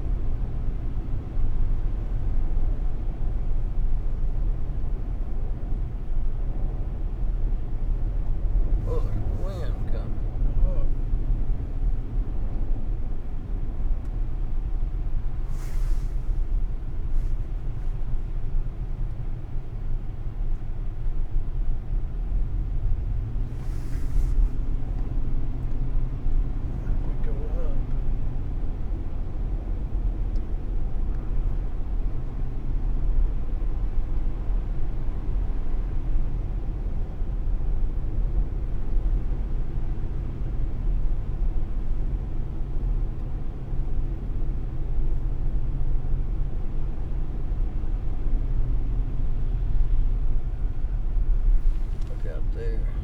There was a, look at the NATO. NATO. Look at him. Look at it go. On the ground. Hey, what if that'll keep this up? Doing that out there. I don't know, let's find out. Look up there.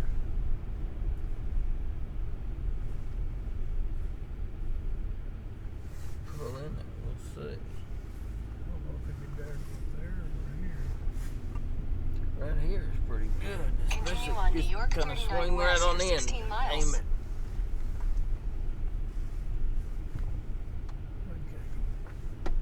Continue on Stafford Road for 3/4 of a mile. Look at that. We got hills.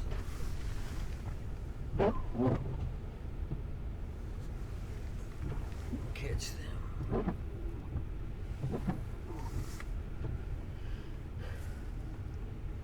Catch a snow-nader. Yeah, I'll get a snow-nader. That gives you your clouds up there, look.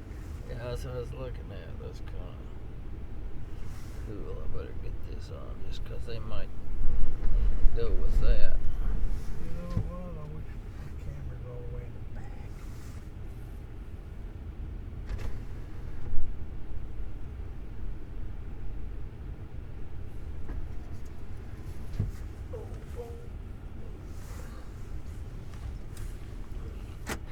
Here, I can move the roof camera.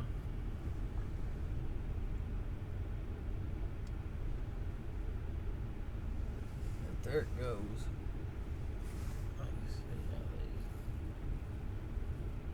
GPS signal lost. There's ice on it, I guess. Come on back, and I'm going to venture back and get my camera. That's the prettiest picture we've had all day.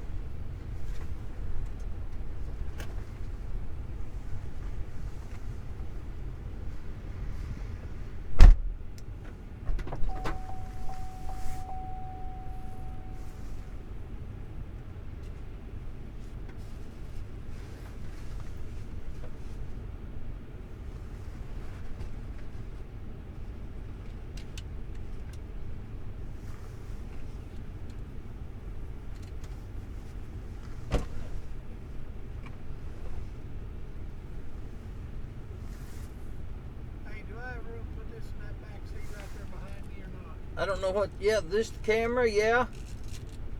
This little green bag. Oh yeah, just pile it on top of everything else. I couldn't remember what we had back there.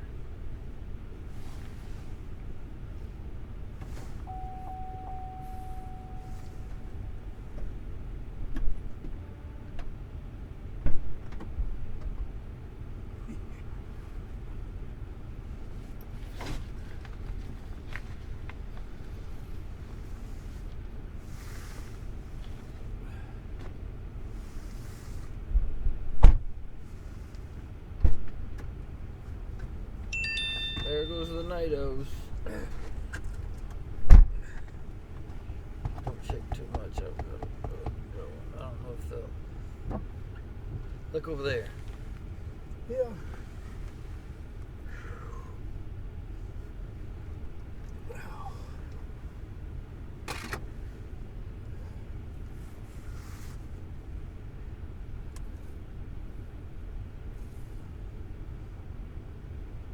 You need to go down through there, Randy. Run down through there and stir up a bunch of dust or a bunch of snow, and then it'll go across. Well, I was planning on doing that when you got back. There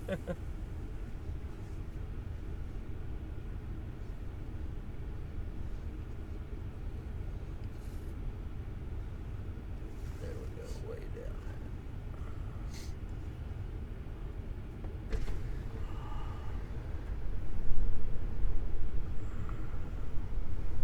there. Here.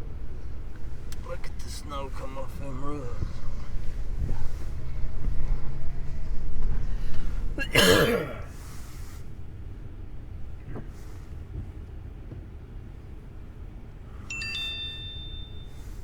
GPS signal lost.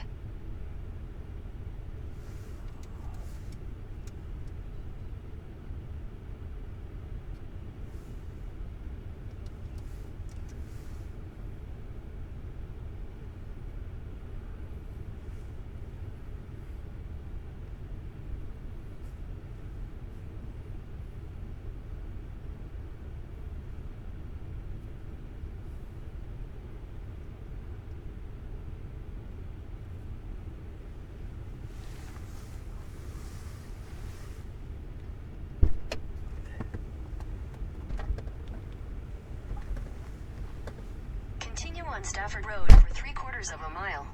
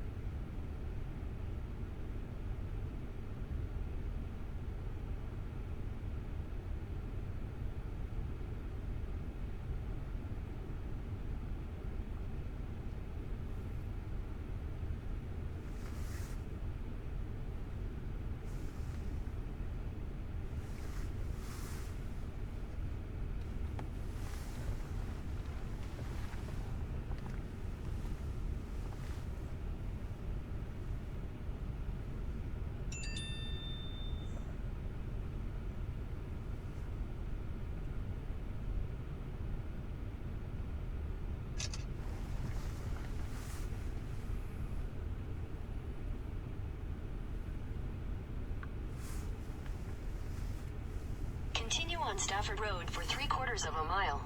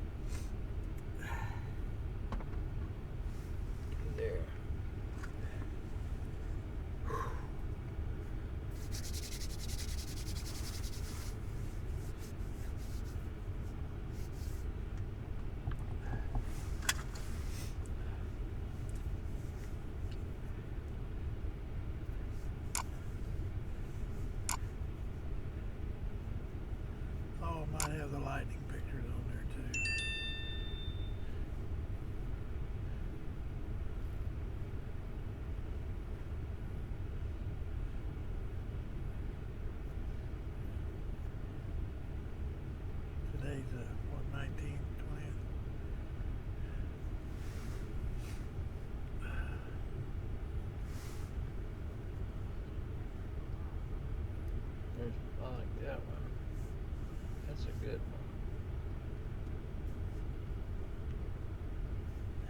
Took more than 3, I know it did. So yeah, that's the best one. That one, that one, that one, that one.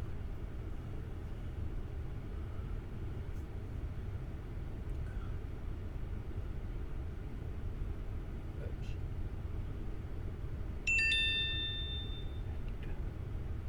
There, that's. You should put that on Facebook. The storm wranglers. What number is that? 7068.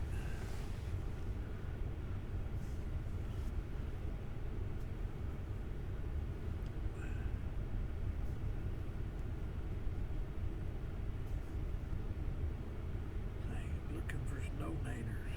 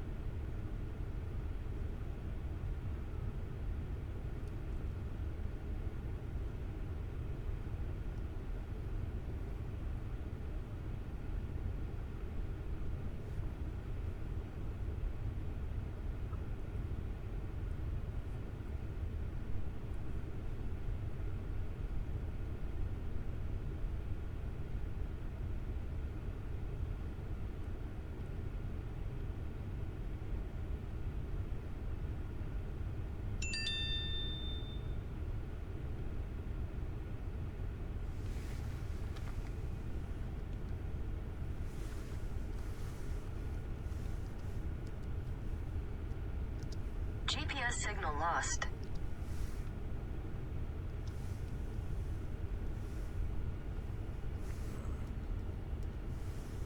What was that same way thing? Oh.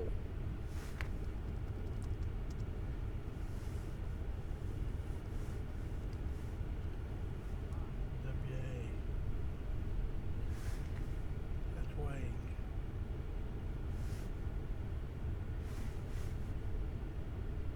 Wait, W-A-I-T.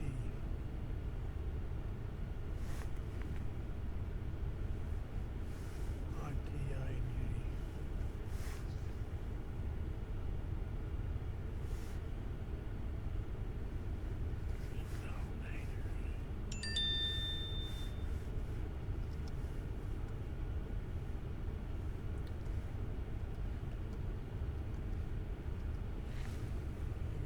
Oh.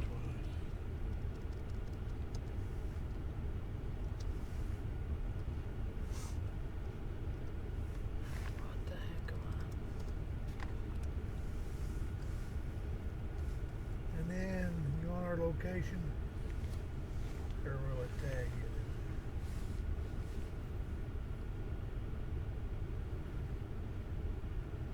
Go Wanda. Go Wanda, New York. I? Do you know our I location? figured it would give it, but.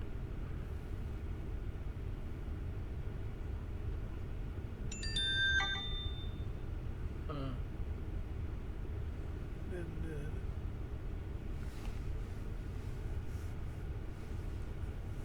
it. N-O-W. G-O-W. Oh, that. Go Wanda. Go Wanda. G-O-W-A-N. D-A.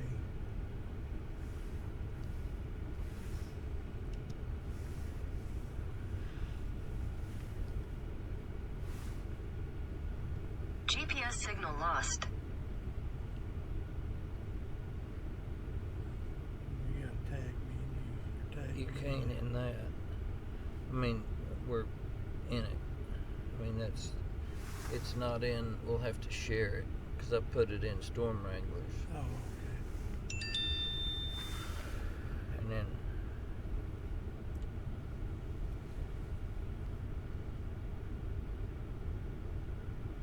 uh-oh.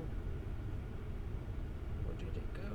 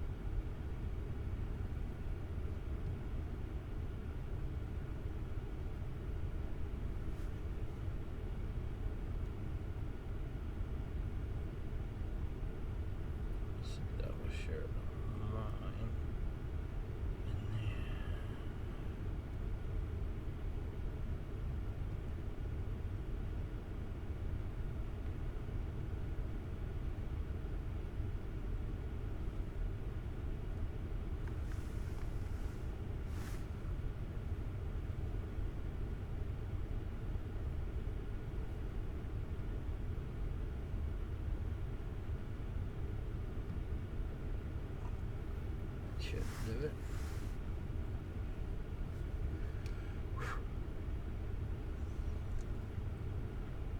Storm Argos is now taking aim in the northeast as it runs across the country.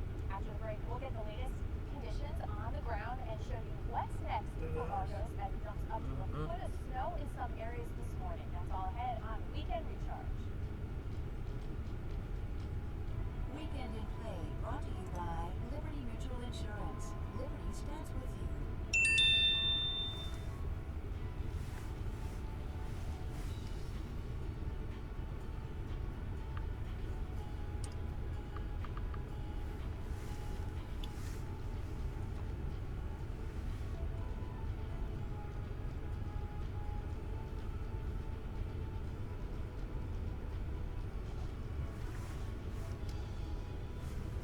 Go.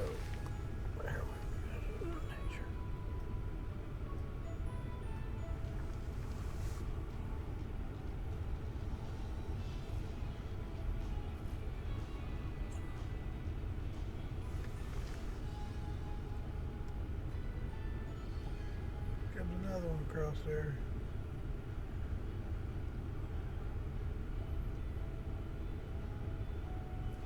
Most of them get to going better right over there.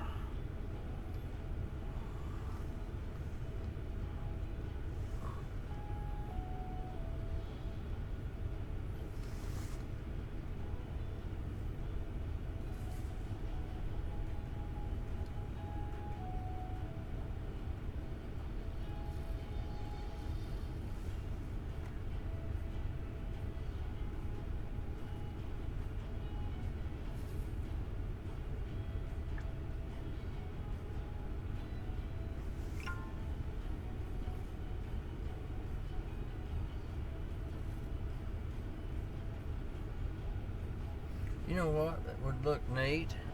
Do a time lapse on all that stuff going across there like that.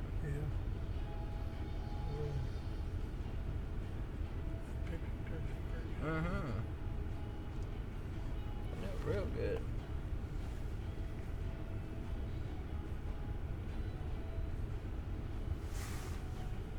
Look there, there's a good one. A good one.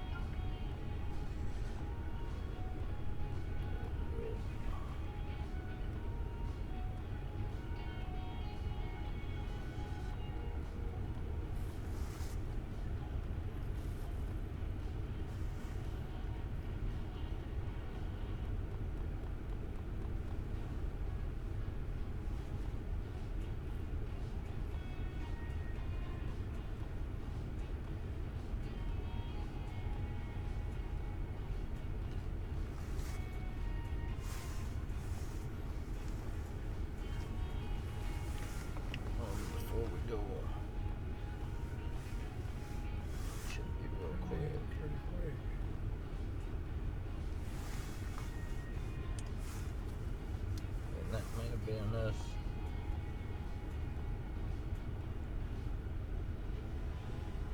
We got a brand new picture posted on Facebook page today, and yeah, snowy starts here Sunday here in Warren, New York, which is just southwest of West Point.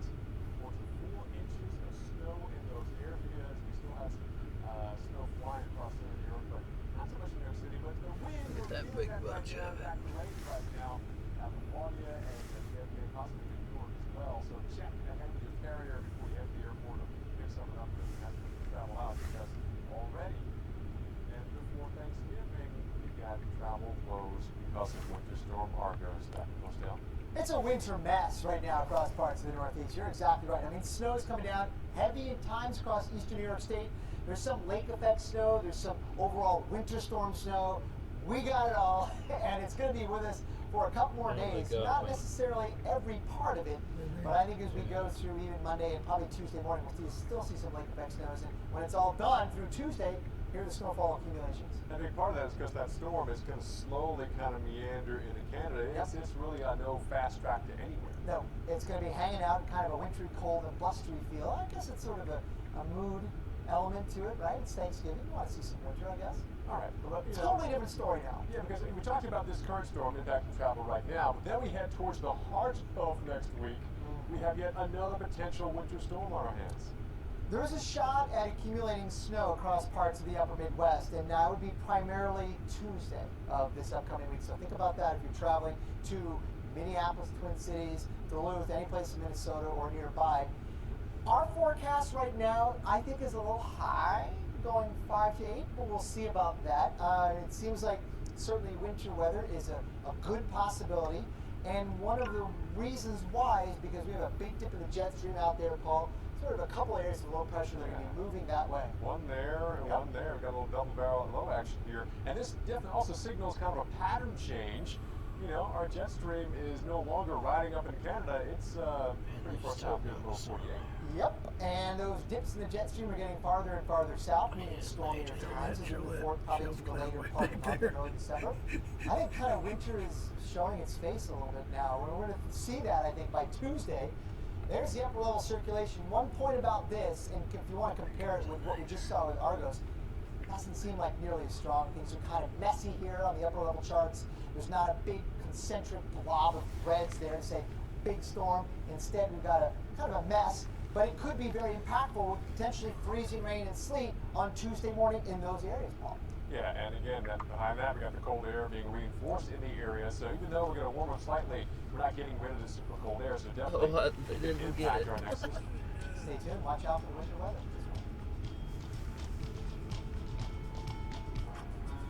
I guess we could.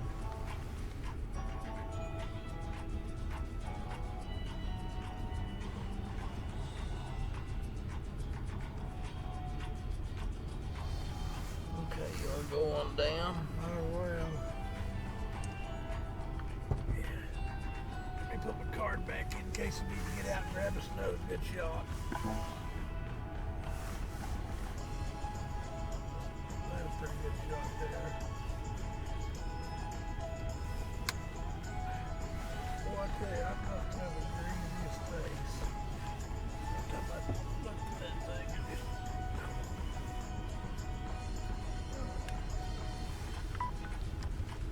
You do what? Every time I put my face on there, it just gets all greasy. Head east on Stafford Road toward Maltby Road. Tell you what, this is the goingest rig I think I've had. And that's all two-wheel drive. It's posi track. Wiggle straight. I think so.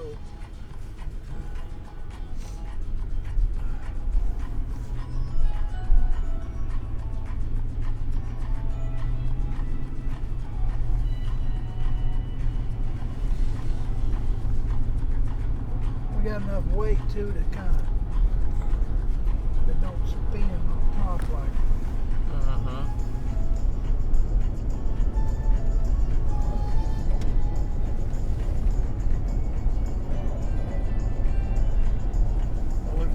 Dust out there coming.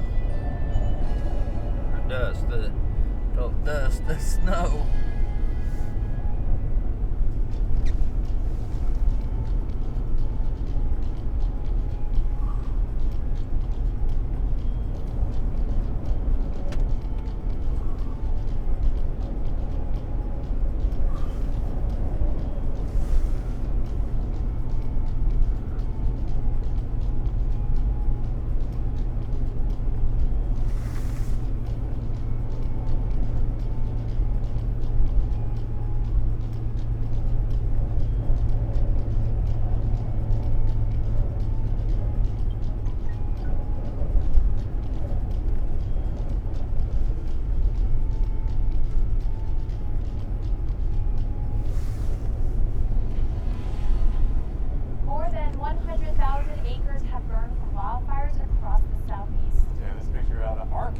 snowfall. You can see the thick smoke filling the sky from the wildfire in Franklin County.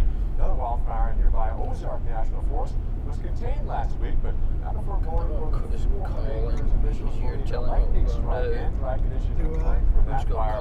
This video, though, shot Thursday, and then Friday they had rain. Actually, Thursday afternoon, Friday they had rain from Winter Storm Marcos. So they definitely got rain there. Lucky you, right? Because Atlanta didn't. Yeah, Rich, this is Kelley. The snow kind of petered out on us up here. We're gonna run down by Dunkirk.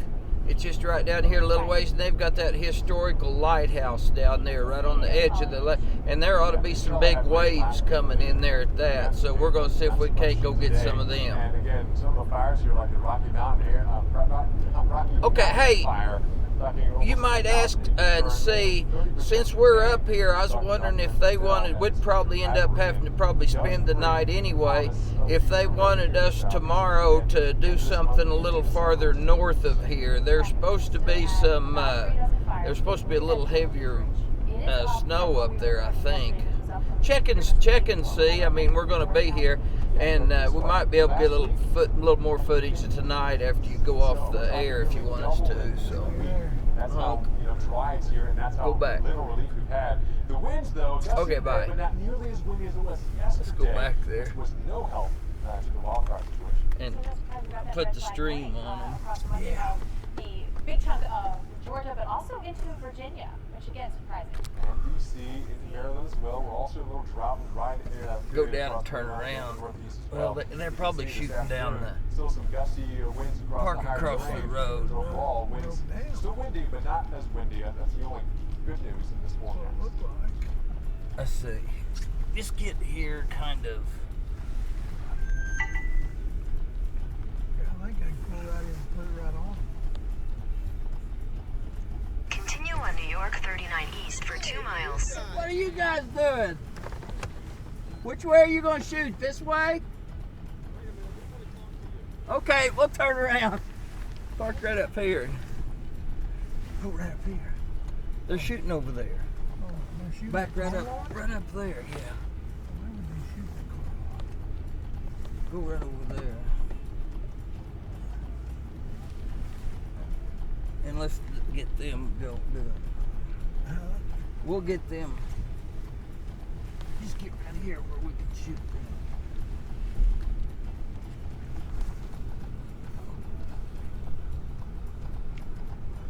There you go. Just stop right here. Give them footage.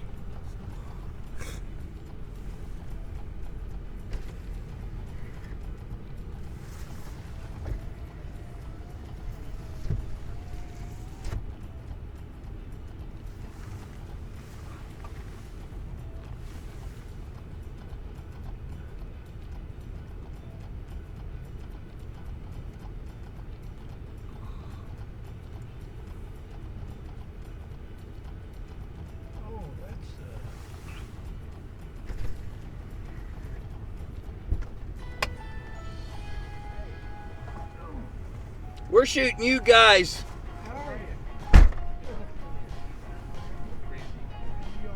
Tell them we're shooting them shooting.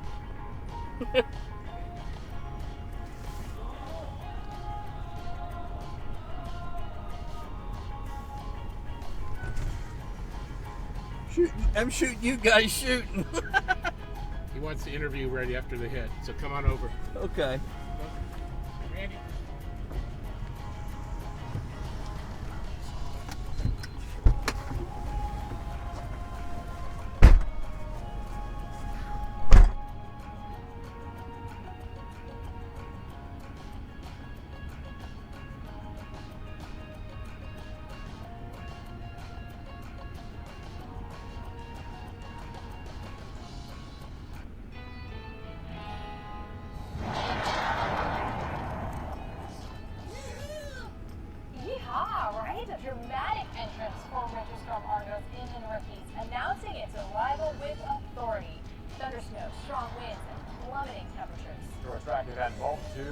Snapping impacts with meteorologist Mike Seidel live in Western New York.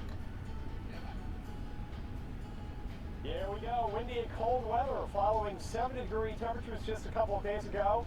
We will run down the impacts here and what's ahead. More snow tonight and Monday, not only here, but points north. It's all coming up right now in Weekend Recharge.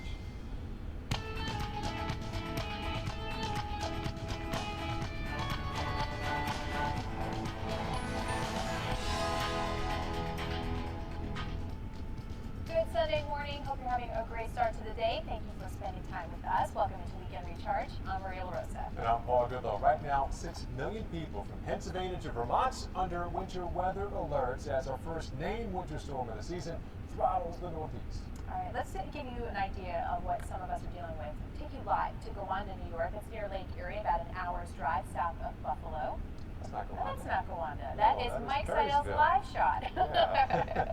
I think we're getting signals crossed yes, here. I think we are. But maybe we don't have Gowanda, but we do have Mike Seidel in Perrysville. He's crew out there braving the elements in one of our fleet vehicles. We're going to check in Gowanda in a little while, but right now let's head to Mike Seidel, who is now again chasing some of these snow bands, which at times can be pretty heavy at times, Mike.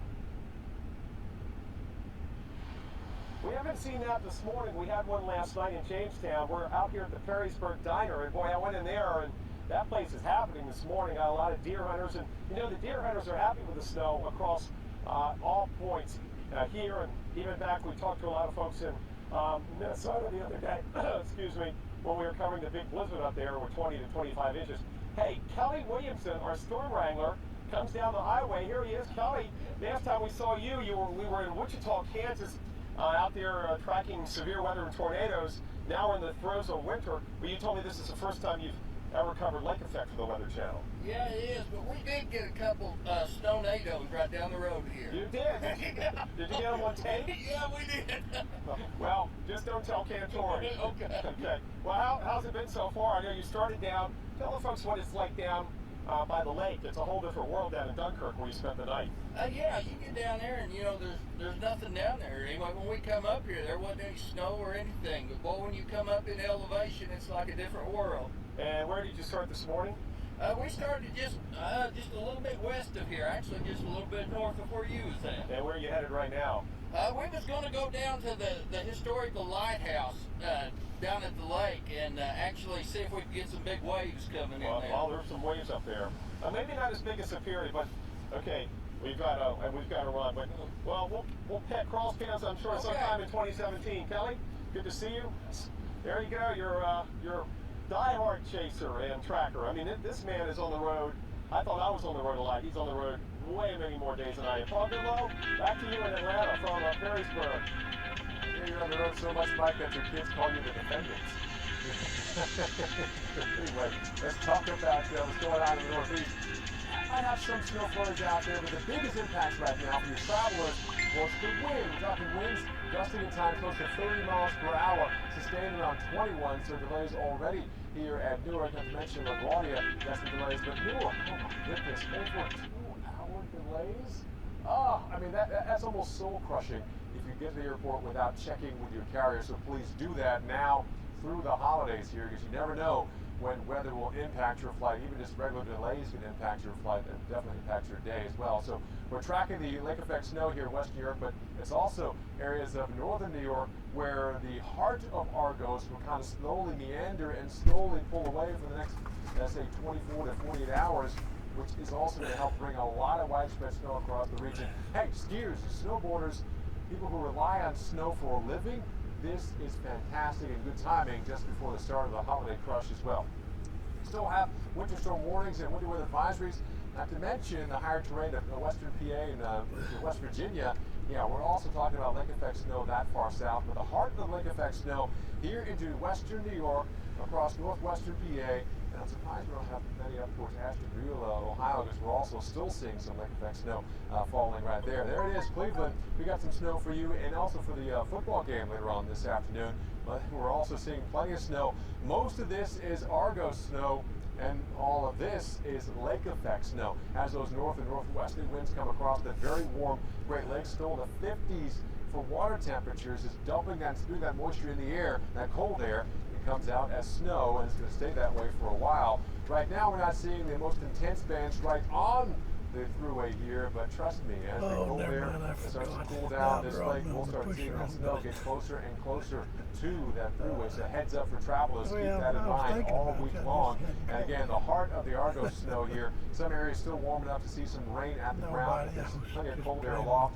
And again, the cold air is getting thicker and thicker as the system sits here and spins and spins and spins. Already, Albany reporting in the last 24 hours about only a half inch of snow, but it's still falling there. Sand Lake, though, we picked up 7.5 inches of snow. Elevation, a huge player in this. The higher you go, the better chance of picking up a lot more snow. We'll model this out, and we'll watch our storm Argos kind of slowly meander here, bringing general snow all across New England. Kelley! The lake effect bands. Again, can't exactly pinpoint where they'll set up, but wherever it does, we can see some pretty intense snowfall as we head on through today. And also, again, this is through tomorrow and tomorrow afternoon. You probably think you're talking to Kelley, this Randy, I'll get him. For a couple of days across this region. It's fun to play, sort of connect the lakes we saw from all the way from Huron across Lake Erie, that connection. Amazing. All right, Pittsburgh, you're in it too. 30 degrees, it feels like 18. Temperatures went on that big swing too for you in the last. Well, it's a tough job, you know. we was in Indianapolis yesterday and left there. Oh no, there was like 150, and they had to shut off. They could have filled more seats, but that's all the occupation. You know, they didn't have any more room.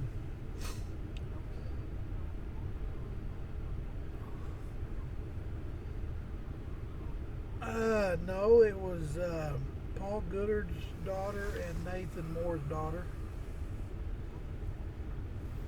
Yeah.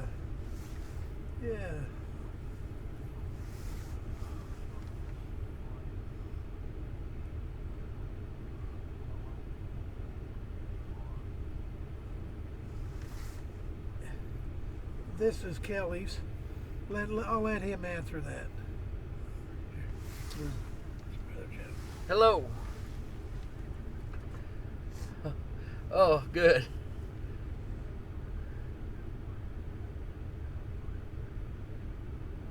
Yeah.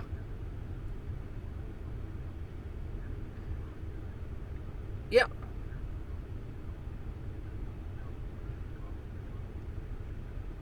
Okay. Okay.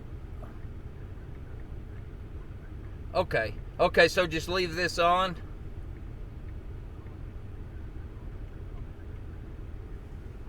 Okay. Okay. Okay, we'll see it.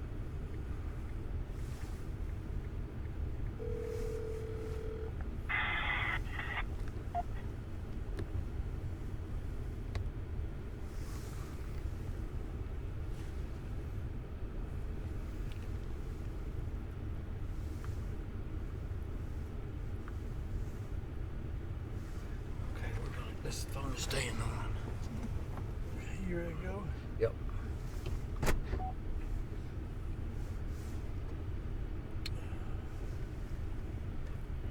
Hey, Jim. Yeah, I can hear you.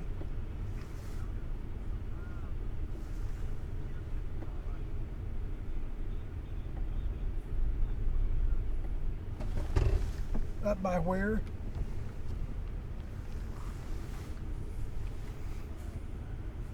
Yeah. Yeah. Yes.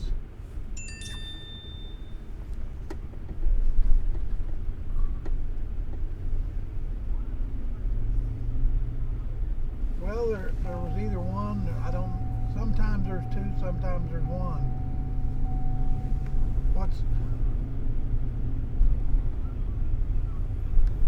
Continue on New York 39 West for 14 miles.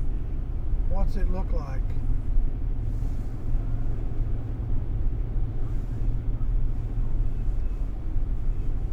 Big bay mare. It'll either be a big bay mare or it'll be a little sorrel mare. That's the only.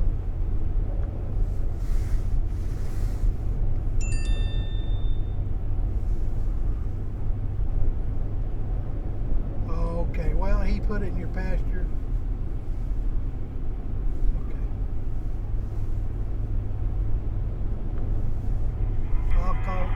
I'll call my son and have him find out. I'm in New York, but I'll call him. Hey, Kelley, stand by. Okay. Practice under a bit of excitement in Allentown, Pennsylvania. Winter storm Argo really dressed up that day. I'll find out. High Valley and northern Appalachia. Kelley, what town are you in? We're just to the west of, let me check just to make sure we're moving. Okay, thank you. Growanda. Okay. There's a lot of snow. Right. But in lake effect zone, it's just 5 to 10 inches of snow. Storm tracker Kelley Williamson is staying on top of Argos and keeping us in the midst. All right, he joins us from New York, not too far from Buffalo, right near Mike Seidel's shot, right in Perrysburg. Yes, we just got through talking to him, and we're just headed off to the west right now from him. And then what kind of conditions are you running into right now? Right now, the roads are pretty much snow covered. The snow is starting to pick up again a little bit. We're going to head down to a little bit lower elevation, and actually, we're going to go down toward the what's coming off the lake. So, Kelley, talk about what you've seen so far this morning since the sun's been up. The wind has really picked up a lot more. The DOT pretty much had the roads pretty much cleared earlier today, but it's kind of got ahead of them. The roads are pretty much ice covered right now and getting a little bit slick. All right, that's Kelley Williamson monitoring the warm heart. Morning, thank you, Kelley. So I think that was video from last night trying to get to location. All right, we have more than 48. And Kelley, you're clear? Okay. What? According to the AAA, the vast majority, more than 89%, by car. Now, what you need to know before you hit any type is the car coach, lower and safe. They want me to keep this on. Parts of the Northwest, as well as the Great Lakes, could see perhaps some more snow as we get through this week. What do drivers need to remember if you're driving in the winter type conditions? Well, obviously, be prepared, and you've been talking about this all day and watching, and I've also been out here in Buffalo, and the roads are slick. So if you're in the Western New York area, be forewarned, the roads are slick, the snow is sticking to the ground as well as the roadways, and that means winter tires and wiper blades and headlights are all critical factors on getting good traction, safety, and visibility. All right, 80% of car accidents occur with 2 inches of snow or less. So would you say winter weather is the most dangerous for driving, especially if it's perhaps the first snowfall of the season? Yeah, it's amazing how people forget about this. It's like I don't remember how to drive in winter. I'm originally from Detroit. We all know how to drive in winter. The upper half of the country, it comes slowly because we did enjoy a beautiful summer. So now with the cold weather coming, the one thing you have to remember, no matter where you live, if you wake up in the morning and it's cold and it was nice. Horses get out. Well, one of them got out. The neighbor put it over there with his horse. But I don't know if there's supposed to be another one over there. You know who I thought I'd do that? Mm-hmm.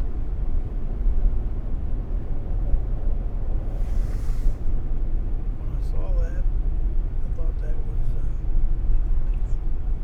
I did too when I first seen it.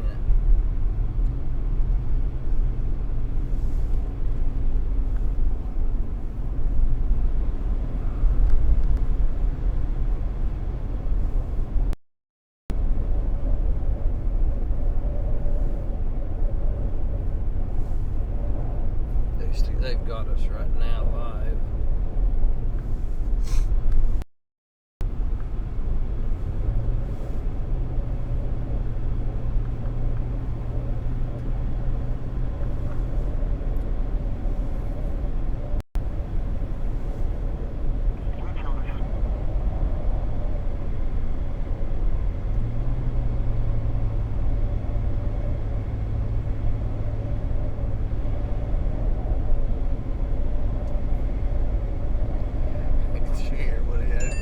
I said we actually had two snowballs shut up the road.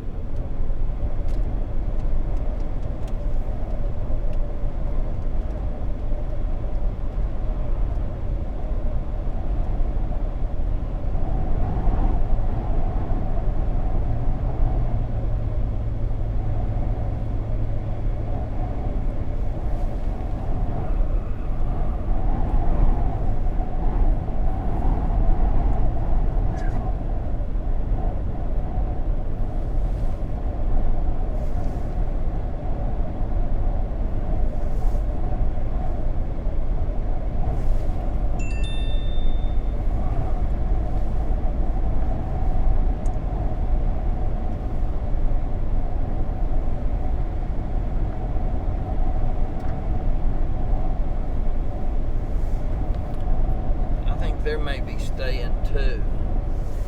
They was talking about staying tonight for tomorrow.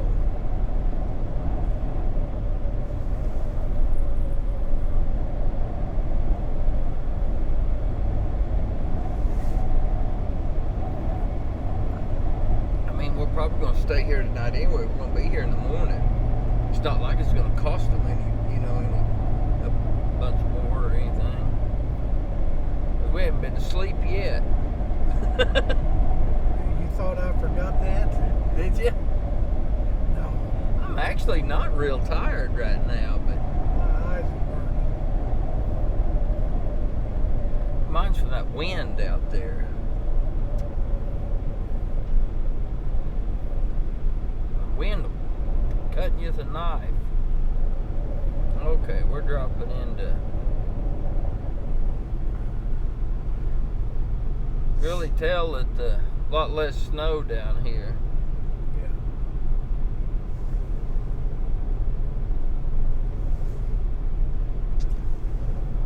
He needs to get higher. He needs to go find higher elevation. Yeah.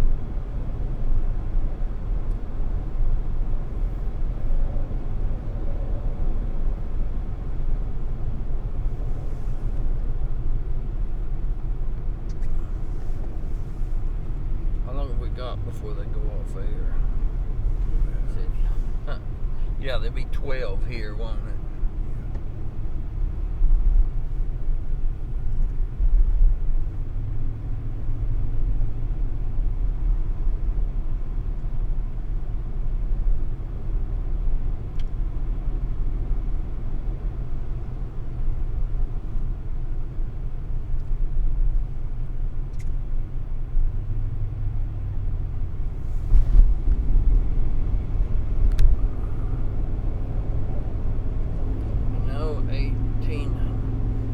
I think I'm going back on just about the time we're going to get there, if everything goes right.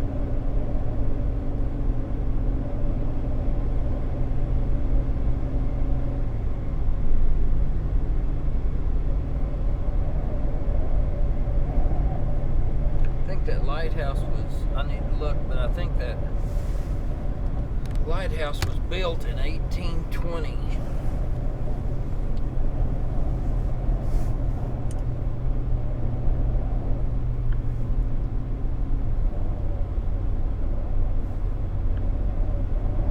Historical Lighthouse, Dunkirk, New York. Dunkirk Historical Lighthouse. Here you go.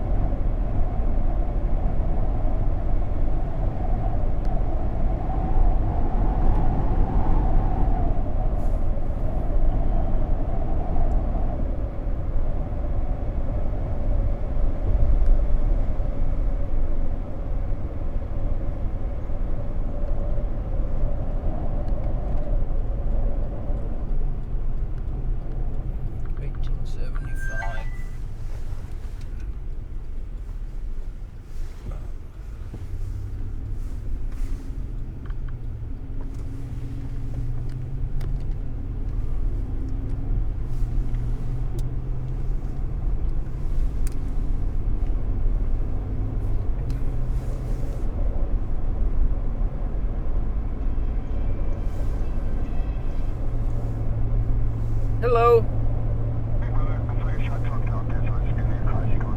Oh. Okay, thank you.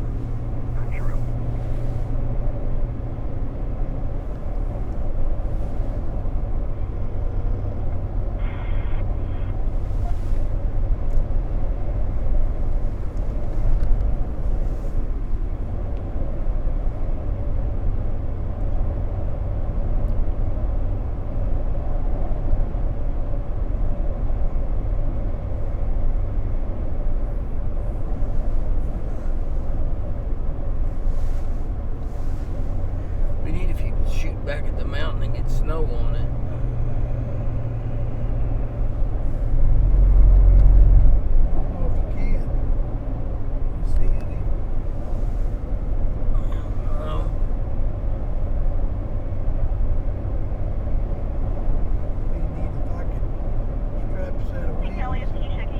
Yeah, I hear you just fine.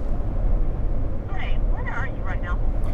Right now we are just to the east of Dunkirk. Just to the east of Jonesboro? No, Dunkirk. It's D-U-N-K-I-R-K.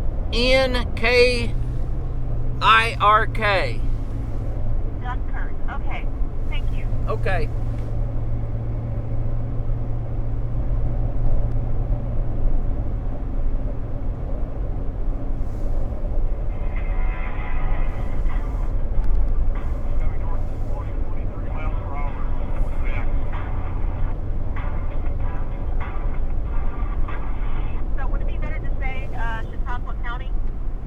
Yeah, that'd be fine. We're actually headed down toward the edge of Erie. We're going to see how the wind's coming in off of Erie. So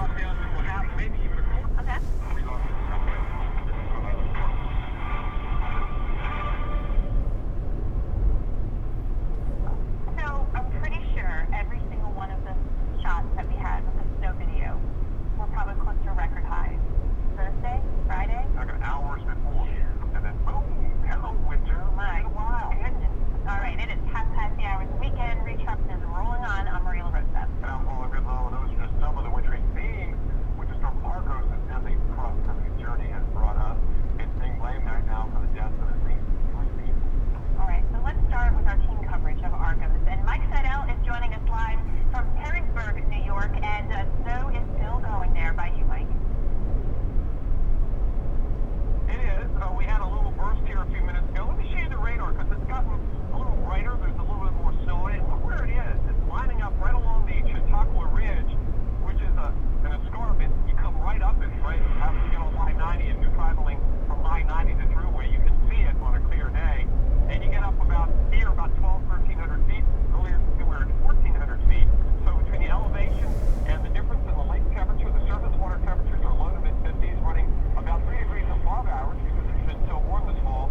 The elevation, the lift, and then you get the friction as the wind hits the land and slows down and the air converges. And that all feeds into the lake effect process. We also have lake enhancement. We also have other factors going into the upper levels of the atmosphere. That's why Syracuse is going to get a pretty good snowfall. And typically the lake effect there is north of town up in the Tughill Plateau. So there's the radar. You can see that band, that snow, and it's right where the escarpment starts. If you get down towards 90, it's too warm. Or if it is snowing, it's not sticking because temperatures are above freezing. This is Highway 62. What's the temperature On a wind down coming here? down the highway, blowing in 33. The snow around. We've got officially from our National Weather Service Cooperative Observer, Lori Dankert. She's been measuring snow here for many, many years. I just texted her. She said 5 inches officially here. And some years up here, they get over 200, 250 inches of snow. Still a little bit of fall color. You know it's not January or February, but the nice contrast between the snow and the fall color, and the winds gusting 25 to 30 miles an hour. Fall, it's been long overdue. At least the temperatures, maybe not so much the snow, but 2 days ago, Buffalo 72. So we can't play golf all winter here in Western New York. So now it's all about the winter sport. But again, it's going to warm up a little bit. So this snow's not going to stick around. It may not stick around very long. Anyway, people are definitely probably happy to see that. Probably happy to see a change in pace, especially people who like the snowmobile as well. Hey,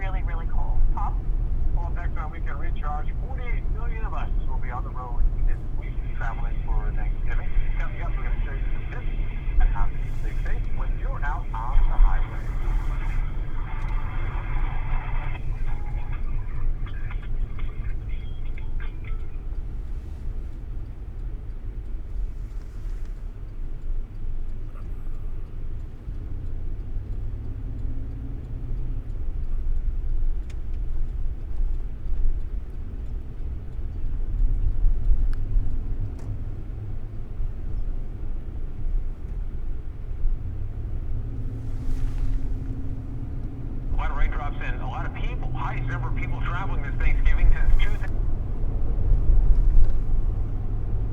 A lot of raindrops and a lot of people. Highest number of people traveling this Thanksgiving since 2007. More than 48 million.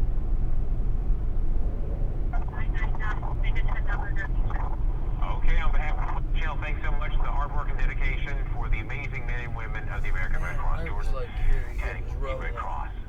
That was it? Yeah.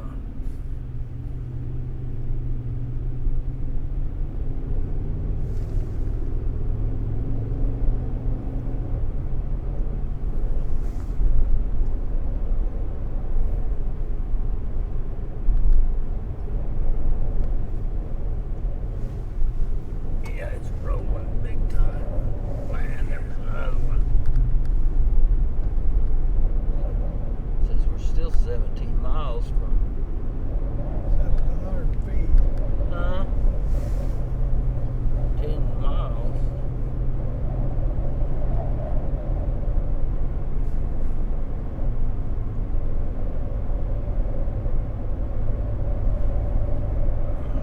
Yeah, we might be able to stop over here and shoot it this way. Oh, man. Yeah, see what I'm saying?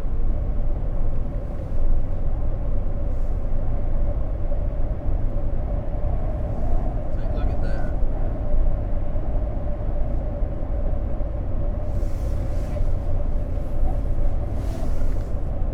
Oh, that would have been a good shot.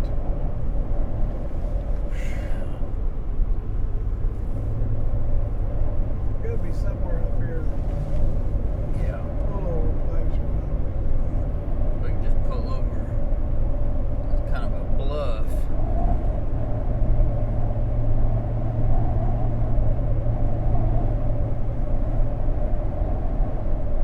I see a bunch of waves busting right out there.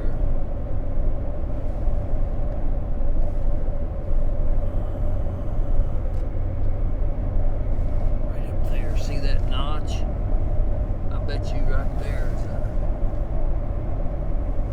parking area half a mile. There's a little notch right there, and I bet they're busting in on them.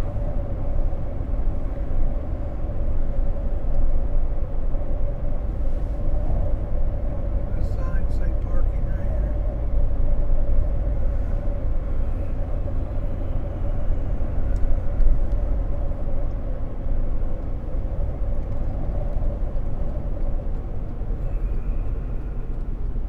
You may have to walk down. Yeah, keep going, keep going.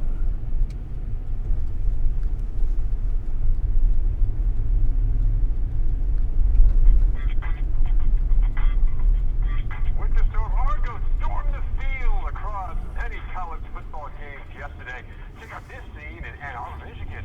After Wolverines finally beat the Indiana Hoosiers in the big house. We've seen some of the players diving and sliding into the snow after the big win. The game started off clear. But the snow did start coming down, covering the field by the time the final whistle blew. And the local folks are waiting for Michigan to show up. Okay, we're going to get close to it again right Early here. on, but finally a big blue came through. Right, Sunday, time for it. Probably pass on the road. Girls. Oh, geez. Wait, do it one more time. One more Be time. ready. It's just a 3-hour show, that's all right. Hey, there we go. All right. The roast for the win. All right, let's talk about the weather across the nation on this Sunday. More wintry weather across the Northeast and wet weather, which is wintry type out the West Coast as well. Let's start with you across areas of the Northeast. Cleveland, we got some snow out there. We have snow, scattered showers today for the game against the Steelers.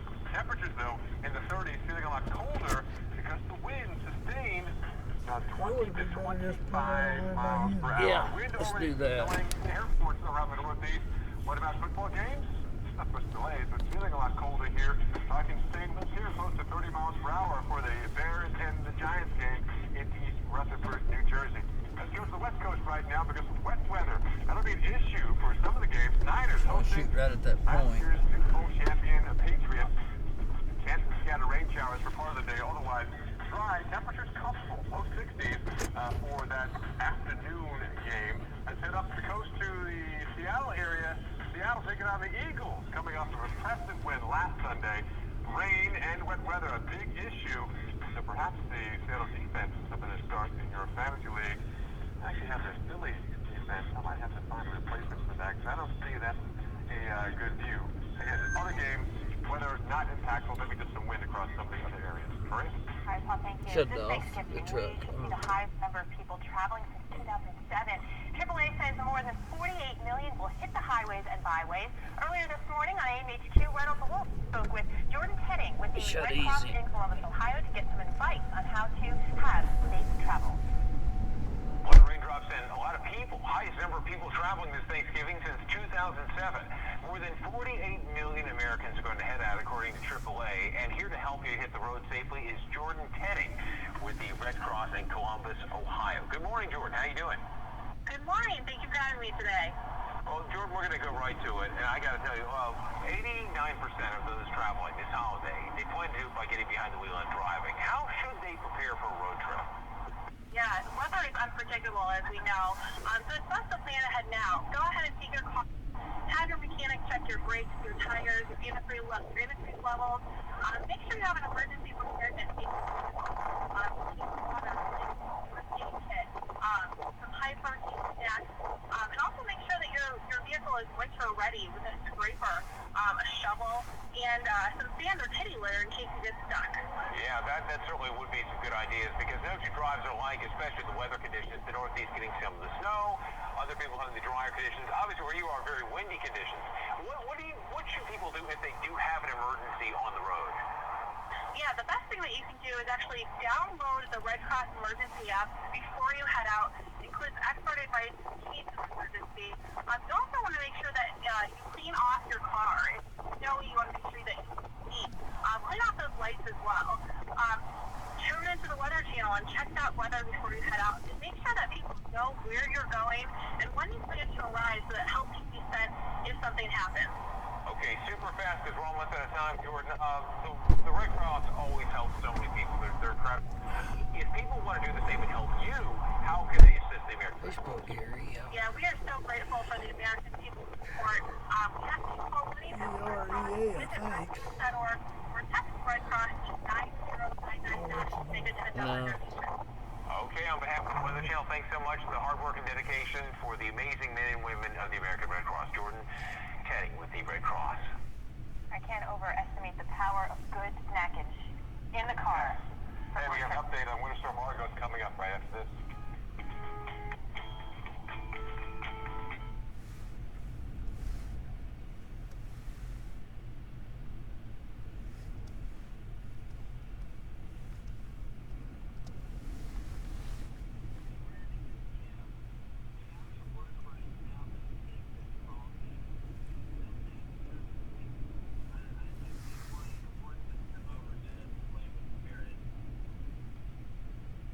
How do you think you spell that? I was going to go do a Facebook Live, but I can't. Oh, I thought you said no. I don't think that wasn't right.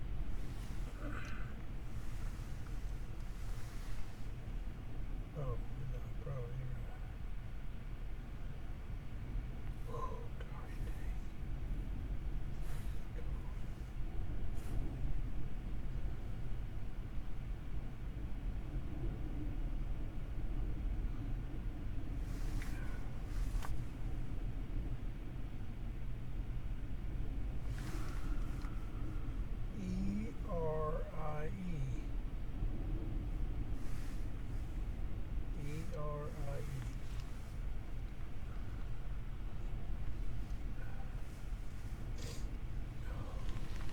Hey, Kelly, can you update us on your location? Yes, we're right back down on Lake Erie next to Dunkirk. Okay.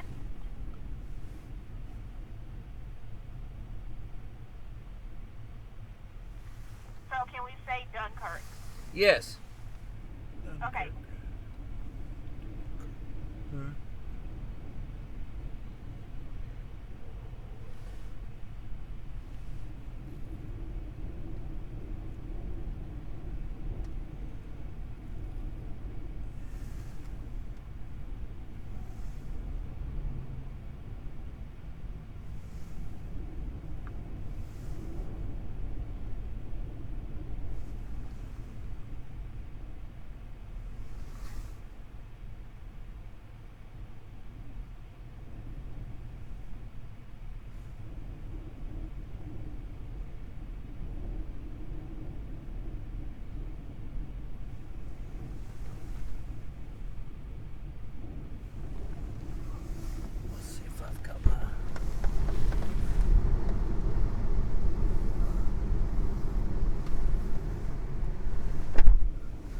the winds are, but how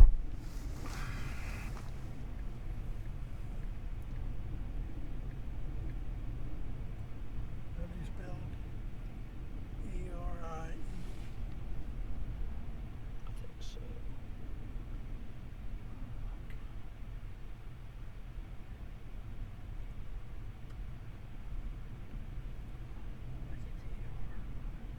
I think that's what it was.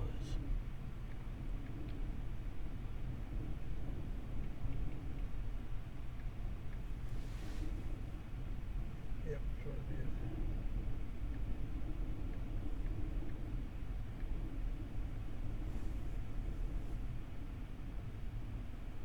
Right. Nice. That's okay.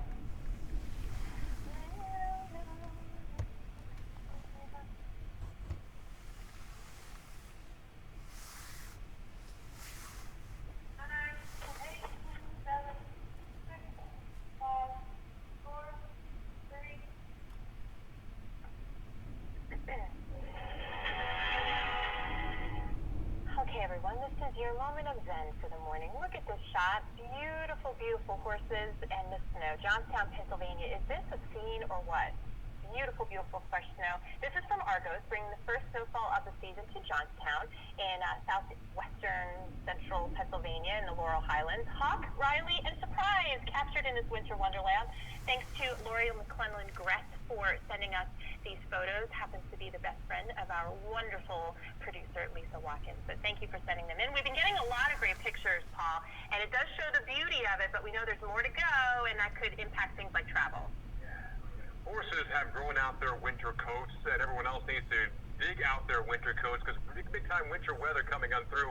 This is Argos, and they're associated snow with this. Ahead of it, it's actually probably milder in portions of Maine than Georgia this morning. That's how topsy-turvy the storm system is. The cold air crashing in behind it, and the warmer air still, and then still part of the northern lower 48 still dealing with some mild air here with this system.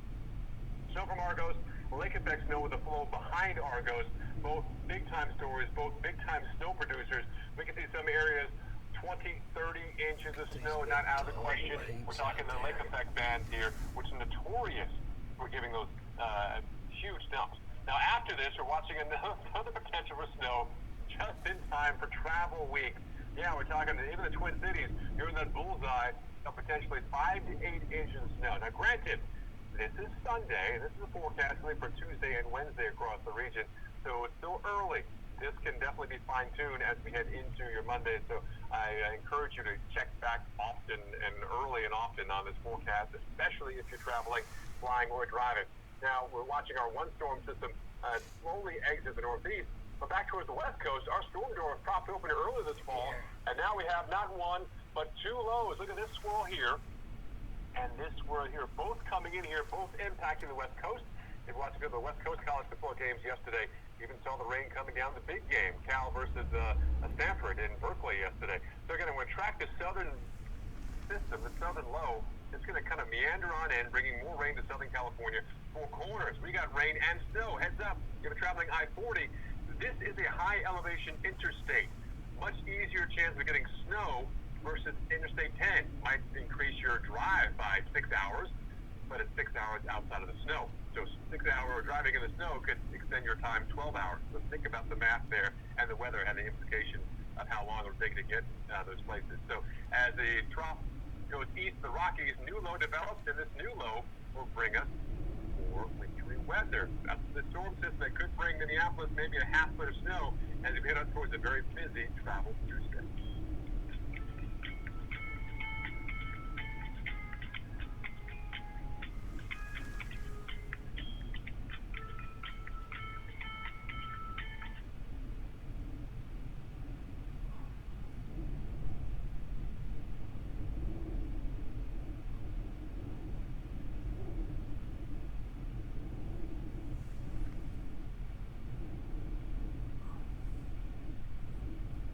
You want to go on down toward the lighthouse now?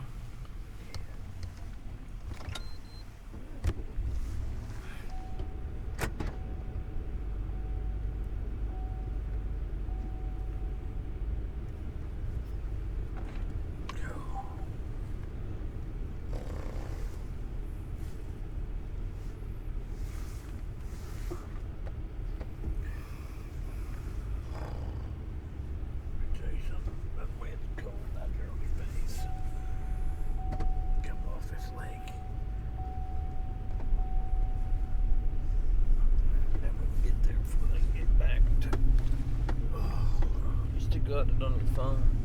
Yeah.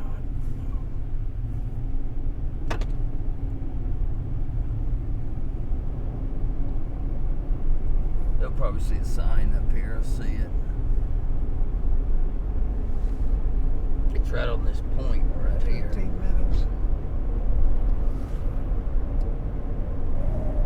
14 minutes. Look over here.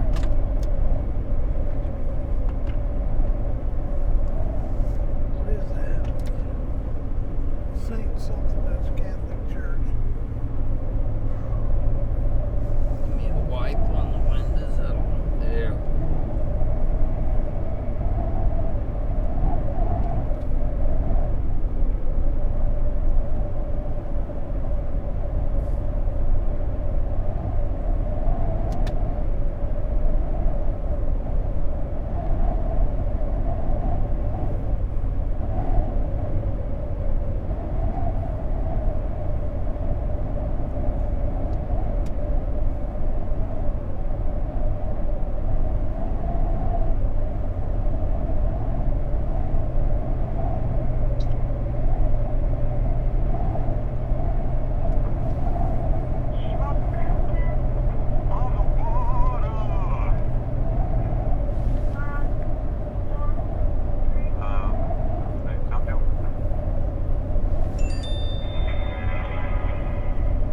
More than 100,000 acres have burned from wildfires across the southeast.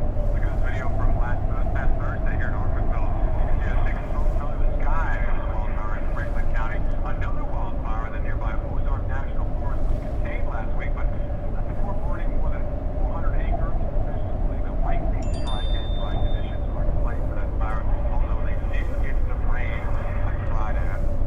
One good news out here in Arkansas didn't get some rain, but this area, not so much. Not so much, and so the dry continues. We had concerns over the gusty winds, and of course still the smoke with all those burning fires. The air quality still very much an issue in so many places. Atlanta, record dry streak, 34 days. And Tuesday, 35. Tomorrow, 36. 37 for Tuesday. 38 Wednesday, Thursday. Chance of special. We're looking 0.01. That's all you need to break the streak. Birmingham got that. Chattanooga got that yesterday. That's good news for them. So we're still watching over 100,000 acres that have burned or are on fire right now because of getting over 100 acres. All right, so we do have some red flag warnings. This is the combination of the wind, the relative low humidity from Atlanta to Macon to northern Florida and Virginia. So this is a where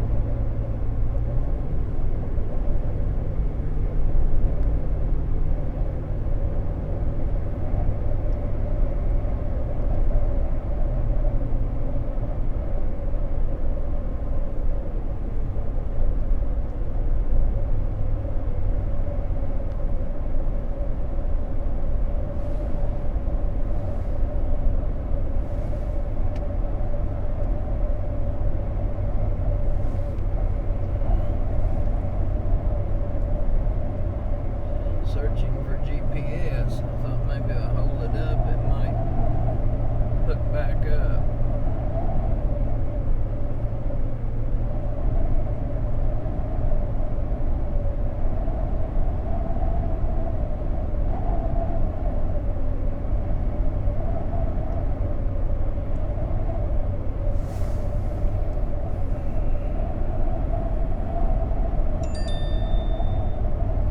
Yeah, there's the lighthouse out here on the end. We might be able to get right over here and shoot out there at it. Kind of the way we did that other one.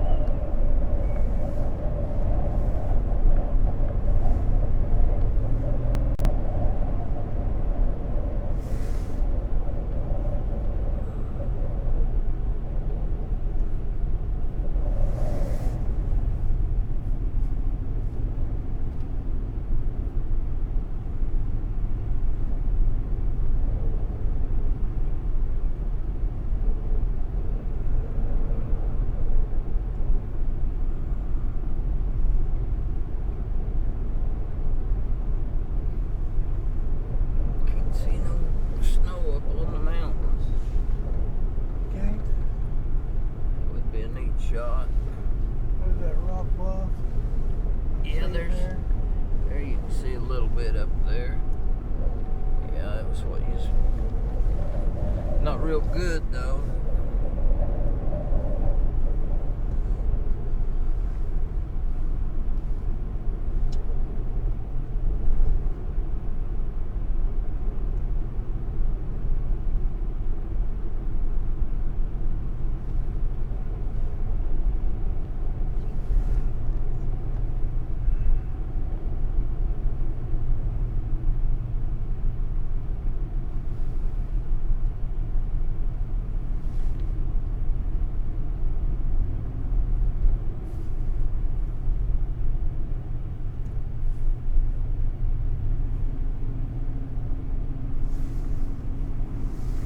What is the temperature here?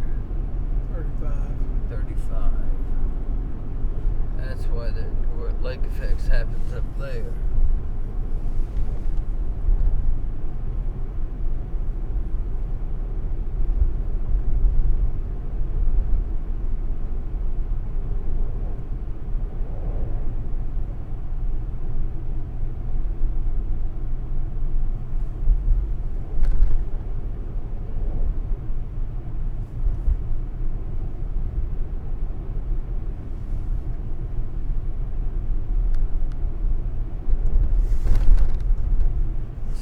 Green right here by the water's edge. That may be a little park or something.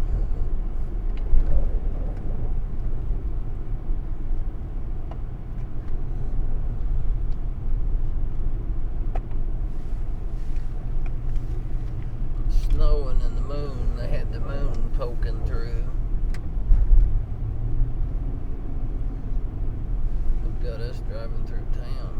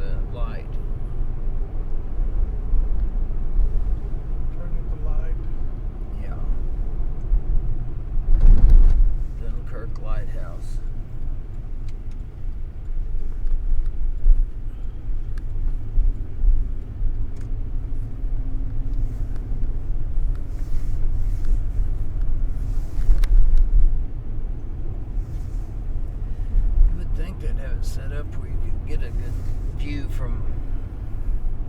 Yeah.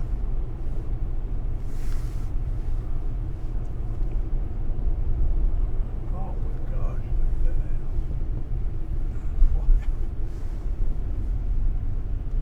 Wow. That's a house. You like to eat that, dude. But there's wind blowing plumb through it today.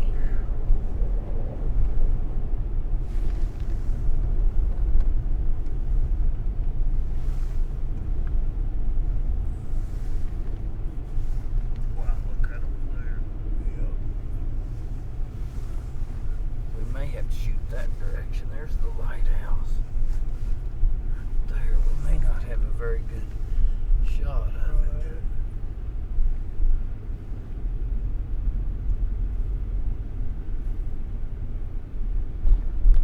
It's closed today. Yeah, I don't think we may have to shoot over there. Yeah. That's not a...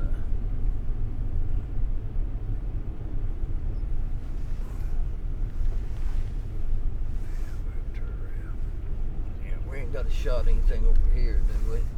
I bet over there that wall's... Well, you gotta turn around. That don't go on.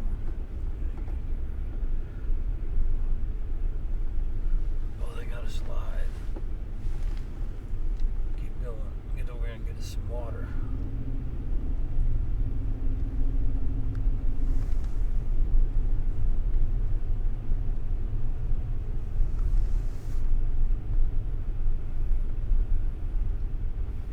Just get where I can shoot. Don't hit all those signs.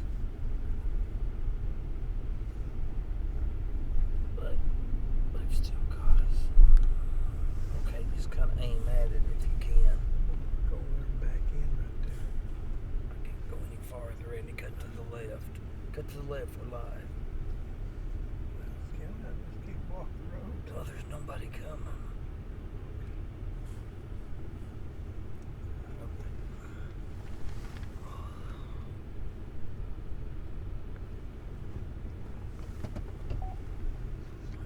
There's a driveway right there. Oh, I'm live right now. I'm gonna move it. Okay, now go.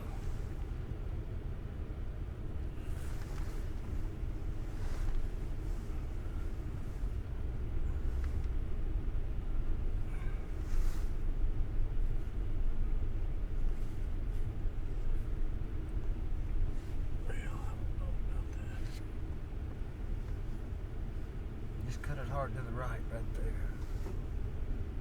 Well, go up there farther on the other side of that.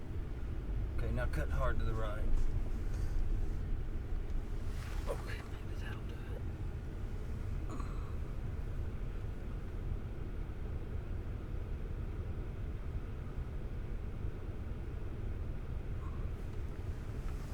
Okay, you'll have to kill the truck. It's shaking.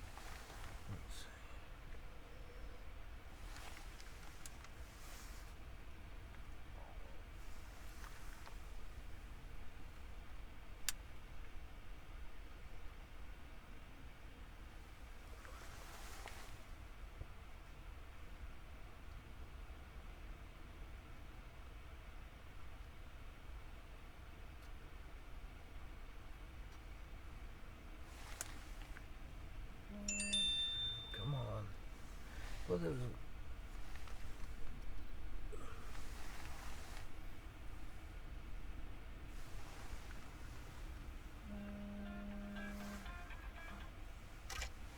Hello. Hey, brother, let me put you back. Okay.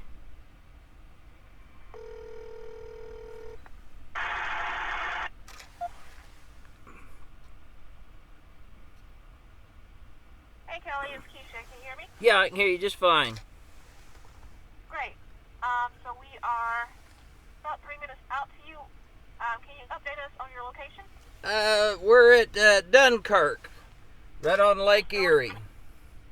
Okay, great. I might shoot way over there. Let me see.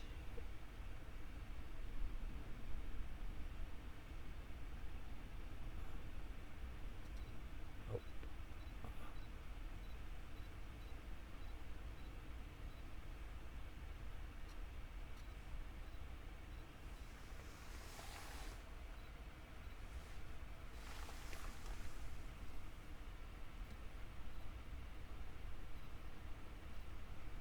roads are slick. The snow is sticking to the ground as well as the roadways, and that means winter tires and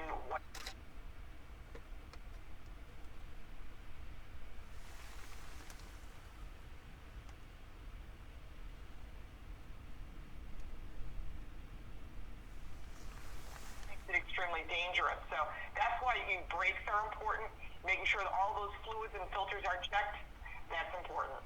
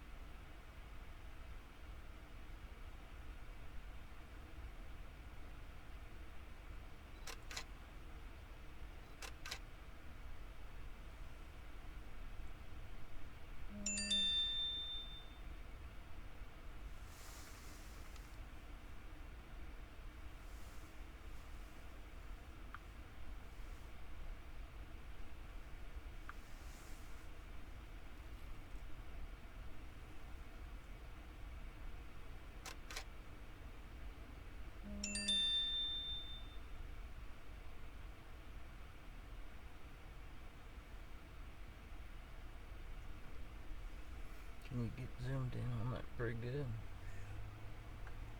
I see your picture. You're not a minute away. Okay. What's the temperature?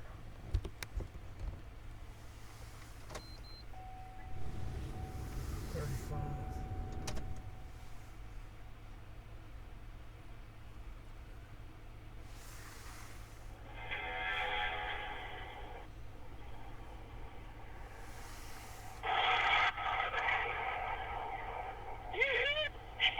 Bolts of lightning followed by a crack of thunder. Bit of excitement there in Allentown, Pennsylvania. Winter storm Argos hitting that landscape hard across the Lehigh Valley and the northern Appalachians this morning. Argos will now team up with Lake Erie to drop perhaps 1 to 2 or more feet of snow on areas in far western upstate New York.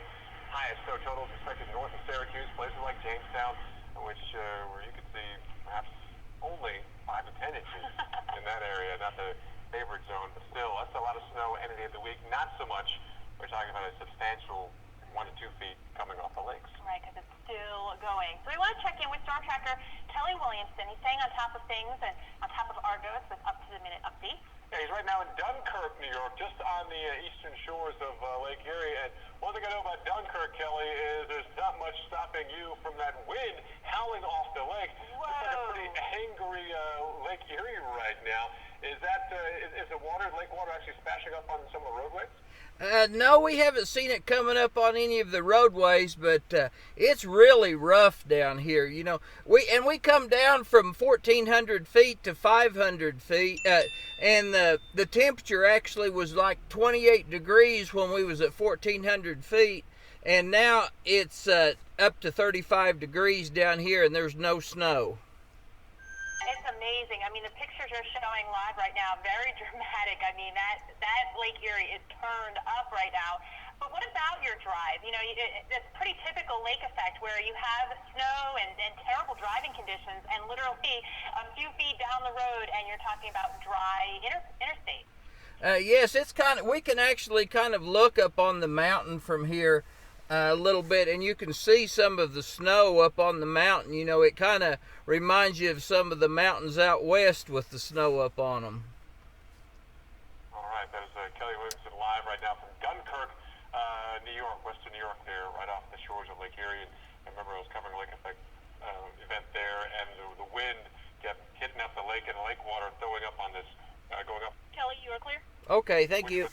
Because again, temperatures were in the 20s, so that lake can really change the landscape pretty quickly. Yeah, and your driving conditions changing that quickly too. And speaking of, 40 million Americans expected to travel for Thanksgiving this year, and according to AAA, the vast majority, 89%, taking that trip by car. Well, last hour we talked to Lauren Six, the car coach, and she told us what we need to know before we hit the highway in any type of weather.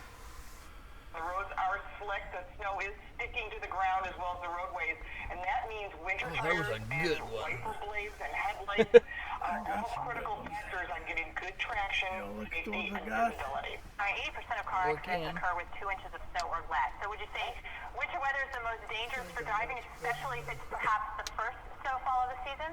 So now with the cold weather coming, one thing you have to remember, no matter where you live, if you wake up in the morning and it's cold, and this one may the not day have before, zoomed you that might far. have black ice. It may So not be have forewarned. A zoomed lot of as the close cars as will it give you was. that little snowflake or some sort of warning on the dash in the morning if it's at 40 degrees. That is the most dangerous because you can't see it. You might just see a little glare off the ice on the roadway. Where do you want to go from here? You need to slow down. Maybe try to get 2 tires on the side of the road. If there's snow there, 2 tires into the snow. The reason is there's nothing between the tires and the roadway other than ice, which gives you no traction, which makes it extremely dangerous. So that's why brakes are important. Making sure that all those fluids and filters are checked, that's important. Very important to keep that in mind across this part of the country. Look at this, it is cold. I think about that old 90s song from the group Guy. Let's chill, because that's what we're doing right now. We're talking mid to upper 20s and some 30s as well. Green Bay at 30 degrees right now. Good thing Green Bay playing in Maryland, playing the DC team. Not so much in Green Bay, where the wind chill is 20 in Green Bay, 17 in the Chi this morning. Kind of the morning where you don't really want to go outside. You want to keep that heat cranked up and your nice fuzzy slippers as well. Today, temperatures not warming up a whole lot, lots of 30s, even upper 30s, even for Indianapolis and Chicago. Head towards tomorrow, we'll see a slight warming across the Midwest. Everywhere else, a few degrees. So upper 30s to low 40s versus the low 30s and mid-30s in many locations. Tomorrow morning, though, you'll feel the chill again. Zooms in good, doesn't it? Frost, 20s and mid-20s across many areas. And Tuesday morning, the Midwest warms up to the 40s, still below freezing, though, across much of the Great Lakes.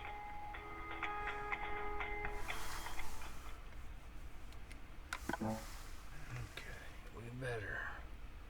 Oh, how much time we got? You're probably done. Huh? You're probably done, aren't you? We still got another hour. They go off the thing, right? Yeah, and it's 10. Oh, is it 11:15? Well, we need to get something else, don't we, for them? I mean, one more thing. What have we got? Well, go off at noon. I don't know if they put it on. Noah's goes hard. America's most advanced weather eye in the sky, elevating environmental intelligence to new heights and saving lives. Let's go, I guess, drive down. You might call him and ask him. See what Well, we don't have time to go back to the snow. No. And Erie's the only thing. Let's go, just head down this way right here. It goes right along the, you know, yeah, like we did up here. We might be able to get another one.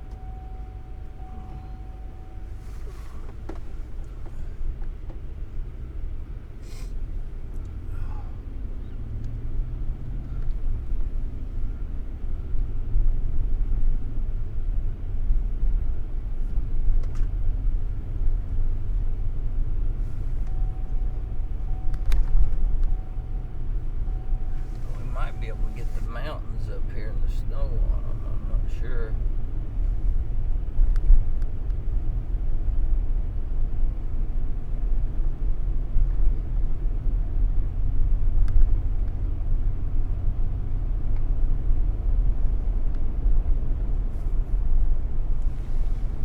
I can see it up there, but I don't know how good a shot it would be.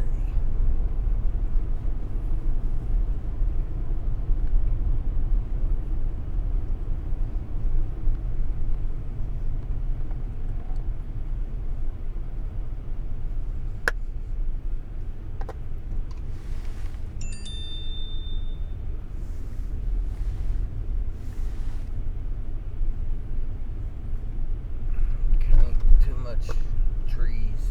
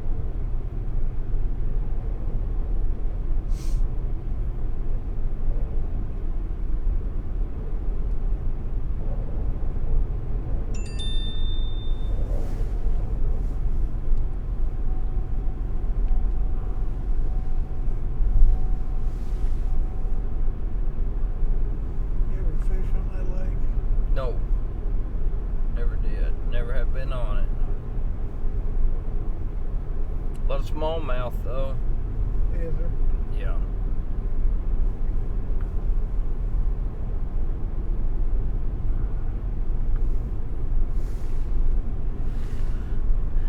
Big smallmouth lake.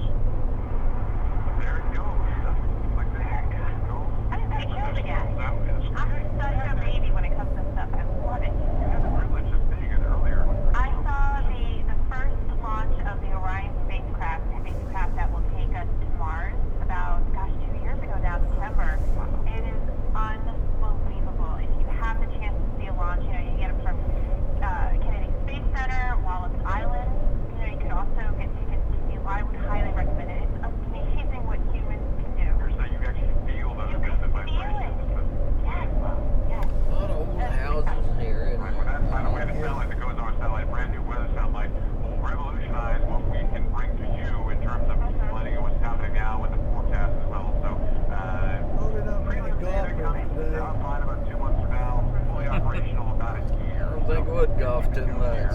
You could hit that ball a long ways though, couldn't you? Great resolution, great stuff. We're waiting to use, so it's great news. It's finally a successful launch and hopefully tearing back down this week. Yes, and by the way, stay tuned for Weather Geeks at noon. There's going to be Dr. Shepard's going to be talking all about so amazing. You saw me while we're up here, I wonder how far it is to Niagara Falls.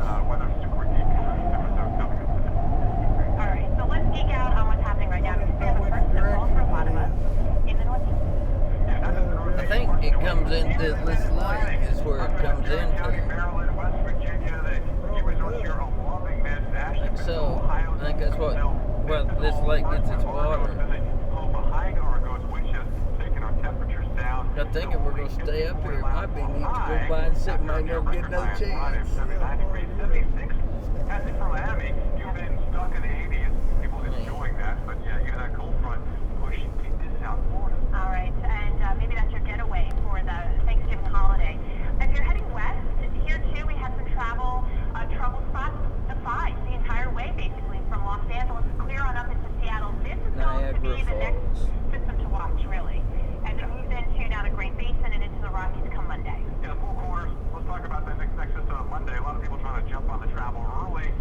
I've caught this. I get caught in this. 940, that's the high elevation. Hour and 22 minutes. It's a much shorter way to go. You do not want to do that when you have a chance for snow and winter weather. Take I-10, there's a chance of rain showers there.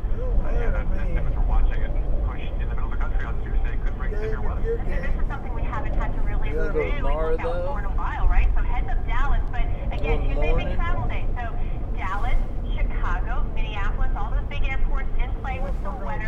That could be enough to kind of slow down the pipeline and all the traffic. So Wednesday, when the traveling is in, we're going coast to coast.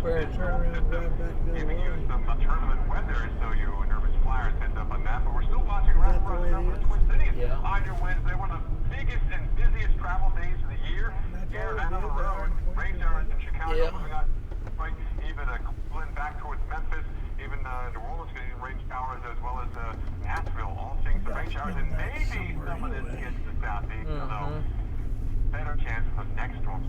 All right, we get to Thanksgiving and the snow. Still some of that snow that we had in the Bitterroots and the Tetons, that's pushing now into the northern plains, but another wet system taking over again from northern California along the Pacific Northwest. Southeast is warming up 80, Miami on Thanksgiving close to 70, and there's line of stays there on Friday, Black Friday, but also a chance of rain showers on Thursday in the NYC for Thanksgiving Day parade. Should be clearing though a little bit as we head towards Friday, but more snow lingers across the higher terrain across New gobbled up some deals.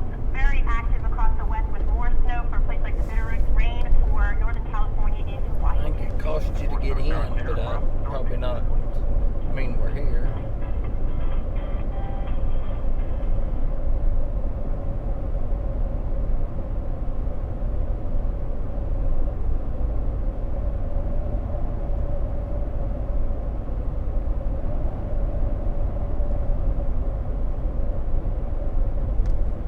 Hey, Kelley, can you update us on your location? Yeah, we're still right here at Dunkirk. Okay, great.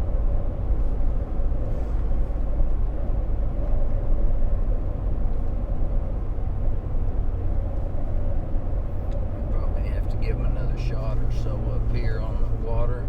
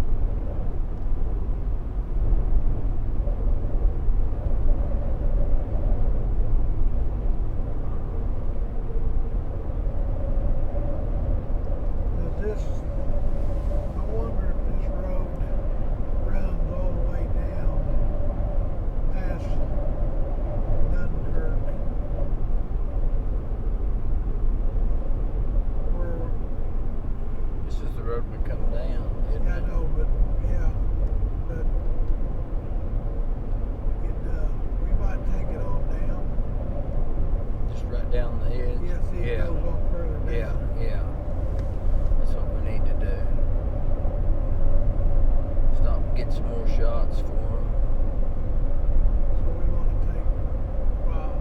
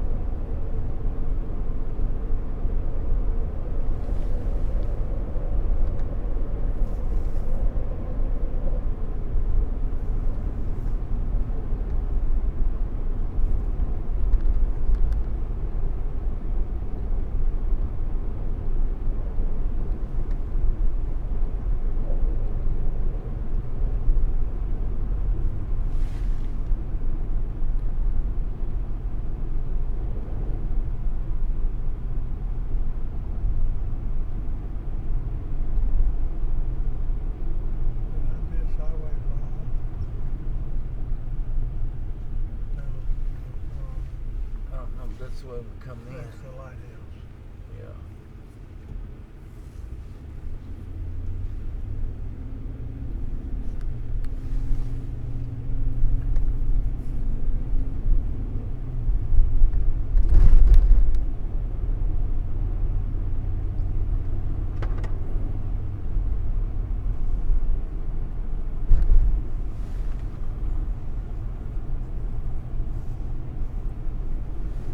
Accidentally be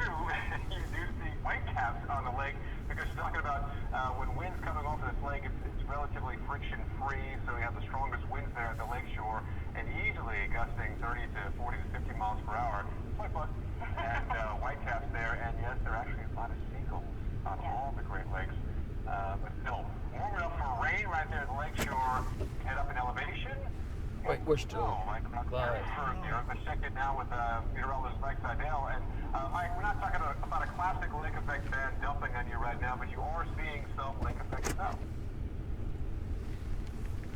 Here we've had 5 inches officially from our cooperative observer here in Perry.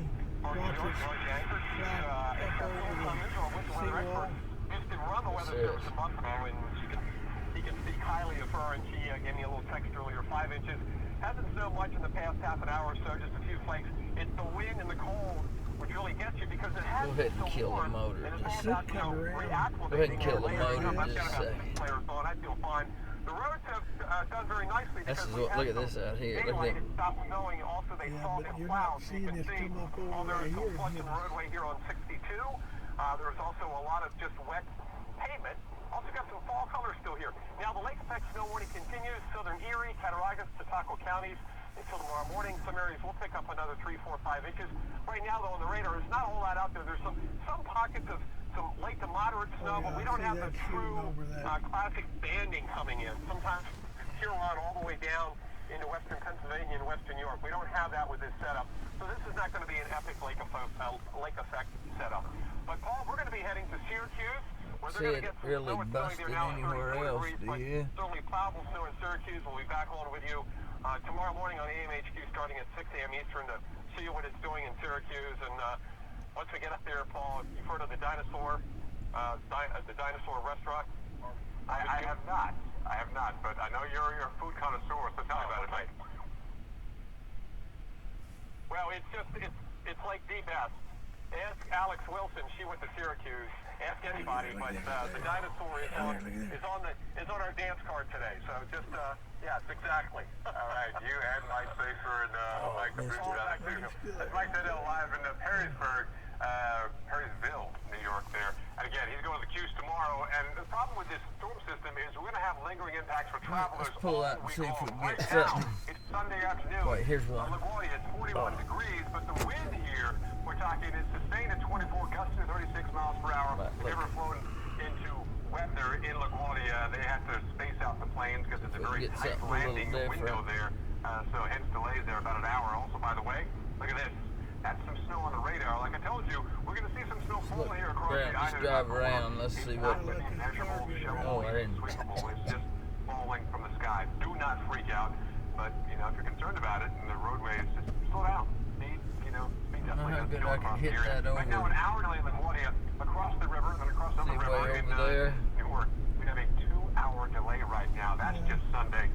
And we have potential to see more delay into your Monday. The winds, though, shouldn't be as just in big. waves. Yeah, let's shoot that way and see what it looks like. West Virginia into western Maryland and central PA. Not to mention the lake effect snow warnings and advisories all across parts of northwestern PA and much of western New York as well because of the lake effect snow that is set up there and will continue for maybe a couple more days. Again, this is all snow with our storm system Argos here.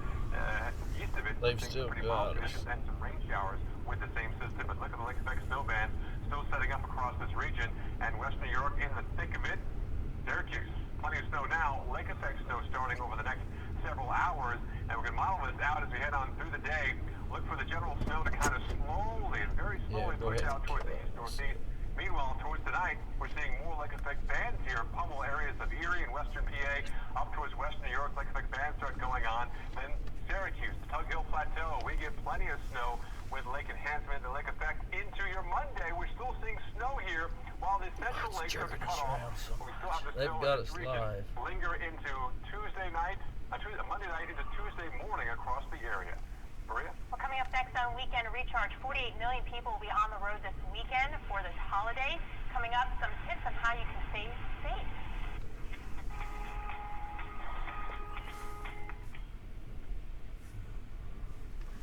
Okay, let me shoot off over this way.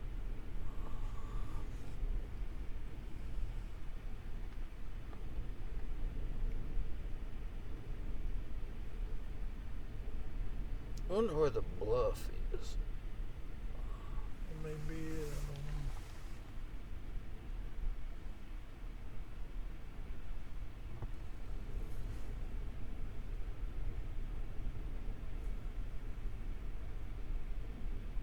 Well, they're off there let's go on down the road. I mean, there. Oh. Yeah, they're just about all.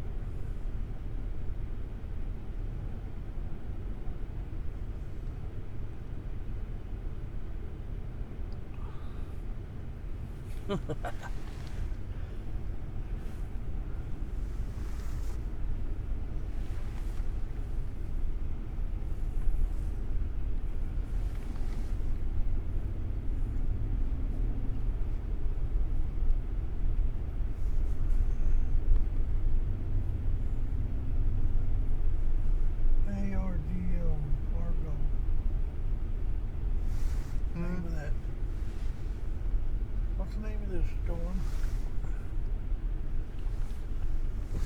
Let me see.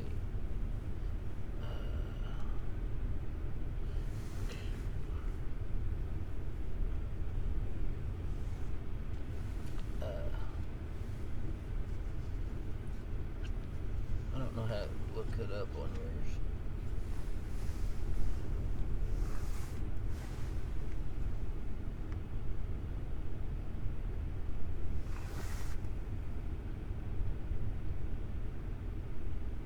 Winter storm name.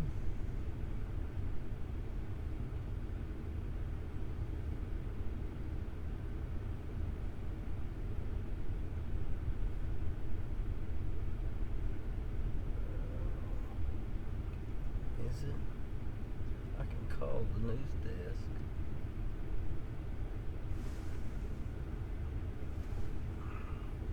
Winter Storm Argo. Just look that up and see if it pops up.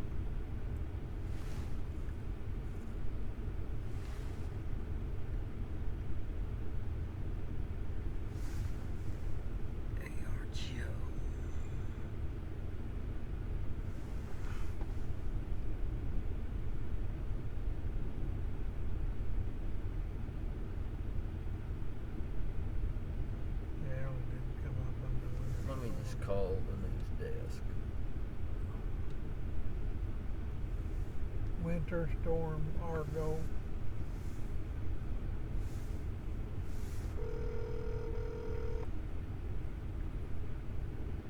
Hey brother, how you calling in? Andy, you're in 9B. That's pretty cool. Hey, what's the name of this storm? Is it Argo?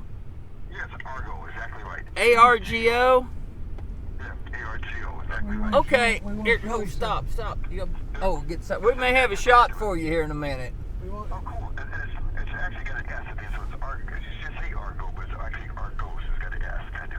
Oh, well, maybe this won't work then. I'll show you. Look at, watch my stream. Tell me anyway, yeah. I'm watching. Oh, that's kind of funny. Do it, yeah. That's great. That's great. Yeah, I'll tell them at the booth. Thanks, man. Okay. Just hold it. 20 minutes for the top of the hour, and a nice change up here in Pittsburgh. Last hour when we checked on you, we couldn't see you. The visibility was way down because of the squally snow showers. Right now, though, it's still windy, blustery 32, but it feels like 21. A big change up from just 24 hours ago, of course. You were pushing into the 60s. So let's talk about the changes and winds of change, really, and they could be 40 to 50 miles per hour. That is enough to do a little damage if you have maybe the holiday decorations up in some of these areas. So the advisories in purple go from Boston, Philly, Harrisburg down to Boone, keeping in mind that it's actually very breezy everywhere, but the criteria... That looks pretty, it's kind of got more of the... With that in mind, these temperatures feel a lot colder than they actually are. Out there. 32 in Pittsburgh, but as you saw, wind chills are down into the teens. It feels like 17 in Binghamton, wind chill of just 34 degrees. In New York, we have the Brooklyn Marathon, we have the Philadelphia Marathon, so a lot of people outdoors right now. Temps into the 30s for today. That's it for Buffalo on up into Burlington, and not much difference for tomorrow. In fact, maybe a few degrees colder in some spots, and absolutely tomorrow morning compared to when you dress the kids on Friday morning at the bus stop. Keep in mind, if they still have school this week, or at least for a few days, you really need to bundle up. From Pittsburgh to Buffalo, below freezing in Burlington. Those morning lows are going to pretty much stay there as we go through the early part of the week. So no drastic warm-up in sight, at least for Monday to Tuesday. So you can see again, by Monday morning, it is going to feel finally like November. So New York, this is a great little snapshot because average high is 52. Remember where we were this week? Yeah, not anywhere near that for the week ahead. Temps will be only into the 40s for high temperature. That's closer and more in line with the average low temperature this time of year in New York. For your actual lows, down into the 30s. So suburb areas, you know, you're going to dip a little bit lower than that. It might be that time of year where you start to think about the pipes, making sure that everybody stays warm. All right, Boston, same deal. Average high temperature 50 degrees, average low 37. Highs remaining into the 40s through Thanksgiving. Morning lows down to or below freezing for the next several days. Could include the holidays as well. In fact, this Thanksgiving, we should see the highest number of people traveling since 2007. AAA says more than 48 million of us will hit the highways and the byways. Earlier this morning on AMHG, Reynolds spoke with Jordan Tedding with the Red Cross in Columbus, Ohio, to get some advice on how Look at the wind blowing crossways. A lot of raindrops and a lot of people. Highest number of people traveling this Thanksgiving since 2007. More than 48 million Americans are going to head out, according to AAA. And here to help you hit the road safely is Jordan Tedding with the Red Cross in Columbus, Ohio. Good morning, Jordan. How you doing? Good morning. Thank you for having me today. Well, Jordan, we're going to go right to it. And I got to tell you, 89% of those traveling this holiday, they plan to do by getting behind the wheel and driving. How should they prepare for a road trip? Yeah, weather is unpredictable, as we know. So it's best to plan ahead now. Go ahead and take your car in, have your mechanic check your brakes, your tires, your antifreeze levels. Make sure you have an emergency preparedness kit. Some high protein snacks, and also make sure that your vehicle is winter ready with a scraper, a shovel, and some sand or kitty litter in case you get stuck. Oh, that wind is blowing. It's Would be getting some good ideas because those who drives are like, especially the weather conditions. The Northeast getting some of the snow. Other people have the drier conditions. Obviously, where you are, very windy conditions. What should people do if they do have an emergency on the road? Yeah, the best thing that you can do is actually download the Red Cross emergency app before you head out. It includes expert advice in case of emergency. You also want to make sure that you clean off your car. If you know you want to make sure that you clean. Clean off those lights as well. Tune into the Weather Channel and check that weather before you head out. And make sure that people know where you're going and when you plan to arrive so that help can be sent if something happens. Okay, super fast because we're almost out of time, Jordan. The Red Cross always helps so many people. They're incredible. If people want to do the same and help you, how can they assist the American Red Cross? Yeah, we are so grateful for the American people's support. Glad you seen that one. When I come in, we pulled in here, I looked over at that, and I kind of thought, Okay, on behalf of the Weather Channel, thanks so much for the hard work and dedication for the amazing men and women of the American Red Cross. Jordan Tedding with the Red Cross. They are working hard every day. We'll still head on weekend recharge. Winter storm Argos is now taking aim at the Northeast as it blows across the country. Look at that. A ship named Argo. Put an S on it, Argo. After the break, for your latest conditions on the ground. Also show you who can get snowed next week. Okay, let's go.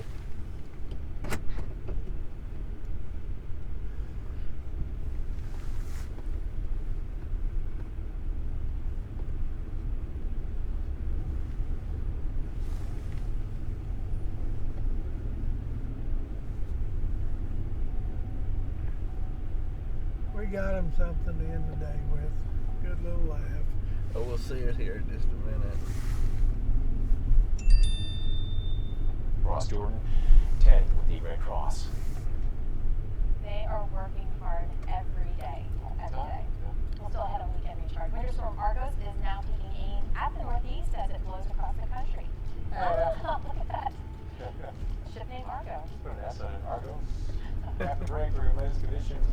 also show you who can get snow next week.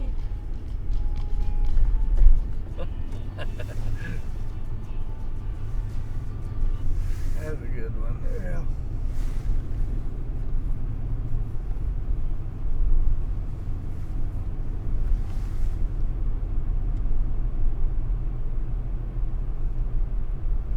Seeing lights down there looked like right on the. Well, we're not gonna be able to go live again, are we? I mean, it's less than. You might drive down to there. That was they was going right down the. See ya? Yeah.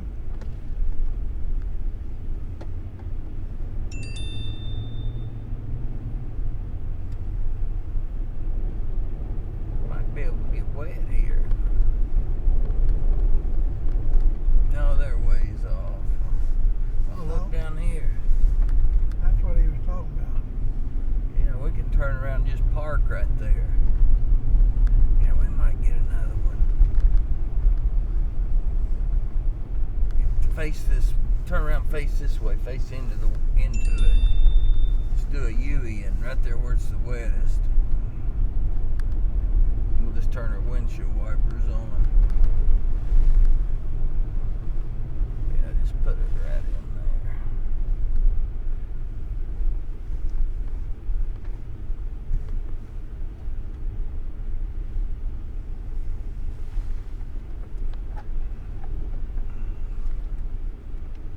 It's good right here, I think.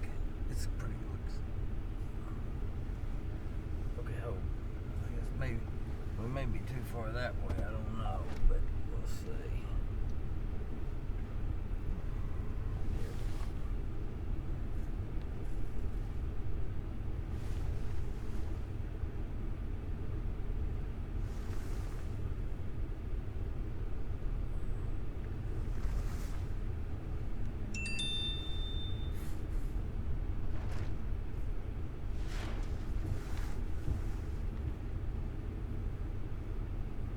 See that didn't show it come over that. I was trying to get a good.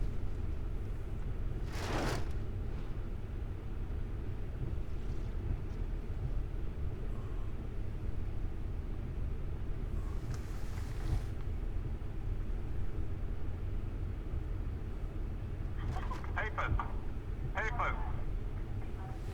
Show me your papers.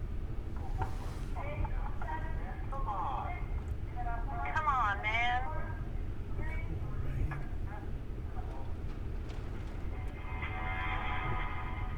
Don't run too All right, much this time windshield wiper. yesterday, we were Let it checking in kind on one of my favorite cameras, the Snowman Cam think it's in gonna Gaylord, hit. Michigan, courtesy of Earth Cam. Pretty And good one look at the coming. change up, a much different scene today. He's looking a little happier, wouldn't you say? 25 degrees, it feels like 15, but look at all that snow. There was nothing, If you get bare out there, ground that darn sure this get time us. yesterday. It looks like maybe half a foot, 7 inches of snow or so, as I'm checking some of the off sites around there, some of the reports coming in. So really a nice little change up for people who are ready to see that snow, like perhaps Yeah, the it'd get snowman on up you this good. fall.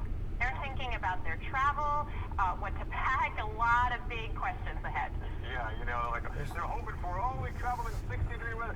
Yeah, that's As soon as we go up there, it's hit back here. Right? Can you see it come down the wall reality. there? Yeah. Like I've been saying, average is the new cold this season, and even though the temperatures are below average, as they warm to average, it's still going to feel very, very cold because we've been so above average. Again, still lake effect snow here in the UP of Michigan, northern, the lower Michigan, all the northeast lakes here. We'll see lake effect, if not now, at some time throughout your Sunday into your Monday. Again, this is Winter Storm Argo, still a big player as we head throughout the rest of not only your Sunday, into Monday, moving into Tuesday. We have the potential of some areas We picking should have up made it 20 snowman. inches of snow, with about half of that or more because of the Great Lakes. All right, let's move forward now to our next snow event. And the timing here is crucial. We're talking Tuesday into Wednesday. We could be dealing with another half foot or more of snowfall here across the upper Midwest, Minneapolis, Duluth. You are included in this. So let's talk about this, where the storm system is right now. Right now, it's out towards the west coast. South offshore here, this system bringing more rain to California and Southern California with another piece of energy coming into northwest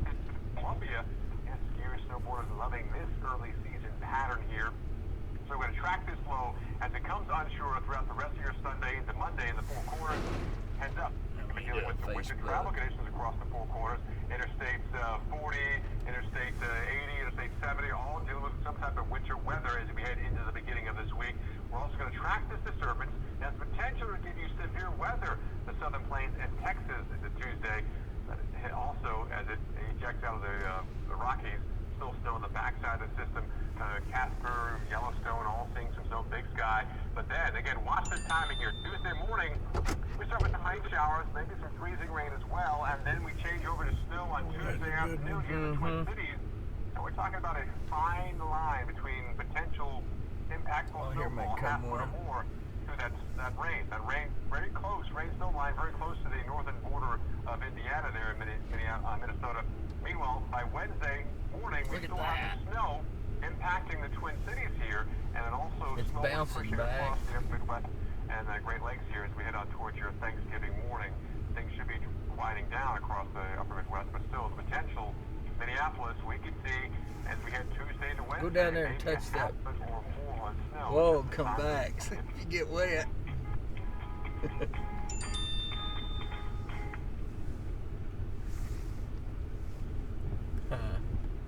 They're not coming over as hard as that once was, were they? Oh, that one down there is reaching over into that grass now. Go ahead and pull down there. That's coming over a lot. Where's it about there where that grass is at? I mean that. Yeah, we almost need to be right here. Wasn't bad. That one. I think I can pull right up on the side of there, don't you?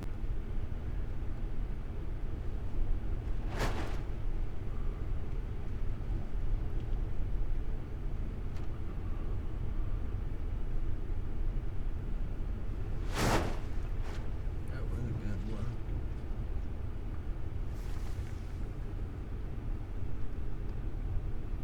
I don't know if I can go get out of here. It's right. We're about right.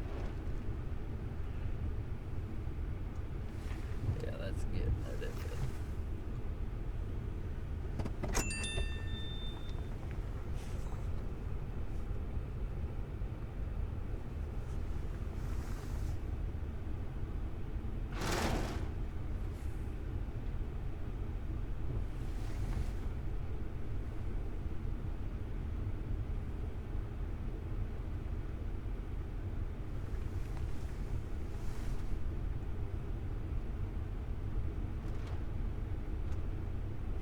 Look at the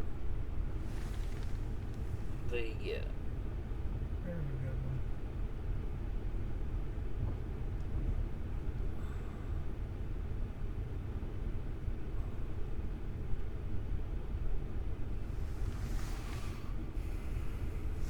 look at the birds.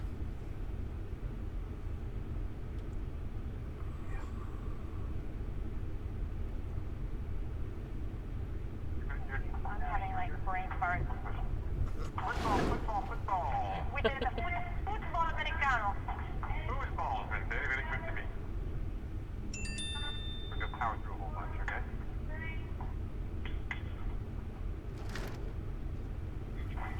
Right, time for some football. It's Sunday. Talk about weekend and play. Weather a big impact. See, Desiree had the spiral. I lacked the spiral today. Still hope for you. Hey, you know what? There's no hope for the Bears, in my opinion. Playing this weather and wind conditions, maybe a chance for some rain showers as they play the New York Giants this afternoon. We went over 25 miles per hour the entire game. All right, similar situation in Cleveland against the Steelers today. The snow, still a possibility by kickoff. And a victory, a possibility. Not a high, but there's a chance. There's always a chance. Any given Sunday, right? I feel you, Brown. I feel you. The Bengals, also a very disappointing record here. We got some windy conditions, not as windy as yesterday, but definitely temperatures on the cool side, only upper 30s for game time. All right, we head to Indy, kickoff at 1 o'clock Eastern time against the Titans. Here too, the wind, the cold, but you're dry. And sunshine, some shade. Maybe probably the best here. For the tailgate, inside, guaranteed 72 degrees inside Lucas Oil Stadium. Meanwhile, we head up towards Oaktown, Detroit, another indoor game, but outside for tailgaters. Not a whole lot of sunshine out there, mostly clouds and temperatures. I got that one that they backed out. A silly one to tell you. Yeah, and with winds around that 20 mile per hour range, you're going to look at, wind chills in the 20s the entire time. All right, Minneapolis, the loudest stadium in the country, decibel-wise. Yes. The Vikings against the Cardinals. Here too, tailgating, cold, temps in the 20s and the 30s. Light winds though. Yeah.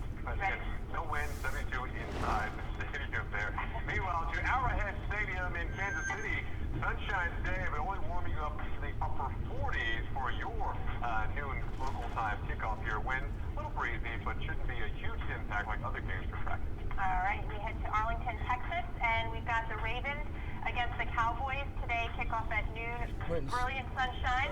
Kansas City, find out when Kansas City plays. Play at 1 o'clock this time, I think. Who'd have known? I just read an article about Romo and how he's supporting the QB and. You got to at this point. I know. Prescott's putting it down.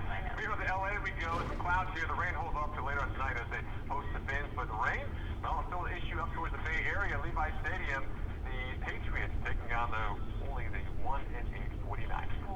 All right, and another look at Seattle there against the Eagles. There's times it hits the house. All right, coming up next, They get it's been heralded as a game changer. Yeah, goes R, promise which will allow us to observe the Earth in a new way. Hey, Kelley, thank you so much. You're clear. Okay, thanks a lot. We'll see ya. Great, thanks.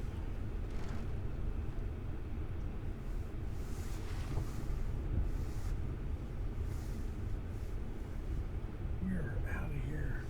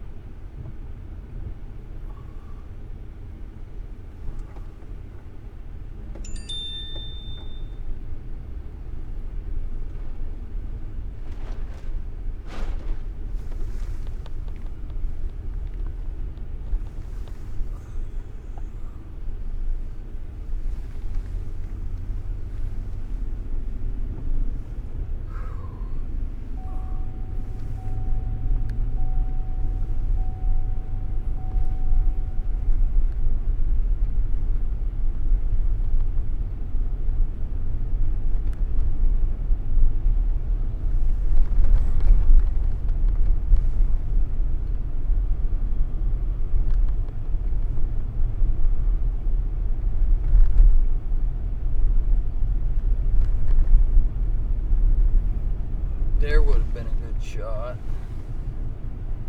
That hitting the.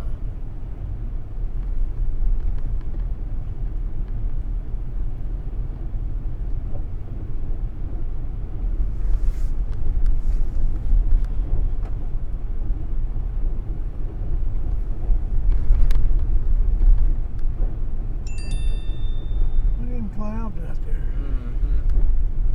Yeah, we could have got right there and got a real good shot. Let's see here. Yeah, which way? Yes,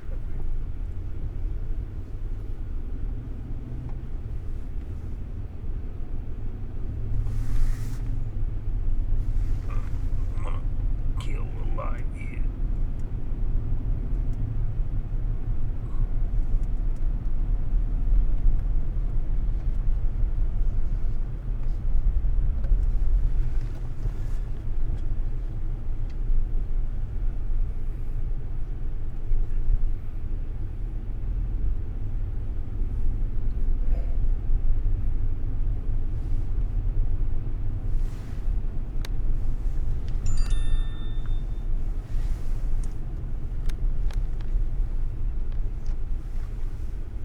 what do you want to do?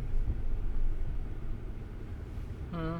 Are you hungry or want to drive down that way? Well, we can drive up that way and then if we see something, we just stop. That work? Yep.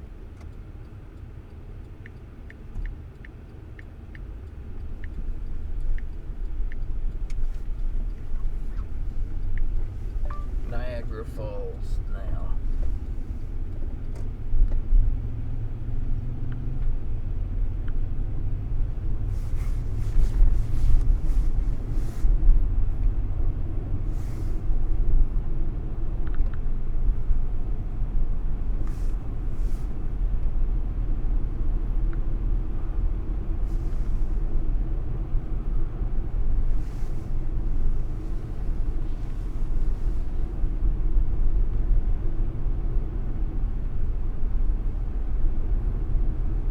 Hi.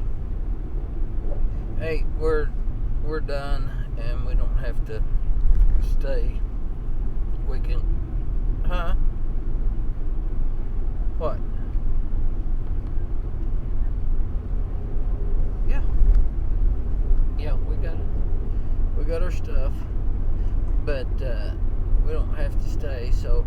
we're sitting here and we looked it up, and we're like an hour from Niagara Falls.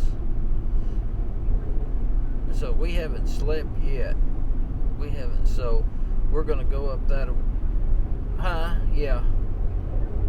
Yeah, we're gonna go up there and we'll spend the night probably up there. We go tonight or maybe even in the morning. I don't know. We'll just see how it goes. But we'll get a room up here because we haven't went to sleep yet. So.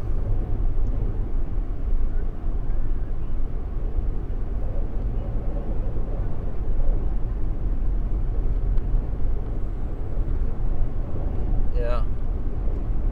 Well, if you want to see it all, we'll live stream it.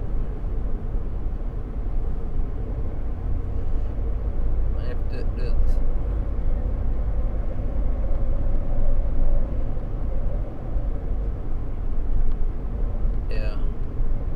Okay. Well, we're just now headed up that way, so.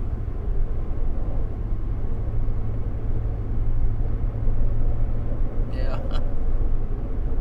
Well, I figure we may not ever get up here again, so we better get it while we're here.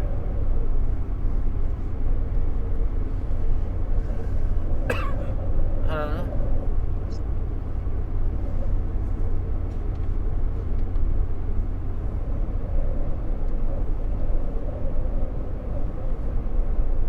Did you see how rough Lake Erie is? We come down in the last little bit. We was on the Weather Channel 3 or 4 times with how rough it was. So, okay. Well, we're gonna do that. We haven't ate either, so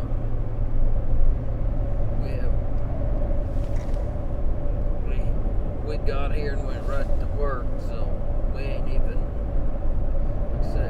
We stopped. We did eat something this morning.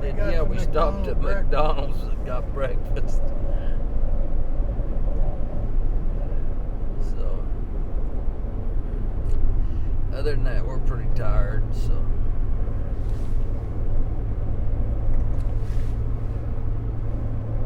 I'll holler at you here later. You say it's not quite an hour, you don't think?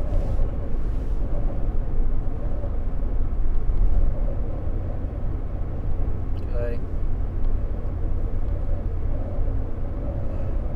See you later. Bye.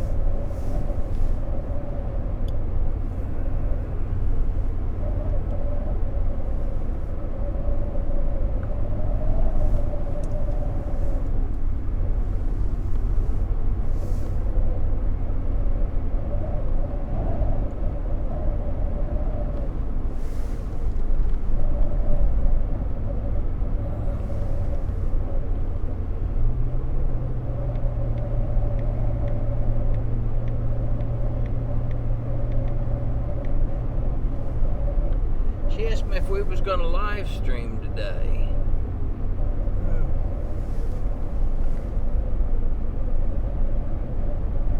Wait, maybe we aren't.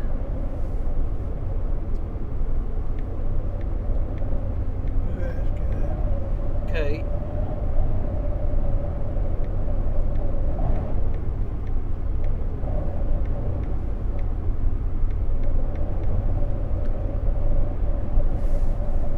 Maybe we haven't been.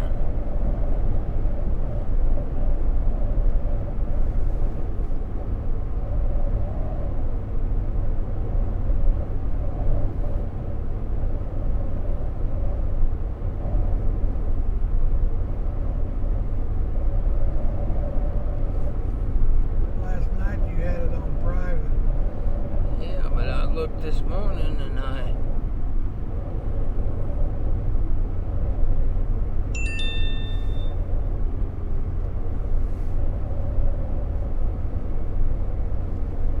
we did all that today and didn't stream it?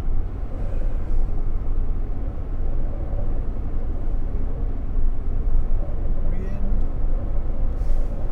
No wonder there was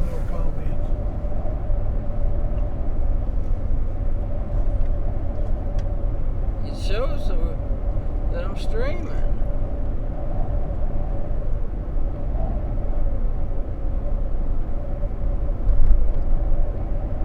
Hey, Barry.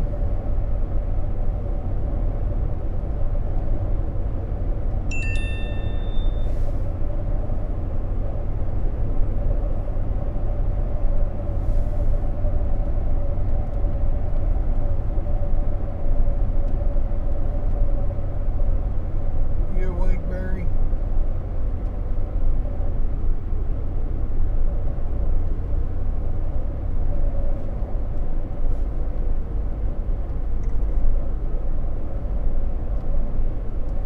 Oh gosh, we're not.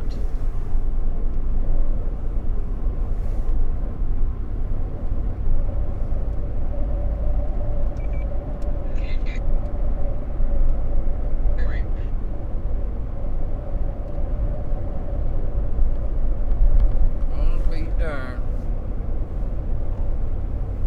Was you able to hear me?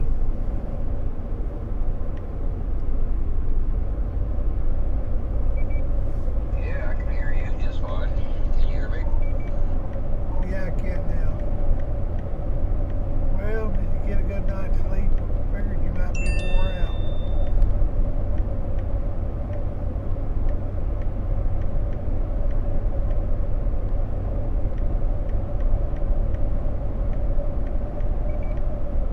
Yeah, I finally got to sleep. Man, I was so worn out, but now it's so cold. We got back here, man, I'm just like freezing, and I had to crank my furnace up and cover up. I finally, probably about 2 o'clock in the morning, I finally got to sleep, I think. Well, we haven't. We got here about, I don't know, 3:30 and drove up to a little higher elevation and went on the air about 5.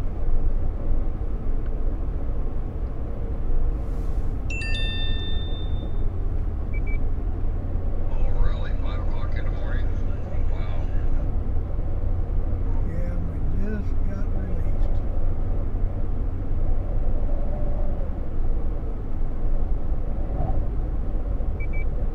Oh, doggone it. Well, yeah, they're getting ready for, they just went up here. Good to go. But We haven't streamed all day, Randy. See this right here? It's red. It's up like it's up. Yeah, we streamed snow. We streamed some snow tornadoes.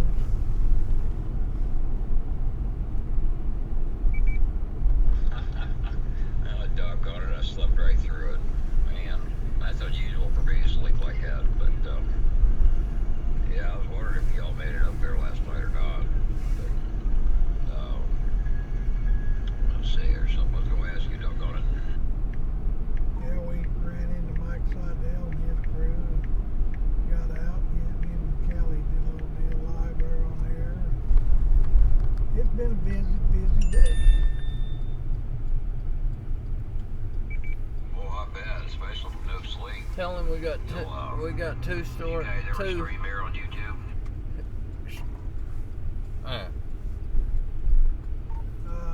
I'll let Kelley explain that to you. Did you punch in Niagara in your phone? I think we got it. Oh, that don't sound good. Niagara Falls. Tell him what happened. I don't know what happened. It shows it's streaming right now.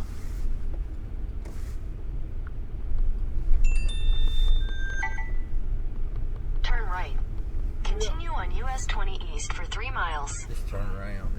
In 400 feet, make a U-turn. We're not sure what happened, but it showed it was streaming, but it never streamed it. Turn left onto US 20 East, Central Avenue. I'll be darned. I wonder what happened there. That's terrible because I know people. You are on the fastest route. You should reach your destination by 1:17 p.m.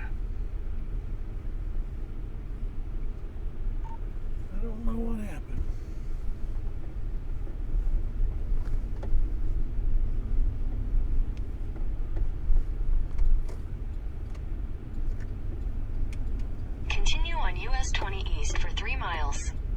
Turn left onto US 20 East, Central Avenue. Continue on US 20.